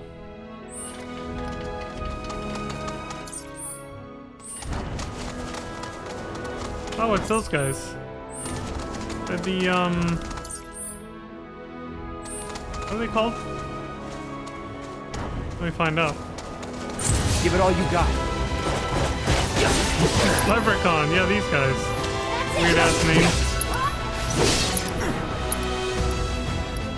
What is this? I don't know when I got this.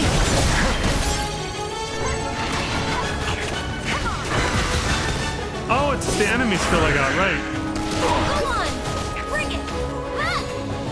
Come on, is that it?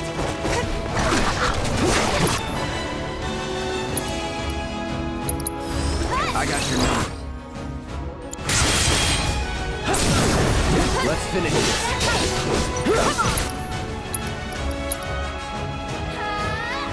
Who's got fire and ice? He does. He's about to die anyway. Whatever. Not bad.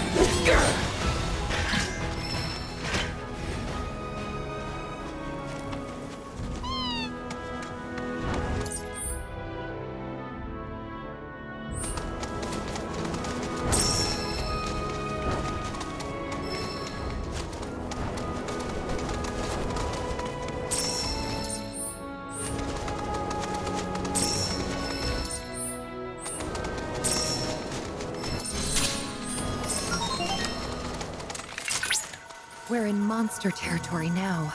Rare Alpha Dunk variant identified. Commencing guidance protocol. The docile disposition of the Alpha Dunk led to its widespread adoption as a beast of burden. Applications included agriculture, transportation, and even warfare. Variants like these, however, were valued as a source of hides and tusks used for arts and crafts. Unfortunately, they are a notoriously difficult creature to raise in captivity, and were usurped by the now ubiquitous Chocobo. At present, the only remaining wild Alpha Dunks can be found here, in the grasslands. Most are aggressive, especially these ones, which is why we must study them thoroughly, before they become a threat to both animals and humans. Alright. Wow! What a fight! Bring it! We literally haven't done shit and she says, wow, what a fight.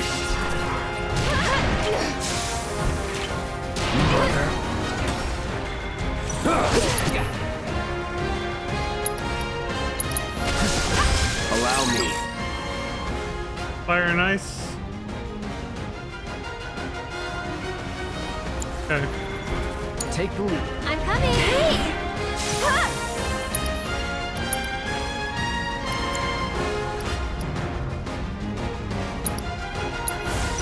Sorry about that. I believe in you!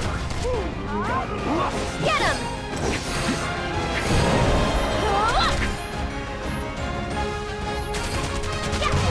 Bring the little girl out!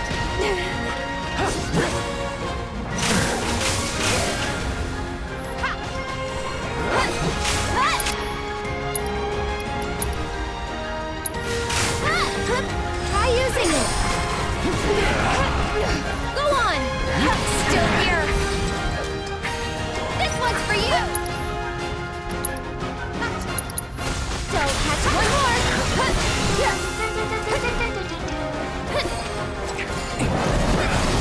What was that? What the? Oh my god. There we go.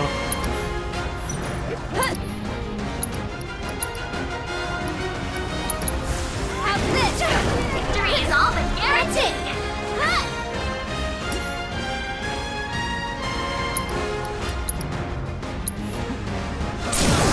Get him! Whoop his ass. Over here.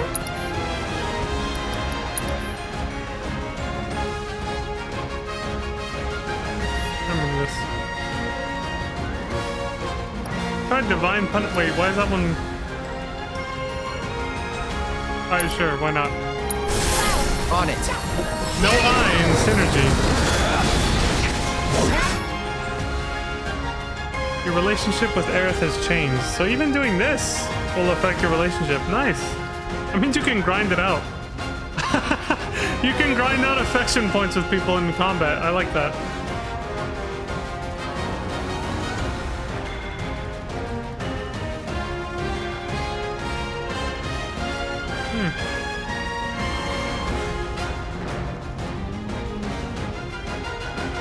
You can unlock level 3 limit break attacks through your character's folios, but 1 and 2 are through synergy abilities?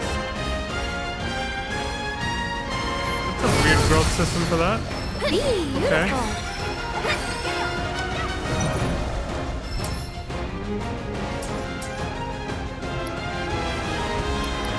I want to see the one with Tifa now. Divine Punishment. I'm in. Try using it.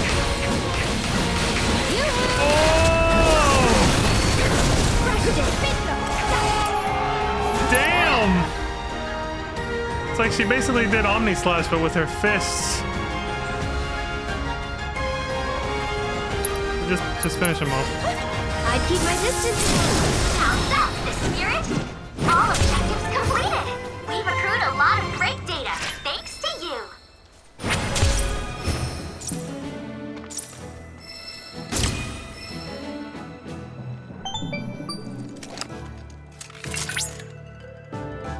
That was a very impressive battle just now. Well done. Based on the battle data you provided, I was able to generate a new virtual combat trial. Oh, and I helped too. Feel free to try it whenever the mood takes you. Go on.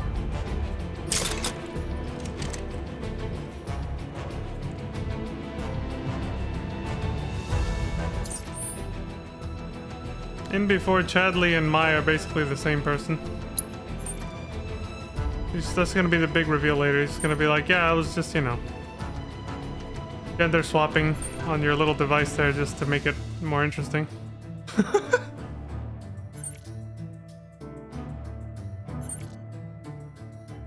Why does he get to be in the real world as a cyborg, right? And she's stuck in the digital world. Hashtag free Mai from cyberspace. Are we good here?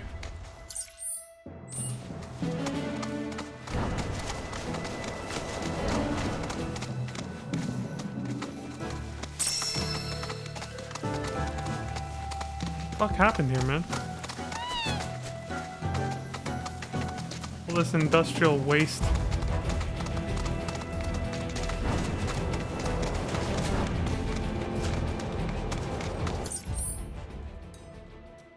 Alright, whatever, let's go.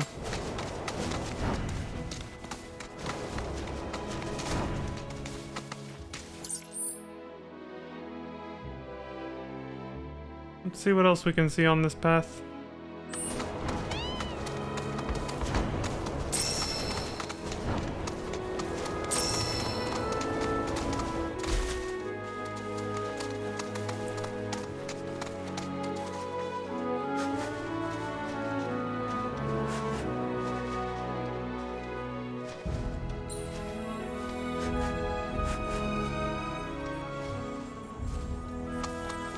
This way.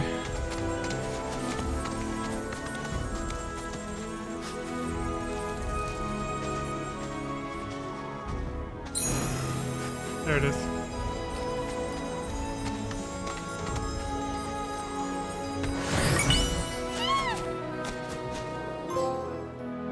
Expert excavator.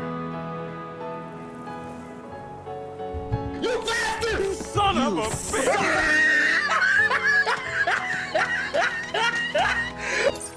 The pun, man.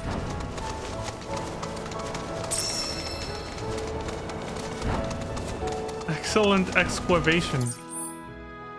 That was worth it though, we got a lot of money from that.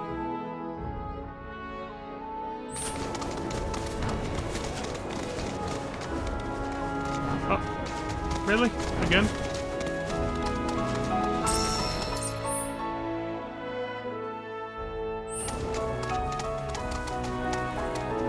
Where we first found our chocobo.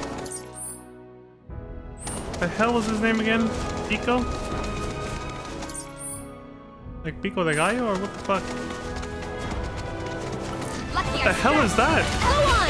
Oh, it's one of these. He was just sleeping and I didn't like...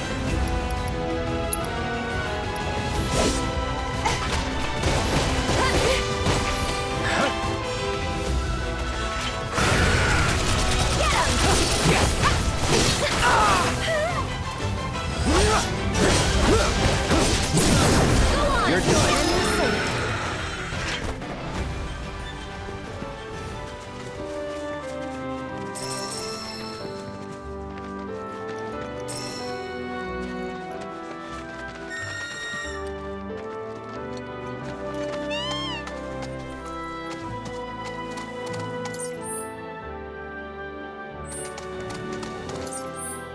Oh, we didn't loop back around over here.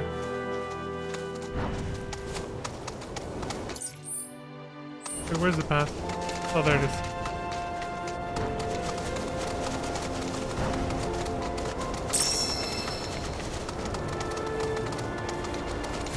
Let's do this. What the hell? Bring it. Toxic rats.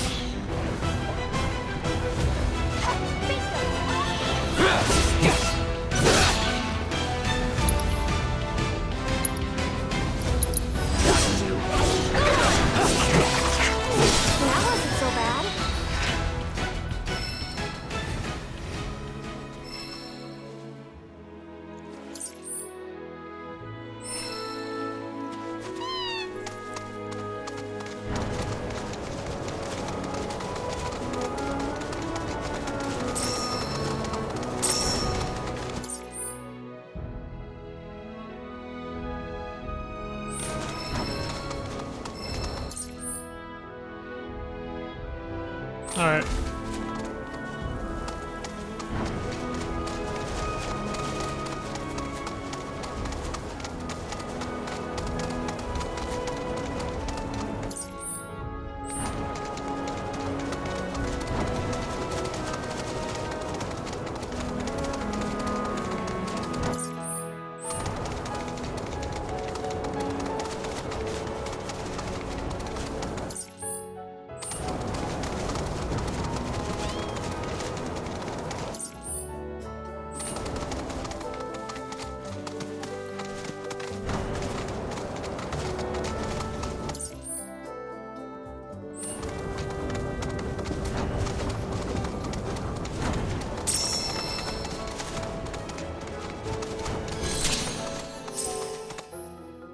Prairie Moogle? Mog stools?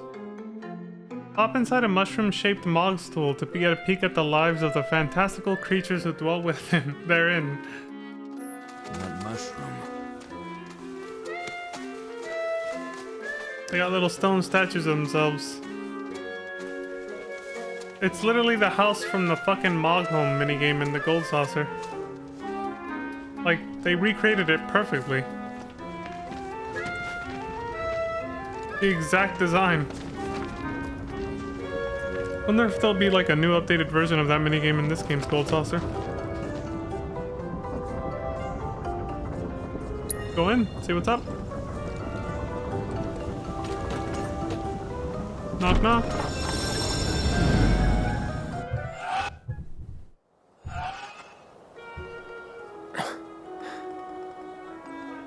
Surprise, motherfucker.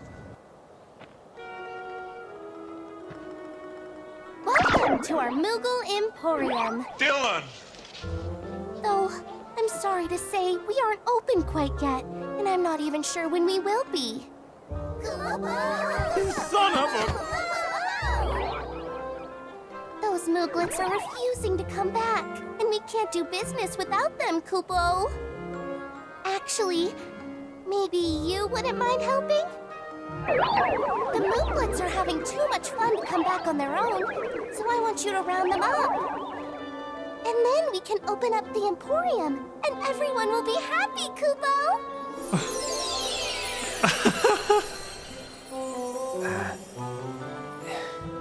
Fine. I'll see what I can do. Thanks so much, Kupo! Moogles did not look that flattering in this game. Oh, it's a minigame. Of course it is. Moogle Mischief.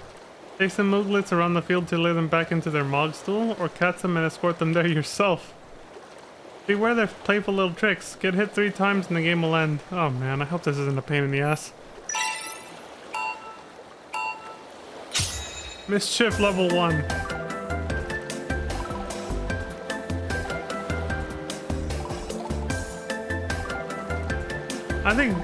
I think what's really happening here is that Cloud accidentally picked the wrong kind of mushroom off the floor, and he's high as hell right now and tripping balls while everybody else is just watching him. Hey, how do you catch him? Triangle? Didn't have to. I see those banana peels. Hey, how are you?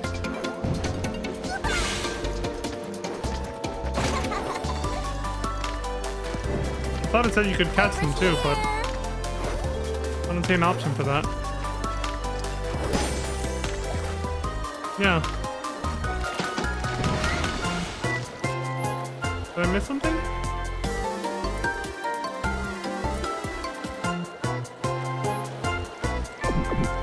Whatever.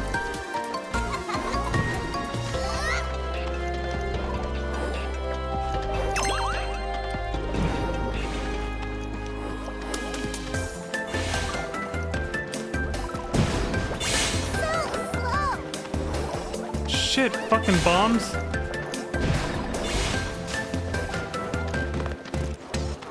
It was a corner. How are you not? Okay.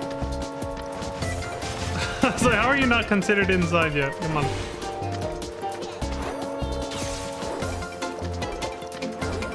Get in there. I've become a shepherd for Moogles. A Moogle shepherd.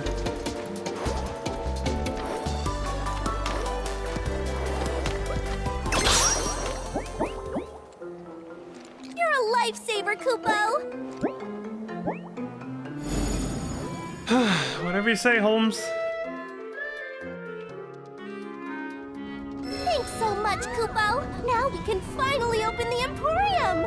Here you can exchange Moogle medals for cool stuff we found lying around. Everything's great, I promise. This game's a fucking acid trip, dude. Returning all the Mooglets to their Mog stool will grant access to a new shop. Okay.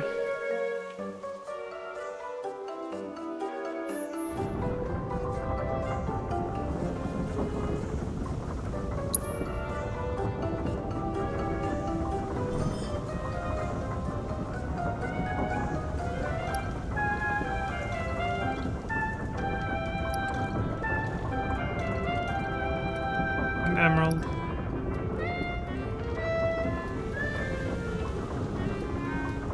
HP up materia earrings?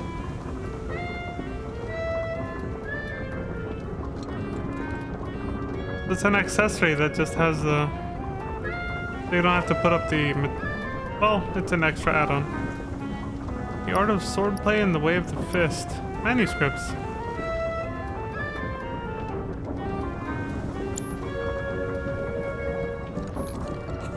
Just so you know, there are 6 more Mog stools out there, Kupo. So be sure to say hi to my friends if you find one.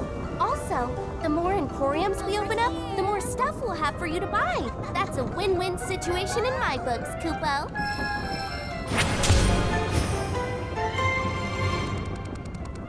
Game has a lot to do. Still an acid trip too, though.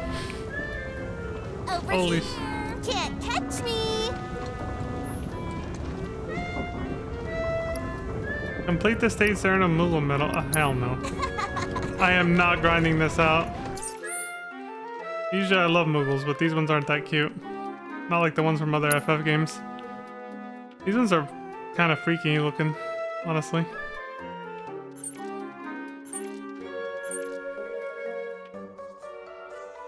Oh, we could fast travel there and then...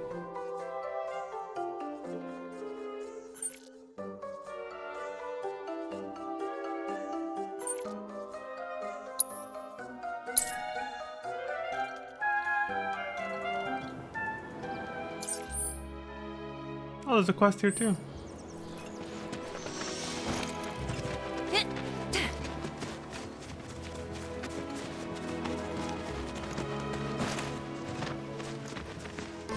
Hey, glad to see Shinra hasn't got you yet.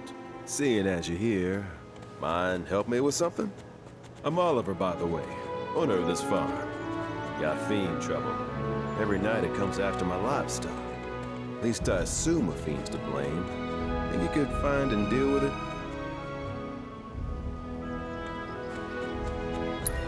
What do you know about it? Not much, save the bastard's smart as hell. Managed to evade every trap I've set. Even hired a hunter to get rid of it, but that was a bust. How do you know Broden? The ecosystem here is something special, worth protecting. Don't want Shinra messing it up. And I'm not afraid to say so out loud. One day, some like-minded folks came around. They put me in touch with Broden and Avalanche. Impressive the way that committee's able to connect people. Appreciate it. That your dog there? Mind if I pet him? I don't, but he might. Who's a good boy? It's you. You bastard! Son of a... Something tells me he's not all bark. Hey, you know, your pup might be able to track the fiend's scent. Maybe try sniffing around the scene of the crime. There he goes. It's like, I don't, but he might. Shinra never copped to it, but all these monsters wouldn't be running around if it wasn't for their reactors. True. And real. And we've gathered up some. You can cap out at 25. So you gotta do this regularly. Folio level 2 unlocked because we reached party level 2, yeah. Okay.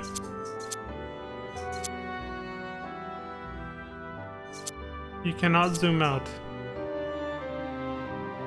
I mean, that's rough. But it looks like it's not that big. Seeing how slowly your party level increases, I mean, it doesn't surprise me it's not that big. With how slowly your party level increases, there probably are not that many levels throughout the entire game. So, the grid is not like humongous. Really not that shocking.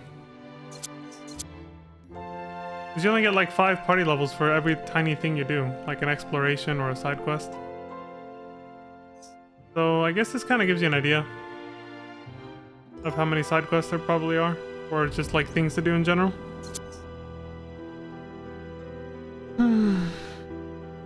Probably like a lot, but not like you're gonna be playing this for a whole year a lot. Depends on your pace, I guess.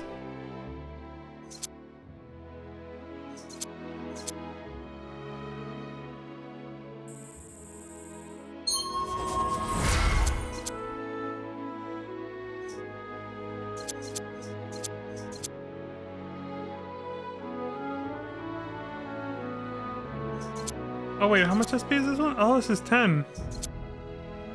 Oh, I'd rather get that then. Yeah. There we go.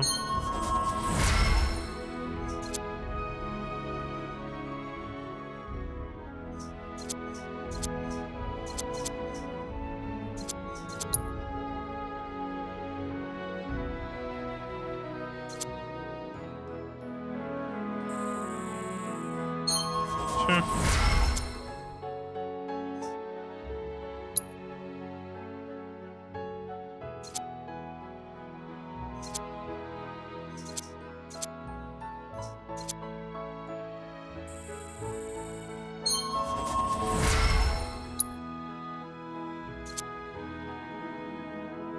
The Avalanche 2-step.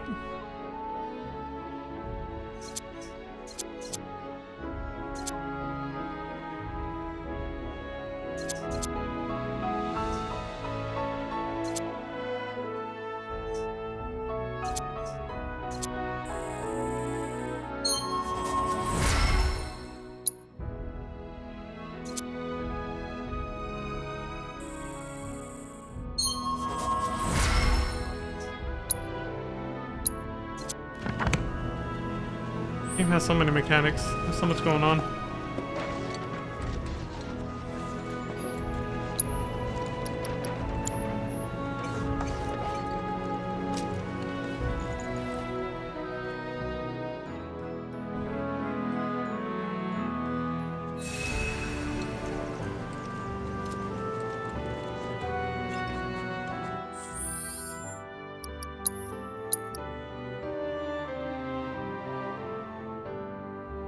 I'll save over this one. There we go.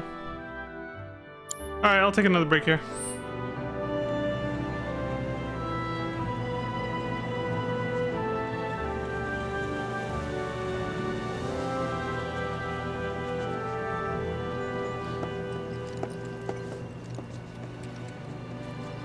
Sure, good enough. Dun, dun, dun, dun. Hope Streamlabs doesn't crash again the moment I stop the recording.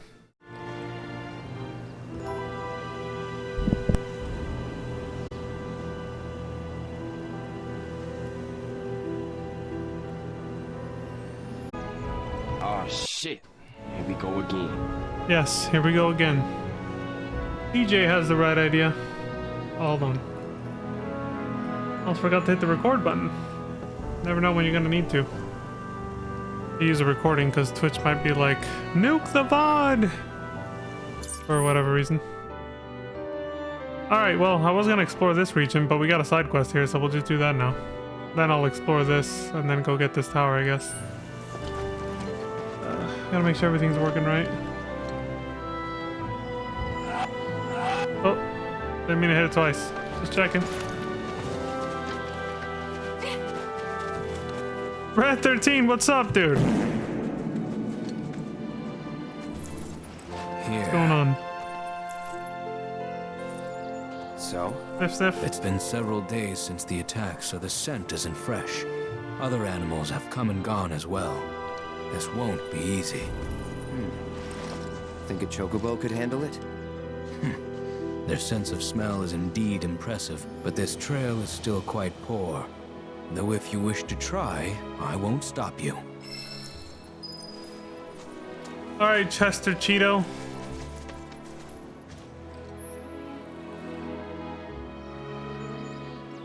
Yeah, you told me this tutorial before. Yeah. Thanks for the reminder, though. He's got something. What? Fuck. Well, I still have a faint impression of the scent. Together, we can find the beast. Aerith, move.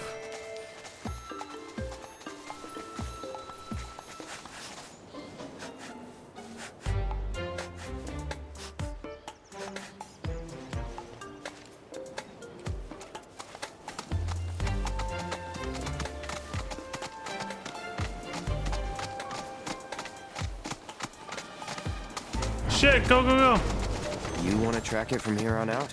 No, the chocobo has led us this far after all. Okay.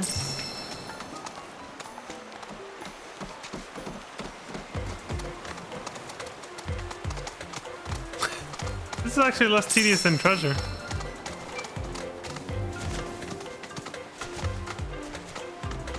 Because you have to keep sniffing for that one. This one is like you sniff once, you get this big ass trail. You just follow the marker. There was a struggle here not long ago. Okay, now we do it again. I can help guide the bird, ensure it doesn't stray.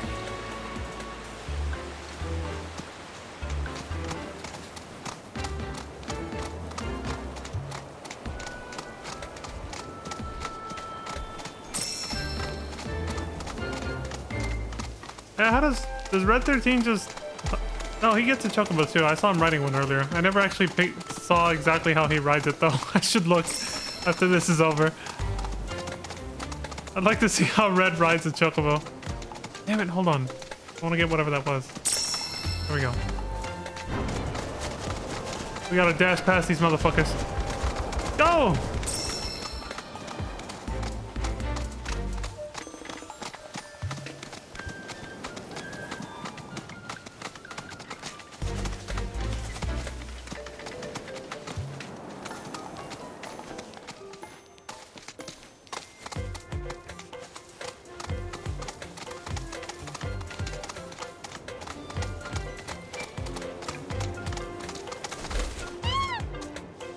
What? There. Oh, I see it. I see it. Alright, what are we doing? What are we doing?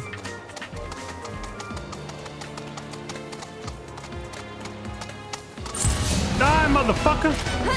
Surprise, motherfucker! Holy shit!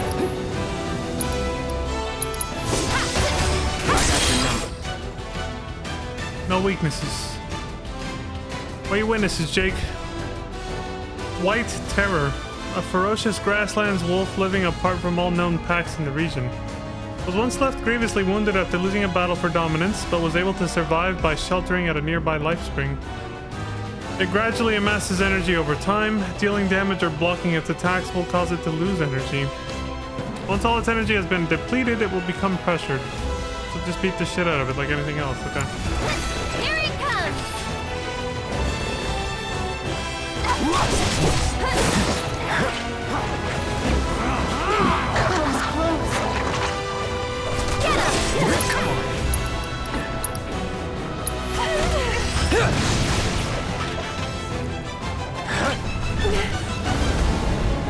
Ear-splitting howl. Holy shit, dude.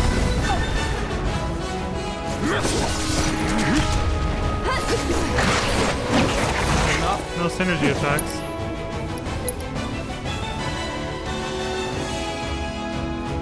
No, nothing yet.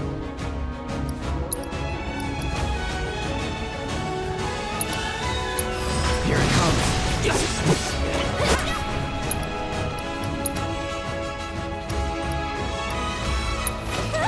Needs more magic. Put it there more for the position. Throw clamp! He did it! You let Aerith go, you bastard! Unfettered friendship.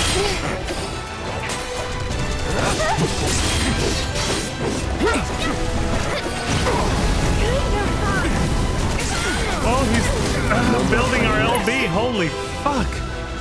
Alright, you go first, Aerith. We need a heal. Where are the heals, man? Where are the heals? Alright. I can't stop making a reference to that stupid shit. Don't think you'll walk away from this! Yeah, you tell him, Tifa. Oh, here we go. Relentless rush. This will stagger him for longer. Kick his ass. Unless you're supposed to use it after he's staggered, but whatever.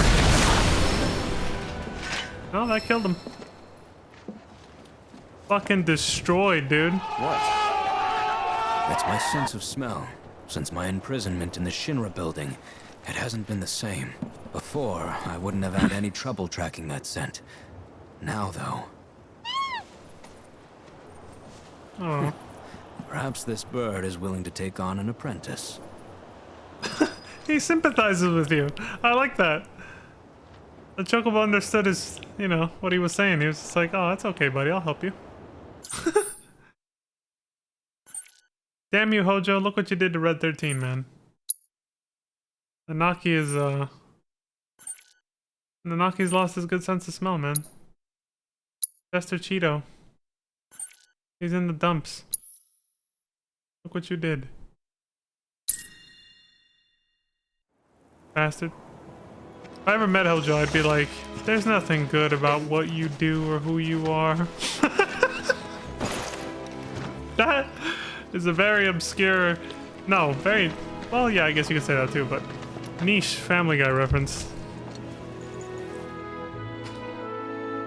There's nothing good about what you do or who you are.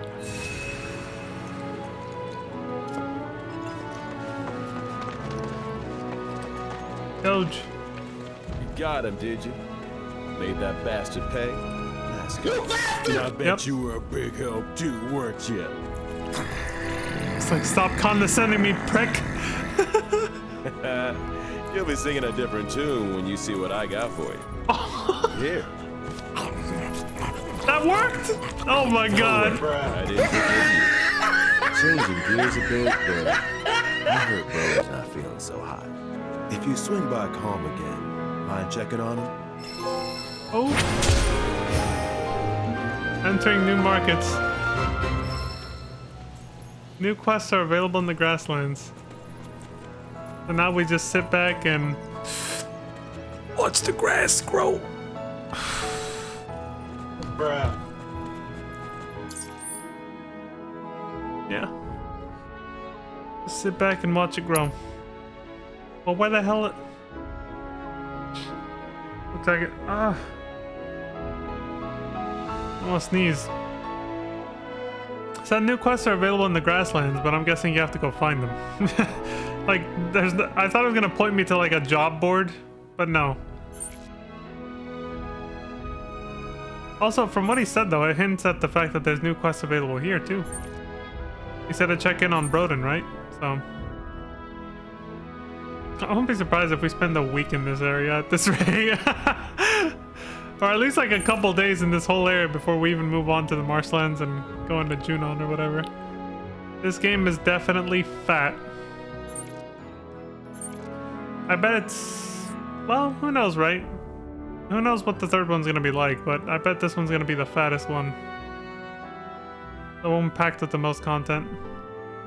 I saw an interview months before this game came out, when they were talking about how the third one was already developing pretty rapidly. It was actually almost like a year before this one came out. But the release date was already set.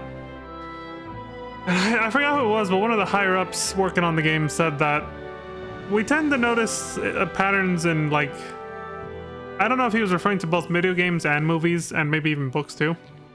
But he said when you make a trilogy, they had already confirmed there was going to be 3 parts. They said they noticed that people tend to like the middle the most. So in this case, this is probably going to be people's favorite out of all 3. And a lot of people who sometimes start with the second one, like the middle one, will enjoy it as a starting point, strangely enough, a lot more than if they'd started with the first one, and it'll inspire them to want to go back and play the first one and then the third one. He's talking about trilogies in general, not just Final Fantasy or something like that. It's a psychological thing they've seen. So they're already predicting, well before this game even came out, that this is going to be everybody's favorite in the trilogy. That people are going to like this the most out of the 3 games. Why? Well, that reason will probably differ, but in general, they're thinking that's what's going to happen. I can already guess that it's just, you know, this game's just going to be so packed with content, and, you know, at least for right now, the very upbeat nature of going out and exploring the world after being trapped in Midgar for so long. 4 fucking years since Remake came out. It's been half a decade, man. Like, I feel like a totally different person from when I first played Remake when that first came out, man. I feel like I've been playing FF14 forever. I literally didn't touch it until months after Remake. And that gives me a sense of how long it's been. Way too long. 4 fucking years. So, you know, I digress. This game being so packed with content is definitely going to be a contributing factor, I think, for people who really like open world exploration and in-depth RPGs like that. This is definitely a very different vibe from Remake, which was a lot more like, way more linear corridor, like you just go from point A to B. A few side quests here and there, but it's mostly just a straight line from start to finish. This game is way more open. I expect the third game will still have a lot of this. It depends on how this game ends, right? But I think there will still be this big open world in the third game. It's probably just going to be changed and different. There's going to be different things happening. Like, I envision it probably being like before and after the world of Ruin in FF6. It's technically still the same world, but the world map has completely changed, or it's just a very different atmosphere. A whole different vibe has taken over the place. For obvious reasons, I'm trying not to spoil too much of FF6, but I'm trying to use that as a comparison. You can also just use the original. Before and after Meteor is summoned. You're still in the same world map, but the vibe is completely different, as you see a giant meteor hurling towards the fucking planet. So yeah, I expect the third game will still have this whole map, but they'll have changed things and there'll be new things to explore and discover. But maybe not. Maybe this will be the only one that's big, fat, and open like this, and then the third one's just gonna be like the first one again. It's just a narrow corridor from start to finish. We'll see, right? But it's definitely one of those games that you gotta take nice and slow. Like, I was gonna say this at the end of my stream, but I might as well just say now. Like, if you've noticed that I'm a little bit, like, quieter than usual, or a little, like maybe even a little sluggish. A little bit. It's because it's overwhelming. It's like I said, like, the same thing happened with FF14 when I first started playing that, dude. Like, it took weeks of only being able to play 1 or 2 hours a day. Like, that's all I could handle. I had to walk away from it because there's just too much information. There was just too much going on. It took weeks before I finally sort of got the sense, like, I got a rhythm going, and I got the sense of the overall flow of the game and how it progressed. Like, how to progress through it smoothly. Like, I started getting a sense of what I could ignore and what I couldn't, and started focusing down on what I should be focusing, which obviously, MSQ, but, like, aside from that, job quests. Like, I started getting a rhythm for it, and then I really started to enjoy it at that point, and I could actually play for longer periods of time and enjoy it more. That same thing is happening to me right now with this game. I'm a little sluggish and quiet because it's just a lot. It's just a lot, especially because it's very different from the first game and what I just said. That is just this big fat open world style game, and the first game was just a big long corridor. So even that game was overwhelming to me 4 years ago when I first started, but it wasn't like this. It was way easier to quickly get into the groove of it because it was just a corridor, It was a very linear game. This is not linear at all, which I fully expected, but I still, no matter what I did to mentally prepare for this, it's still a lot to take in. So it's not that I'm not enjoying myself, for anybody who might be concerned about that. It's just a lot. So I'm just kind of like, I know I have long periods where I'm just like really quiet and just playing the game and not saying much, and that's all it is. I'm just fucking overwhelmed. Just a lot. So they fetch a high price. There's so many mechanics, and the world is so fucking fat.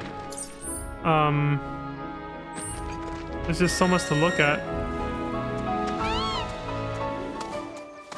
Like, I'm still in awe of the level of detail. Yeah, the grass doesn't bend and shit when you step on it, like that feature they recently added to FF14 or whatever. With the graphics upgrade, but like, look at it, just look at how much foliage there is, man. The grass and flowers, everything, it's so thick. Like, this had to have taken so long just to make even this section right here that we can see. Oh yeah, that bench that I didn't mark earlier because I didn't have a chocobo yet. Take me to it, little guy.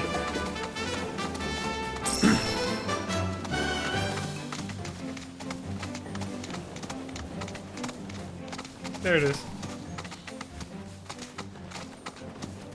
Now I can pick it up. I have a chocobo. Whew. Oh. Dylan! I break for chocobos? You son of a bitch. Reminds me of that aqueduct, like a Roman aqueduct, I think it was, or something. Or was it Greek? I don't know. Oh yeah, the tower's right here. Let's get it. But yeah, I'm enjoying this game, but it is a lot to take in. So if I seem a little quiet sometimes, that's just overwhelmed. That was the gist of everything I said. Pretty much. And I do have a slight headache. I don't think it's the game. Could be, maybe. Maybe it's just another symptom of that. I do have also a bit of a headache, and I personally don't think it's the game though. I think, I don't know, I'm just having a weird off day too, and that doesn't help. With like yesterday was definitely, I felt a little better. Bring it on. Bring it. That's what it says.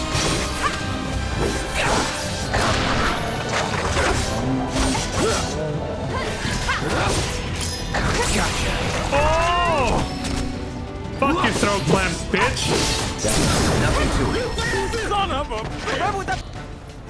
Asshole. I didn't mean to get back on. It auto mounts if you approach the chocobo, so.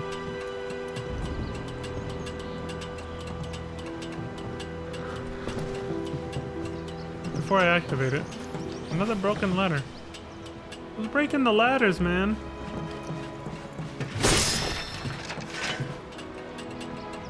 So you know what these remind me of? These are like cell phone towers. Shinra made these to install 5G. We're all infected with the 5G.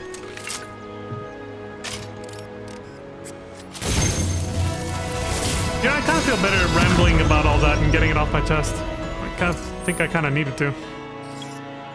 So I was holding it in for a while, not saying anything for the past several segments. I think that just made it worse. I had to get that off my chest. I had to just be like, guys, listen, this is a lot. Like, pardon my low energy and quietness, but this is a lot.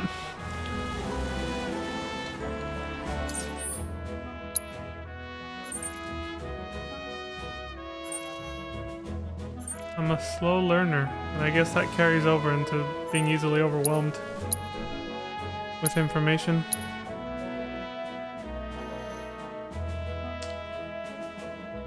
Okay, so we could check that out or go back to KALM. It's not like KALM side quests aren't gonna have us exploring this whole region, but I'll get these two at least, and then I'll go to KALM. Yeah. Music changed. Oh, you tell me I can't jump down for... Okay, thank you. Let's go check this out.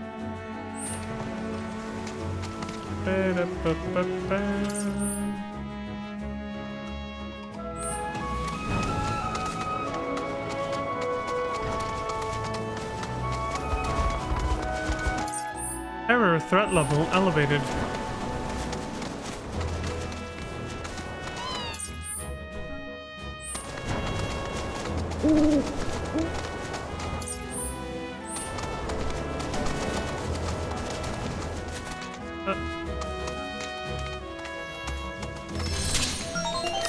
Wailing weed. My sensors indicate the presence of a unique life form. Rare Mandragora variant identified. Commencing guidance protocol. It may look like nothing more than a wriggling plant, but don't be fooled. Mandragora roots are capable of functioning as legs, allowing them to actively pursue sunlit locations as they shift throughout the day. In case you didn't know, chocobos seem to adore feasting on the fiend's seeds. I can't help but wonder what this variant might taste like. Further research may prove beneficial to any chocobo raising activities. So for the sake of your feathered friends, mow those mandragoras down! Mow their asses down, alright. I like the way you think, Mike. Okay then. You can do this. I forgot to hit attack. Whatever. Come on. Oh, they're slowing my ass down!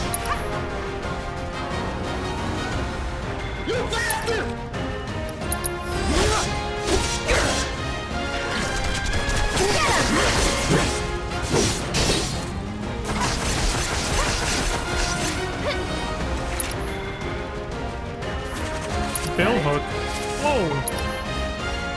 Shriek.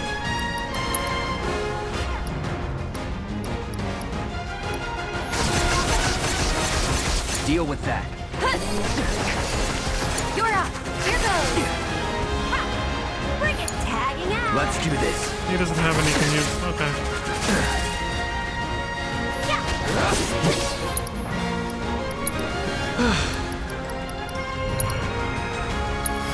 Let's do it right.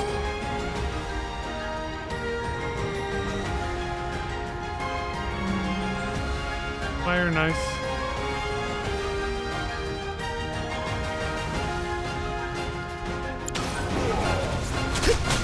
Aaron does that, right?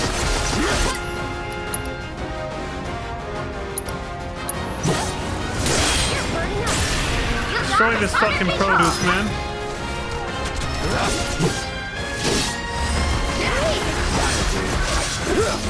These fucking vegetables. I see you haven't completed your objectives for that battle. Well, you're always welcome to make another attempt. I'm good. I got the party XP, that's what I was after. Don't give a shit. Expedition Intel 4. What could this be?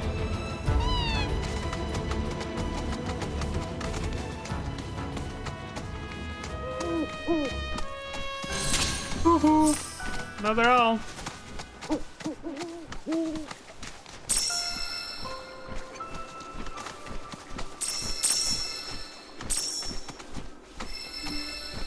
More massive loot.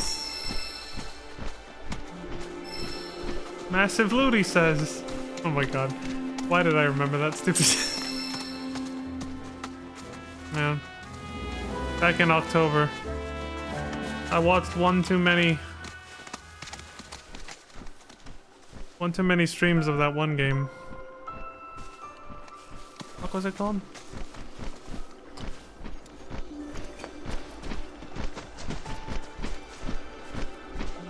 That horror multiplayer indie game. It's all the rage. Still kind of is, but, you know, super popular. And those people in spacesuits that were like Among Us dudes. What the hell was the name?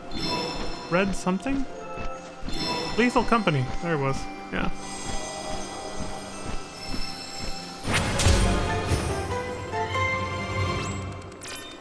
Stuff is happening.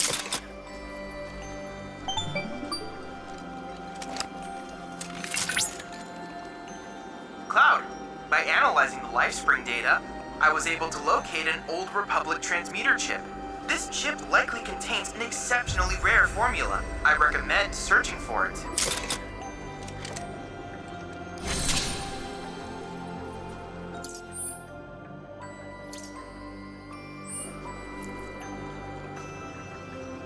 Okay.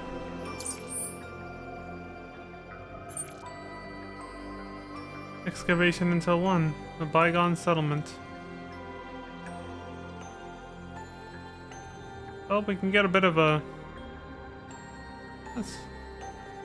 Yeah, this does cut down the distance a little bit. Hardly, but... a few seconds.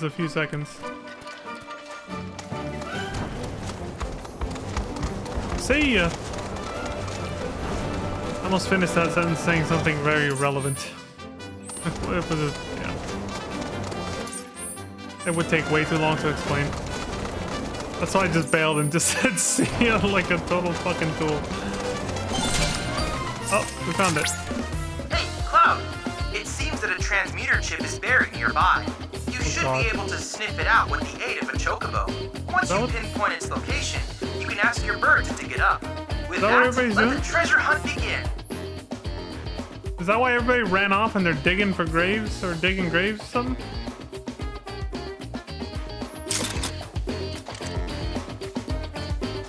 All 3 artifacts, huh? Okay, sorry, I was just trying to get that real quick.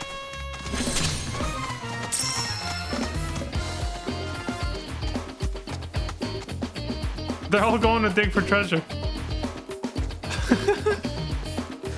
It's funny what your NPC allies do.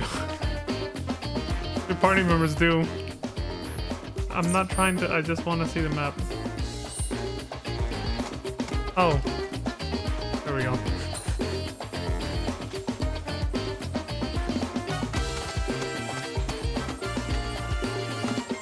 Okay, now what?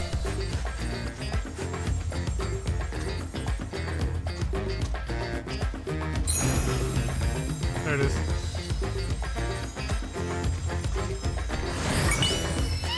Pack. Transmitter chip, armor upgrades 1. Oh right, this is for crafting shit. Yeah.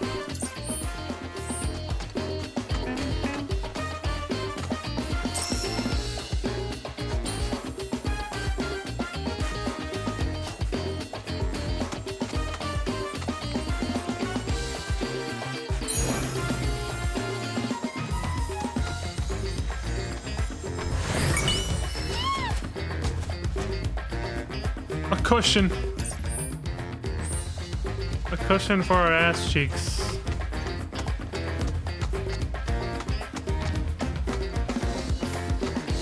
You find something, Aerith? What's up?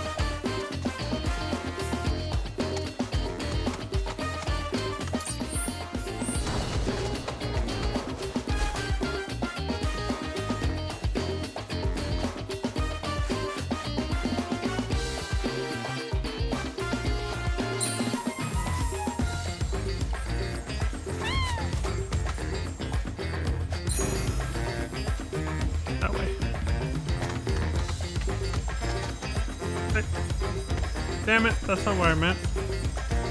Here. Windmill gear. There, that's all three.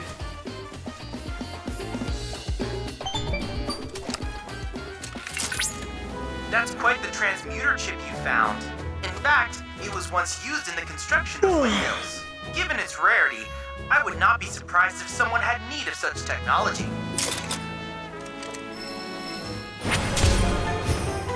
This could be used for a future side quest, is what you're saying. I like it when things get tied together like that. When they link together a lot of different side content objectives. Kinda nice. Except when something for a side quest gets locked behind a very notoriously annoying minigame. That makes me hate myself or something. Let's fast travel here. And then approach KALM slowly. I want to see what it looks like now that the bad guys are gone. Shinra. What's the... Okay. I can't remember. I couldn't even remember what button it was to call the chocobo. I'm telling you, man. My brain is just fried. This game is too much.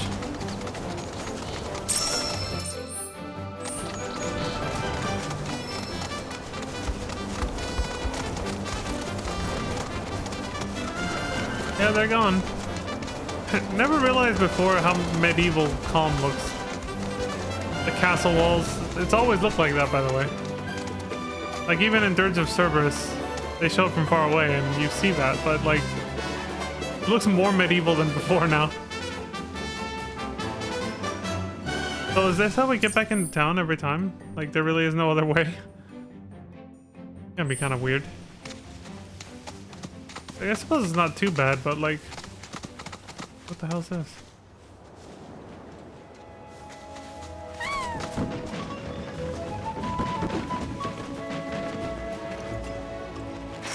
Damn.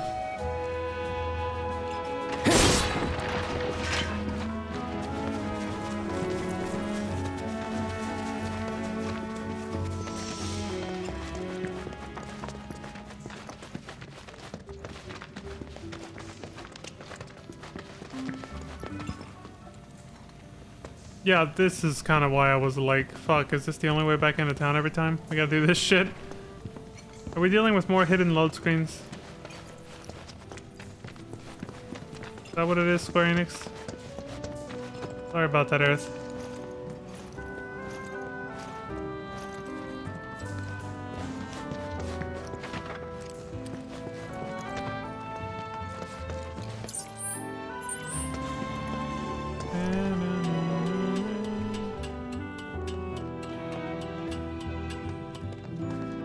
Breaking news at this hour. Avalanche, the anti-Shinra terrorist group responsible for the bombings in Midgar, is believed to have taken shelter in KALM. Security forces performed a thorough sweep of the town, during which time it was placed under a temporary lockdown, which has since been lifted as of this report. The suspects remain at large, though public security is confident they will be apprehended soon. Local insurgents are believed to have played a role in their escape. The company will conduct a separate investigation to identify these collaborators and is encouraging residents with any information to step forward.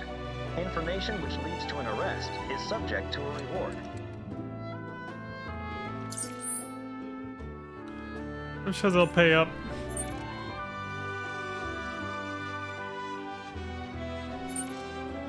Snaps? What the fuck is that?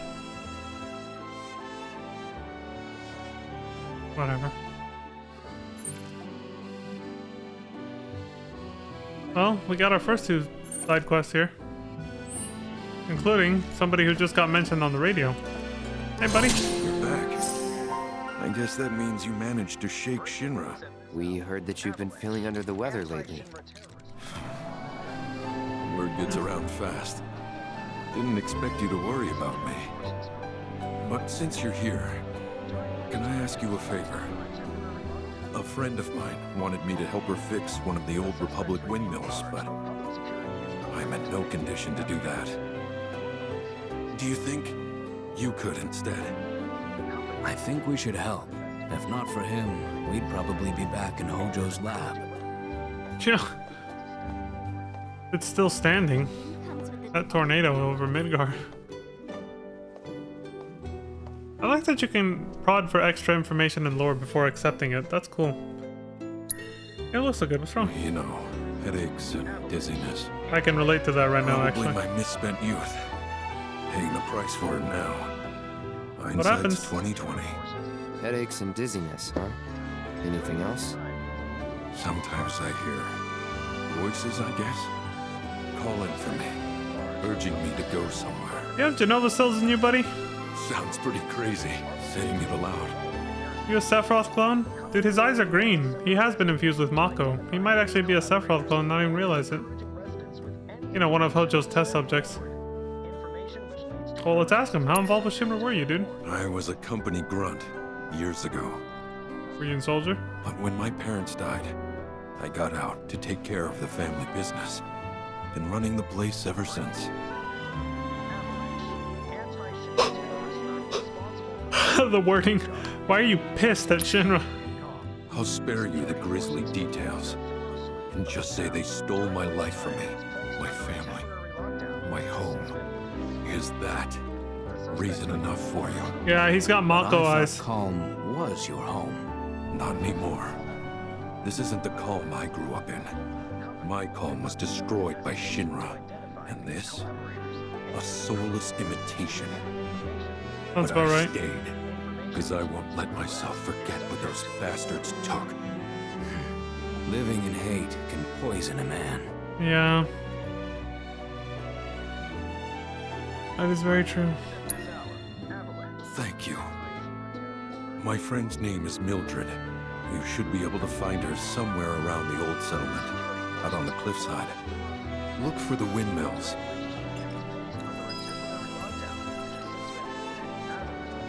The suspects remain at large. Sorry to put you to the trouble.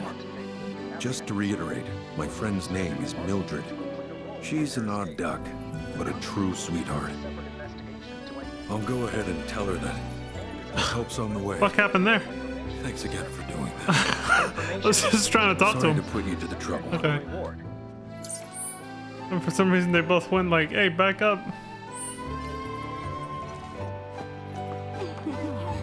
Someone's got their eyes on me. So, how much do you need this time? Would another 300 gil cover it? Wait, who's talking? 500 would be ideal. But that's all, and then I can get fuzzy-wuzzy. What am I going to do with you? Oh, it's these two. Guys, oh, I see. This guy was the one asking for money to collect more dolls, like the Fuzzy Wuzzy. That is super cute, though. He's got the little Tunberry on his head. Being good looking comes with its own problems. Yeah. You know, that sounds like she's just being pretentious and vain. Last time you invited me out for lunch like this. But it's actually true. How much do you need this time? I've heard stories, like, I mean, you don't even have to, like, it's not even hearsay, man. You just go look at the hot tubs beaches category on Twitch and you'll see exactly what they mean. Like, you need 2 seconds there and you'll see what happens. Like, there's a lot of benefit, but there's also a lot of fucking creepy ass risk that goes with it. Looking comes with its own problems.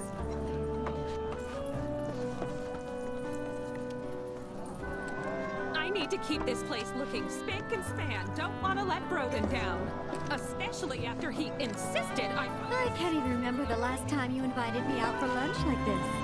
So, I want to take a screenshot of this guy. this time, would another 300 gil cover? I wish the camera wouldn't. 500 would be ideal. But that's all, and then I can get fuzzy-wuzzy. What am I going to do Damn it. with you? The camera wouldn't. Hold on, I think we got this. Good looking comes with its I was about to hit the F14 screenshot button on my fucking keyboard. That's how brainwashed I am. Like, I'm just so.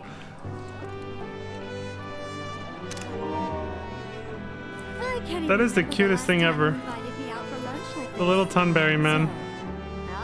He's got his little shank out. Would another 300 gil cover it? I wish they would shut up. 500 would be ideal. But that's all, and then I can get fuzzy-wuzzy. What am I going to do with you?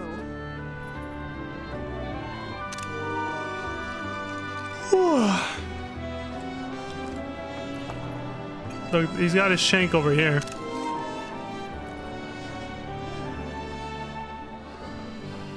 Oh. There we go. That's a hell of a collection, man. The last time you invited me out for lunch like this. So, how much do you need this time? Would another 300 gil cover it? Anyway, let's get the fuck out of here. So I got entranced by the dolls. The plushies, man. What's going on here? Everyone, please, one at a time.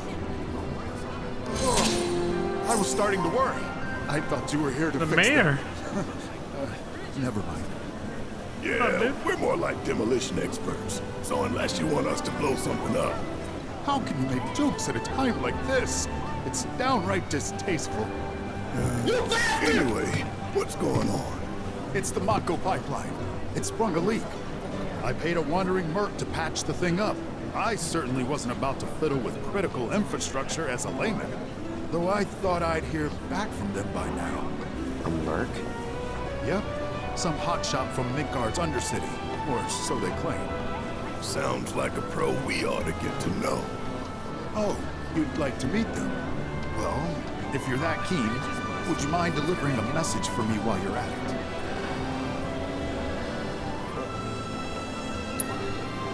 It's your standard Mako pipeline, really.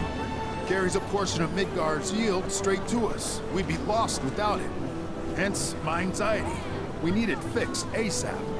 Our tank's got some left, but we'll soon be running on fumes. It makes me sick to my stomach to watch our supply slowly dwindle like this. That's rough, man. But hey, good opportunity to wean yourselves off that poison. There you go. I knew Bear was gonna say that. Okay, now that one was funny. He was serious though. What this Our merc? town technician's laid up in bed at the moment, recovering from a fiend attack. We asked Shinra to send someone to fill in, anyone who knows the work, but we haven't heard back. Fortunately for us, that mercenary rolled into town. Without him, we would have been up a creek. Hey, well, you didn't tell me much about him though. But okay. You will? Capital! Oh, I haven't introduced myself yet. I'm Fritz Bellinger, the mayor here. I'm sure that mercenary is hard at work over at the warehouse outside of town. Mind asking them to give us an update on the repairs? A simple, it's coming along, would suffice. Everyone, please, one at a time. Mercs ain't rare, but I think you're the only one who's made a name for themselves in the Undercity. So you don't know who he was talking about? No lights on in this ring. Hurry up and fix it. Not a clue. We're working as hard as we can to get the power grid back Most online. Undercity mercs don't go bragging about being an ex-soldier. What we want to know is when will you fix it? Okay. I'm losing sleep at the thought of our Mako supply running out. I understand the company has their hands full right now. That Midgard's their top priority, but I hope they haven't forgotten about us. No, they have. They're not gonna remember you until they finish fixing up Midgar after that fucking mess.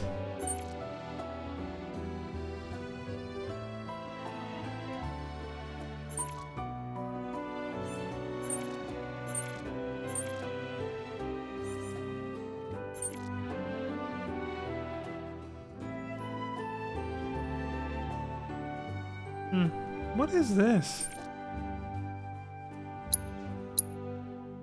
Snaps? What does that mean? Whatever. Alright, let's see what's how do we exit town from this direction or whatever? Oh, maybe that's it. You gotta go here. Okay. Everyone, please, one at a time.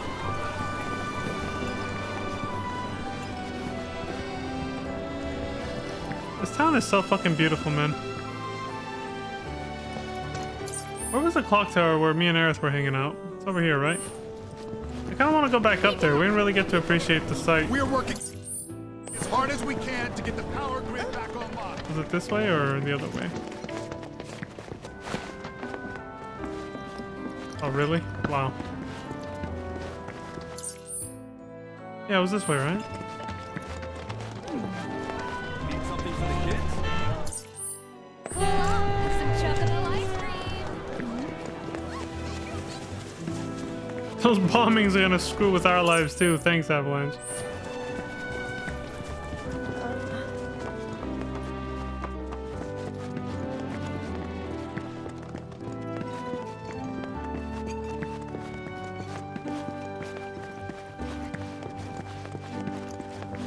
Just gotta cross those mountains and From here, Midgard looks the same.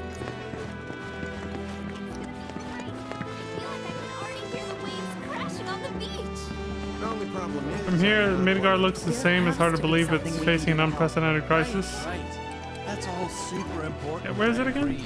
But can't we just like hold hands and be Yeah, way over there. romantic? I wonder how close you can get to it. I guess we'll find out when we start going this direction. Pretty far away though, right? Yeah. I think that's it. Like, the closest you can get to it seems to be this. Doesn't look like there's any way to continue.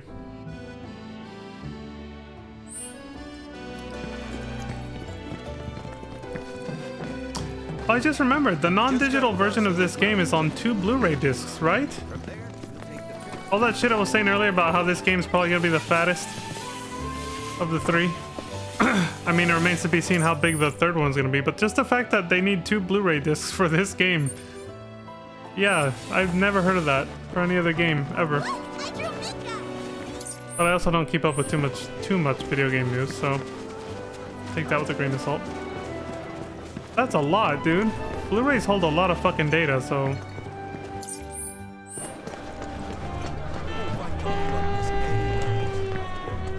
I guess we made a big deal back in the day about a game needing multiple CDs and then multiple DVDs too, though, so... Games just keep getting bigger, man. The graphics get better and all that, but it comes at a cost. You need bigger and bigger storage mediums. Every time. Every time the technology gets an upgrade.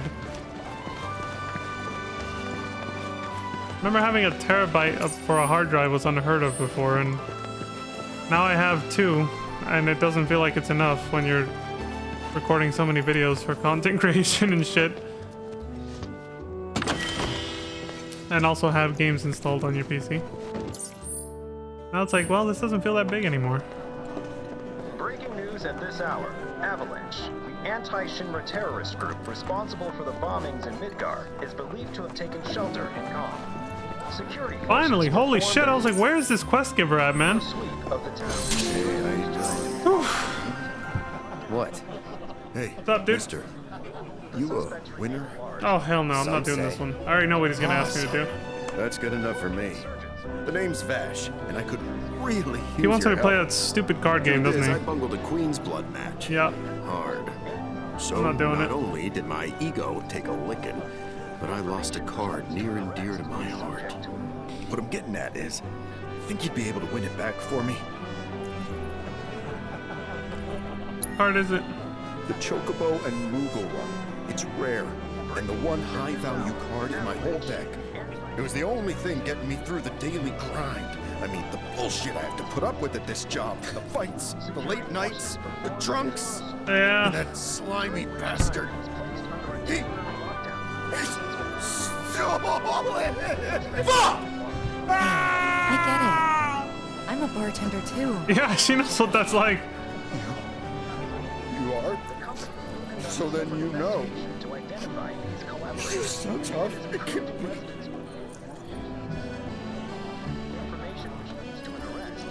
Dude, I hate to turn him down after that sob story, but I'm not playing that fucking minigame.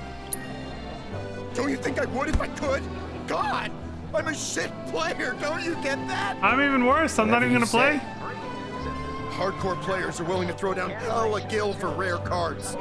Please, I'm begging you, you gotta get it back before that asshole tries to sell it. Will the game give me the option to buy it back? Oh, thank you.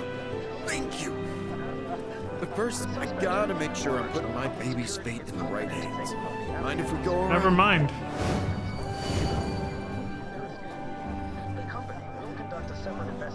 No, dude. I wasn't gonna do it anyway. Let me know when you're ready to play. With any information to step forward. Information which leads to an arrest. Yeah, we're not is doing that subject. shit. I don't think there's any way to abandon quests, which that's fine. I'll just ignore it. Yeah, I don't think there's anything like that. Would be convenient, but whatever. Oh, there it is. Quests.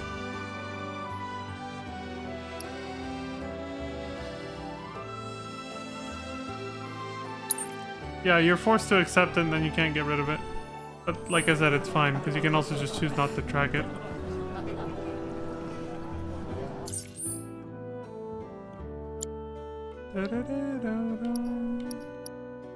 I like that every character has their own, like, involvement with each quest. Kind of. A little bit.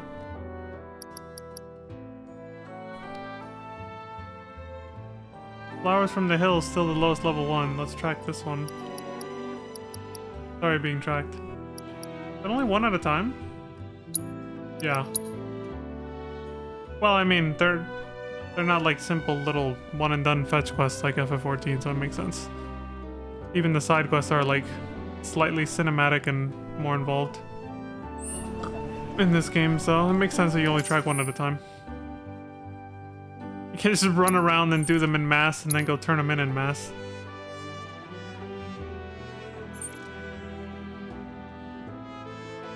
I don't know if we have enough time to get there, or do whatever we gotta do, but maybe. Let's try it. First we gotta find the exit to this fucking town. That leads us back the other way. I'm guessing it's that way, so...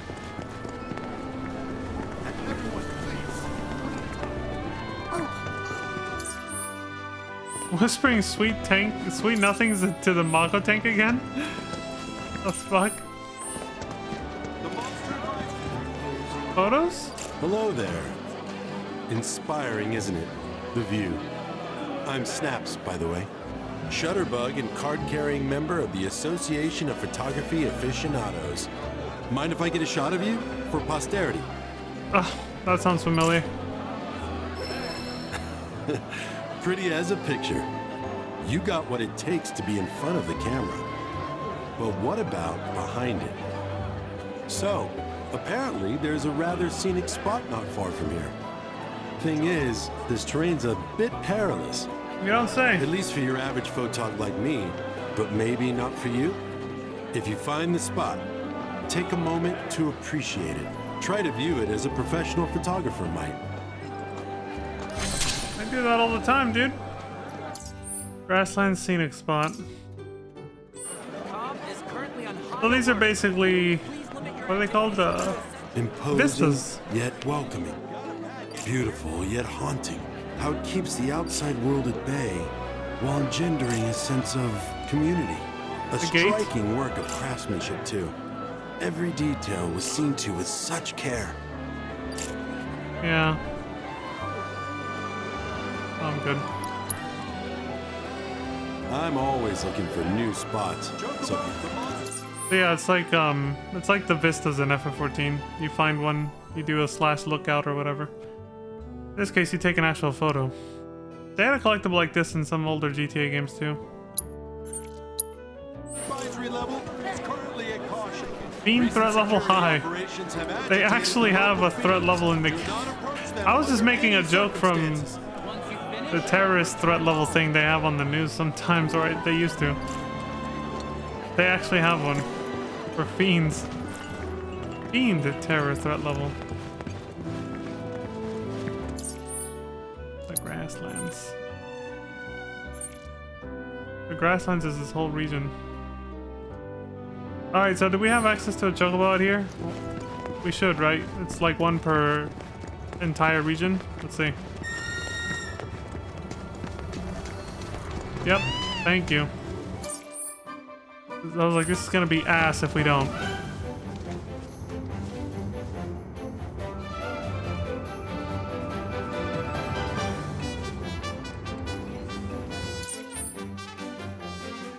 Maybe reset cell phone tower.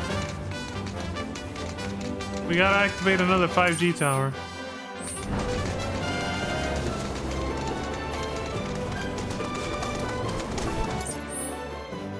This way, okay. Watch me be right on it. Close enough.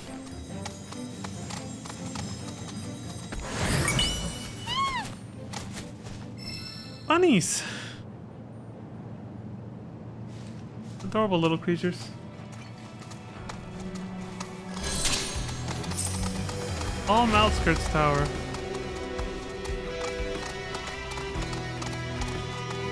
Guess I gotta. They're playing the ending theme music for Remake. Because this is where it plays when you first leave Midgar, right? And the credits starts. And now they're playing a battle version of it. I forgot the name of the song. It was in the credits though.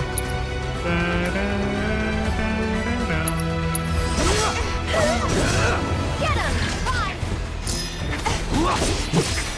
One step for you!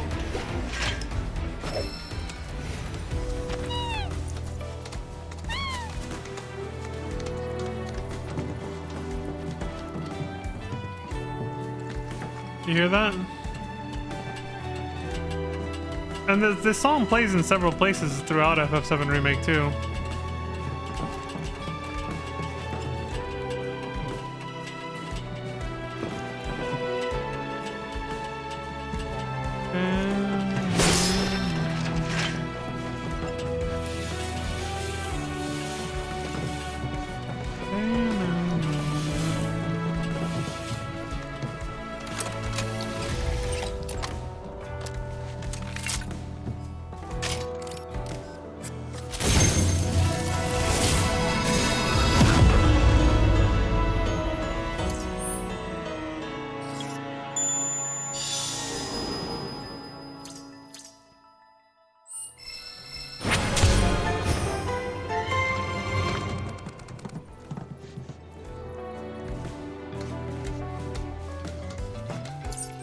Right on.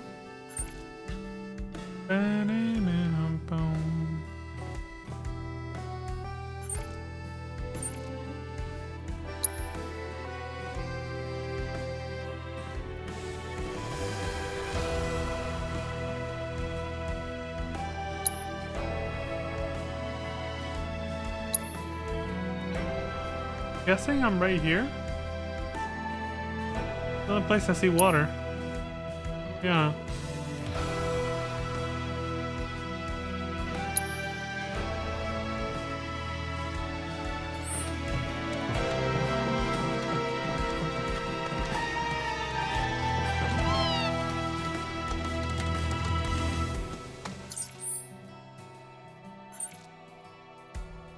Let's get back on the highway.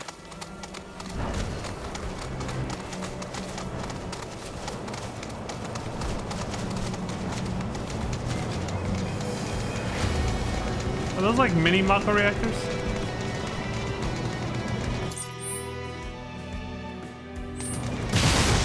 I saw green smog turning into, you know. Oh, you have to be underneath. What is this flag, man?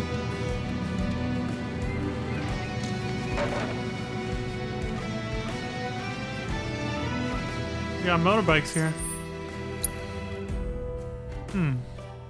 I'm curious to see where the road ends.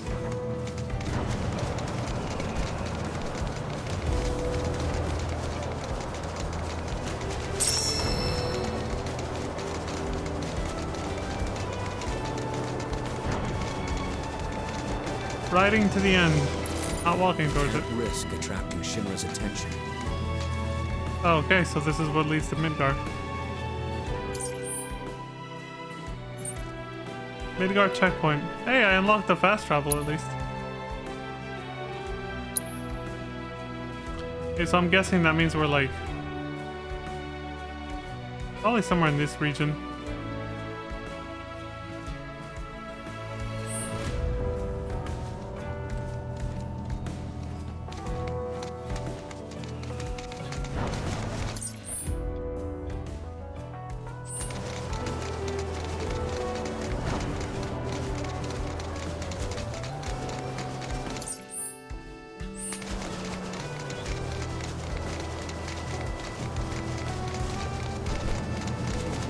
Oh, really? I can't jump down from here? I really can't. Shit. The fastest way down.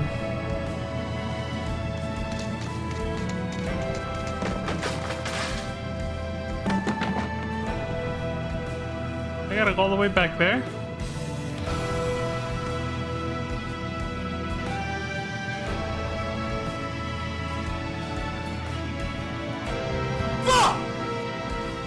Yeah.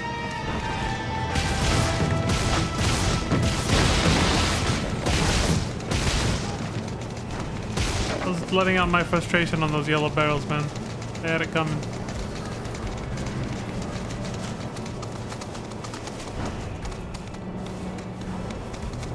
This road's seen better days. Oh shit. Public's infrastructure has fallen into disrepair after years of neglect. And you know damn well Shinra ain't about to spend a single gil on shit they don't use.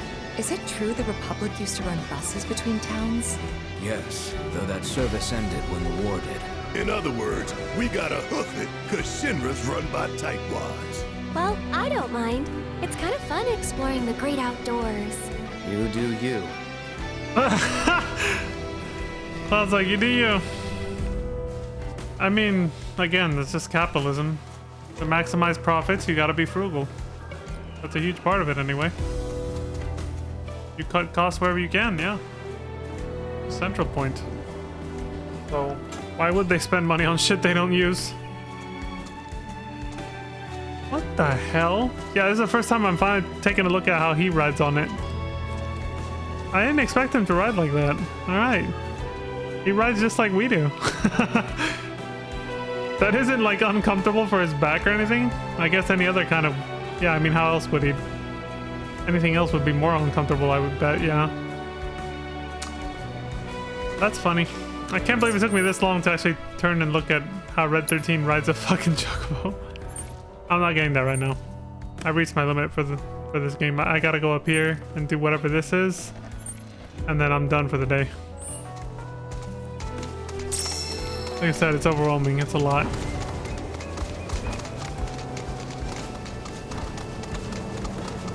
Oh. Shit. What is this?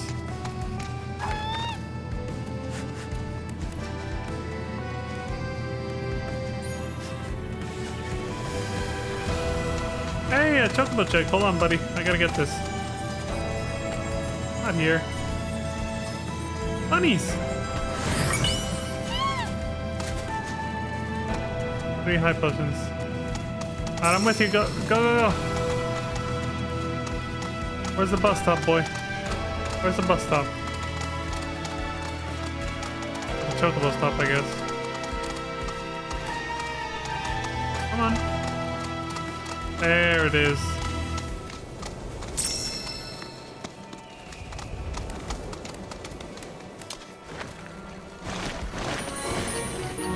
Thanks, little guy. He's so cute. Alright. Cool. That'll help tomorrow.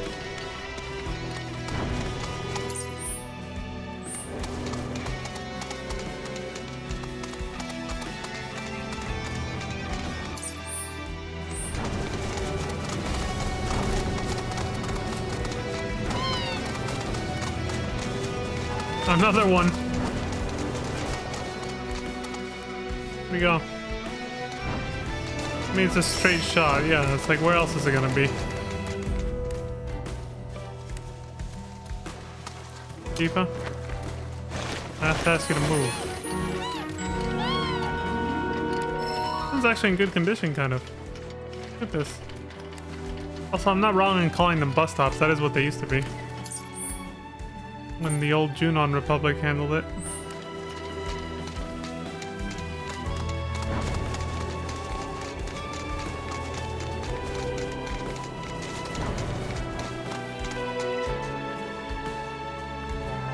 Holy shit.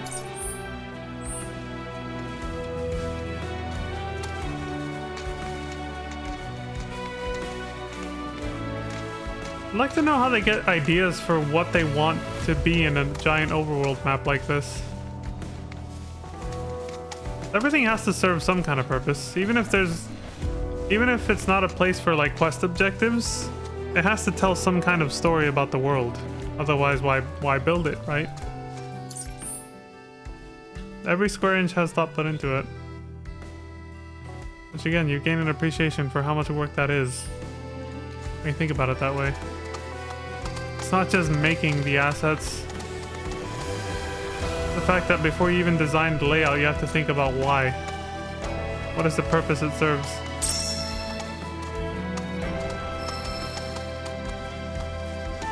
What kind of details are going to be in this area? What are players going to find here?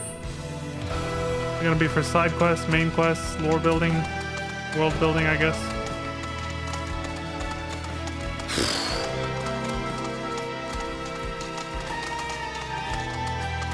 Overwhelming just to think about, man.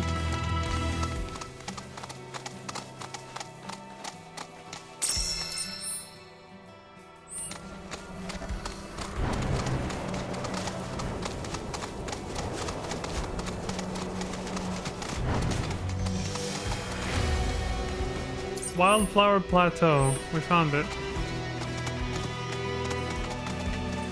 Oh shit! I was like, what is this? This is part of the quest. Yeah. This is the objective, actually.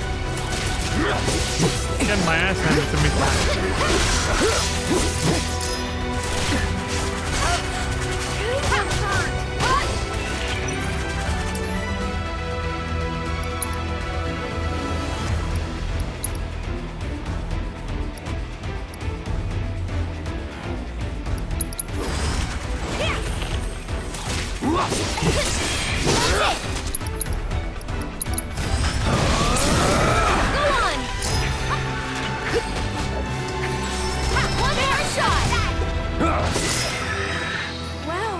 Look at all of them.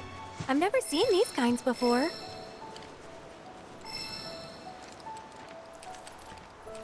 So, know which ones to pick? Yeah, I got this. Oh, as much as I want to believe you, your face says otherwise. Yeah, I don't know why he's lying about this.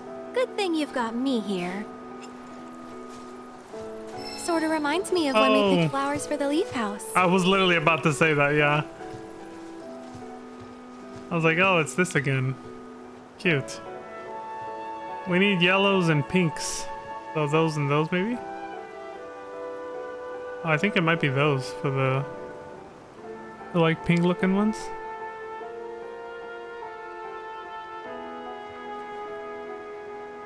Oh, I can just, okay. I thought I had to hold left for that. So yeah, maybe these ones? Ooh, now these are vibrant. So you like deep, passionate reds, do you? I'm just looking at the thing, Aerith.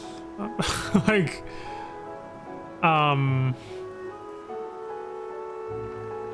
let me think on it. Let me see what those ones over there. They might be the same thing. Let's go see.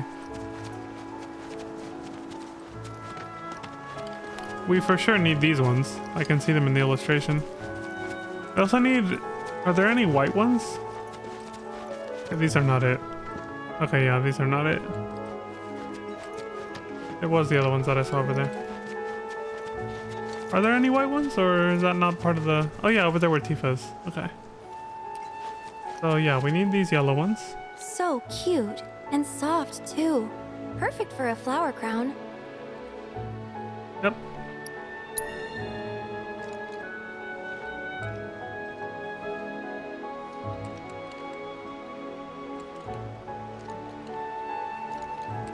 Big Cloud picking flowers all delicately. That's a start, but we're definitely gonna need more. Oh, I know. So yeah, we definitely need the red ones. I don't see any more. It's gotta be these. Yep. And we're gonna need those white ones over there.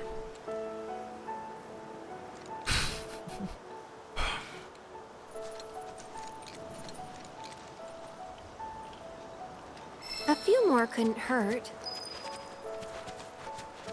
Hey Tifa, you alright? Wow, these smell heavenly. Definitely the right choice if you want something fragrant.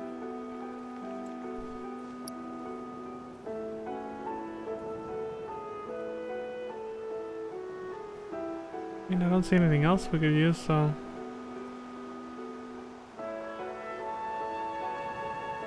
Hold on, what are these?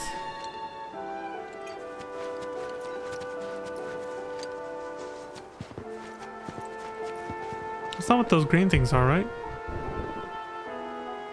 Those are just leaves. Let's see what she says about them, though.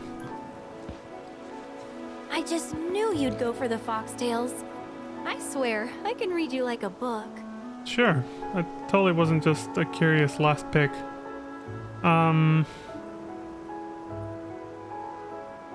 good on that. Let's get let's get these ones. Not gonna look exactly like the illustration. They don't really give you the right flower types for that, but whatever.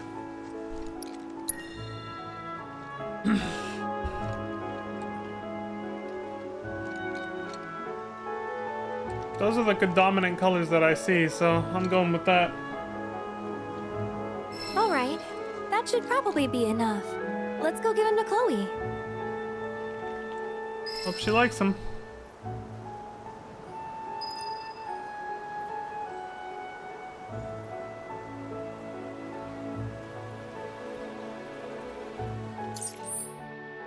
Oh, we can see Midgar from here. Hold up.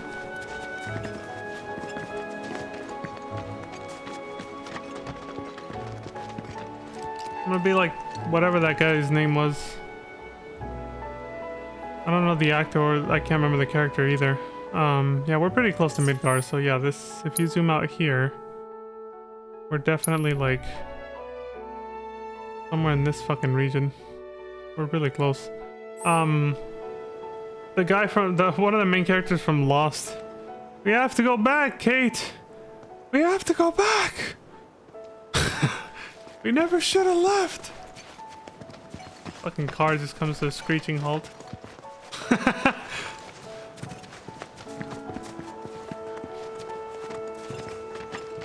My brain wants to say Michael J. Fox for some reason, even though that's the Back to the Future dude. Like, I don't know why.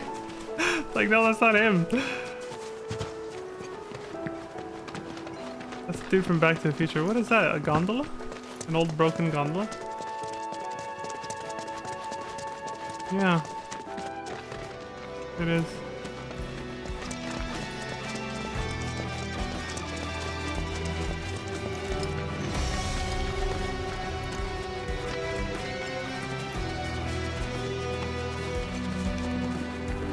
Alright, we're getting one last look at it.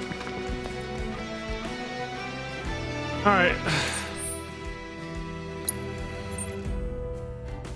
Shame the music didn't change back. Oh, okay. I was like, what is that? No, this is where we're going. Thank God for fast travel, dude. Like, I'm just glad you don't have to, like, unlock a special vehicle for it, you know? Like, they just give it to you right away.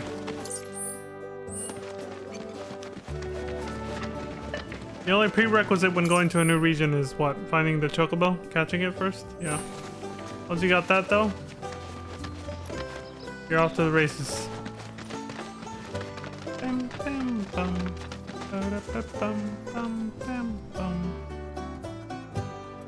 Wow.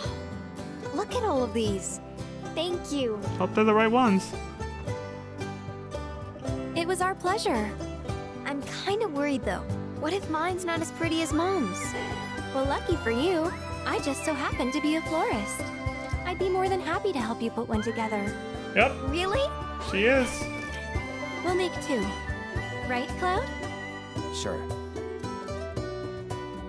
Look! It's just like Mom's. Yes, I But nailed this it. one's all yours. Yeah, I didn't think I could do it, but I did. You two are the best. I couldn't have made this without you. Yeah, you could. Believe in yourself. Thanks. There's something I can help you with?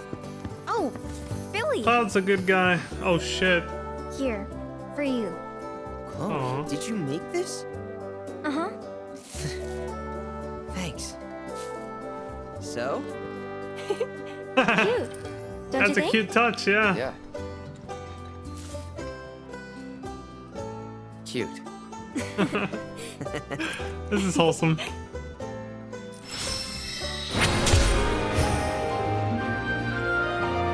Flowers from the hill.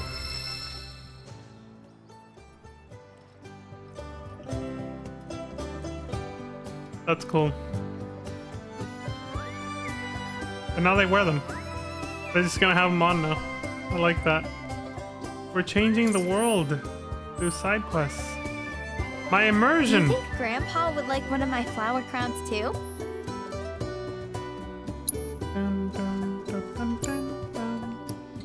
Damn, dude, another song that makes me back to my childhood.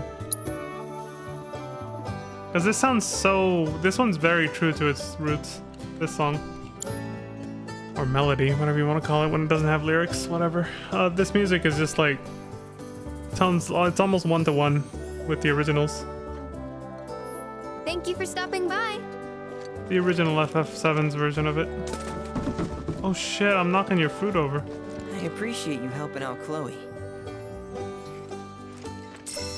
I'm looting your shit though. Can't remember the last time I saw her smile like that. I appreciate you helping out Chloe. No problem, buddy.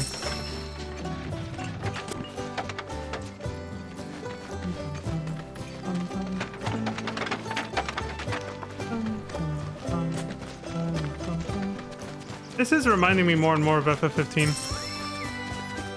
The style of the way it's done, the open world exploration alongside the main scenario, but it doesn't feel rushed.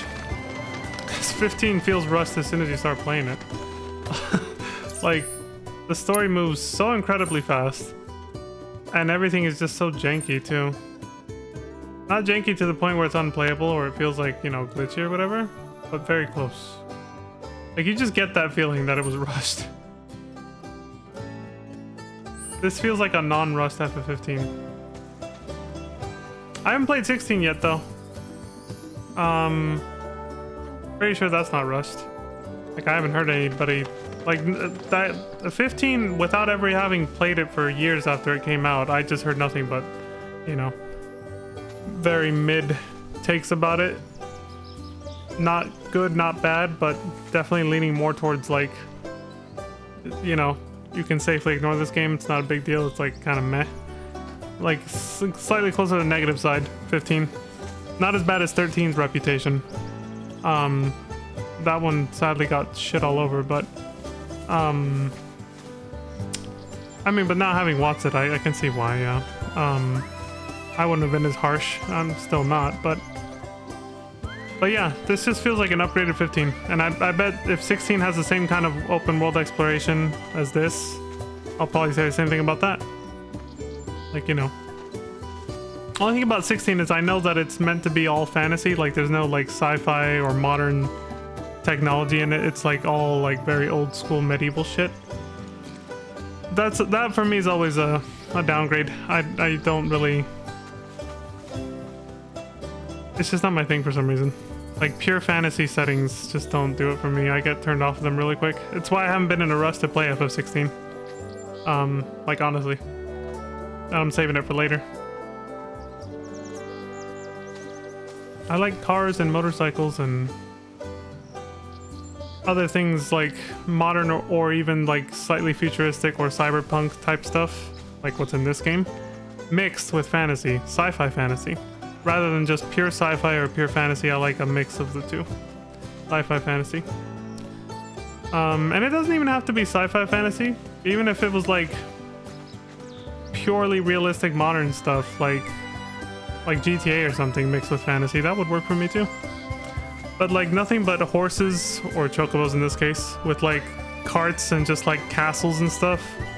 It's just a turnoff for me. I can't really explain it, but it's been that way since I was a kid. Like sometimes, like, that's why I never watched Lord of the Rings until one of my exes like forced me through it, and even then I barely paid attention. I was literally playing like FF14 on the side, I'm not gonna lie. I was just like, I don't give a shit about this, and I hardly remember any of it. We watched all 3 movies, and yeah, I hardly remember shit. Because, yeah, I just can't get into that shit. Pure fantasy just doesn't do it for me.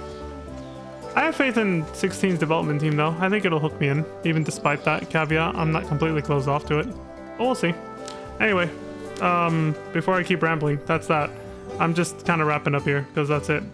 I'm done for today, so... Thank y'all very much for watching. This has been fun. Like I said earlier, you know, that earlier rant. I'm only like if I seem kind of quiet or out of it, it's just because I do have a headache that I think is unrelated, but for the most part, I'm just overwhelmed. There's just a lot. I'm having fun with the game, but if I seem quiet, it's just because I'm overwhelmed. That's it. Not that I'm not enjoying it. It's just a lot to take in, man. This game is heavy right out the gate.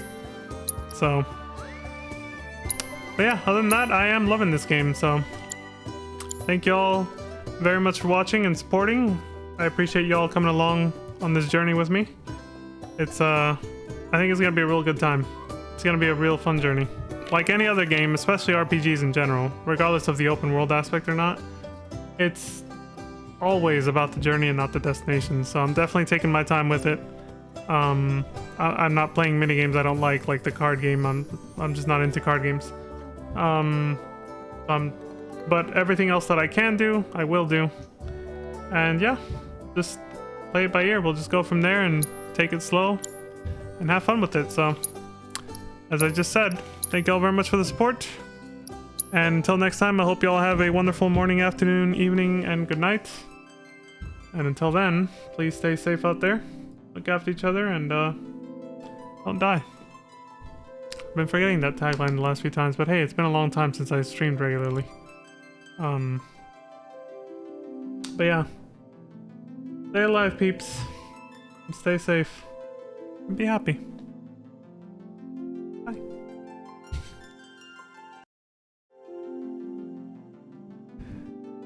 Whew.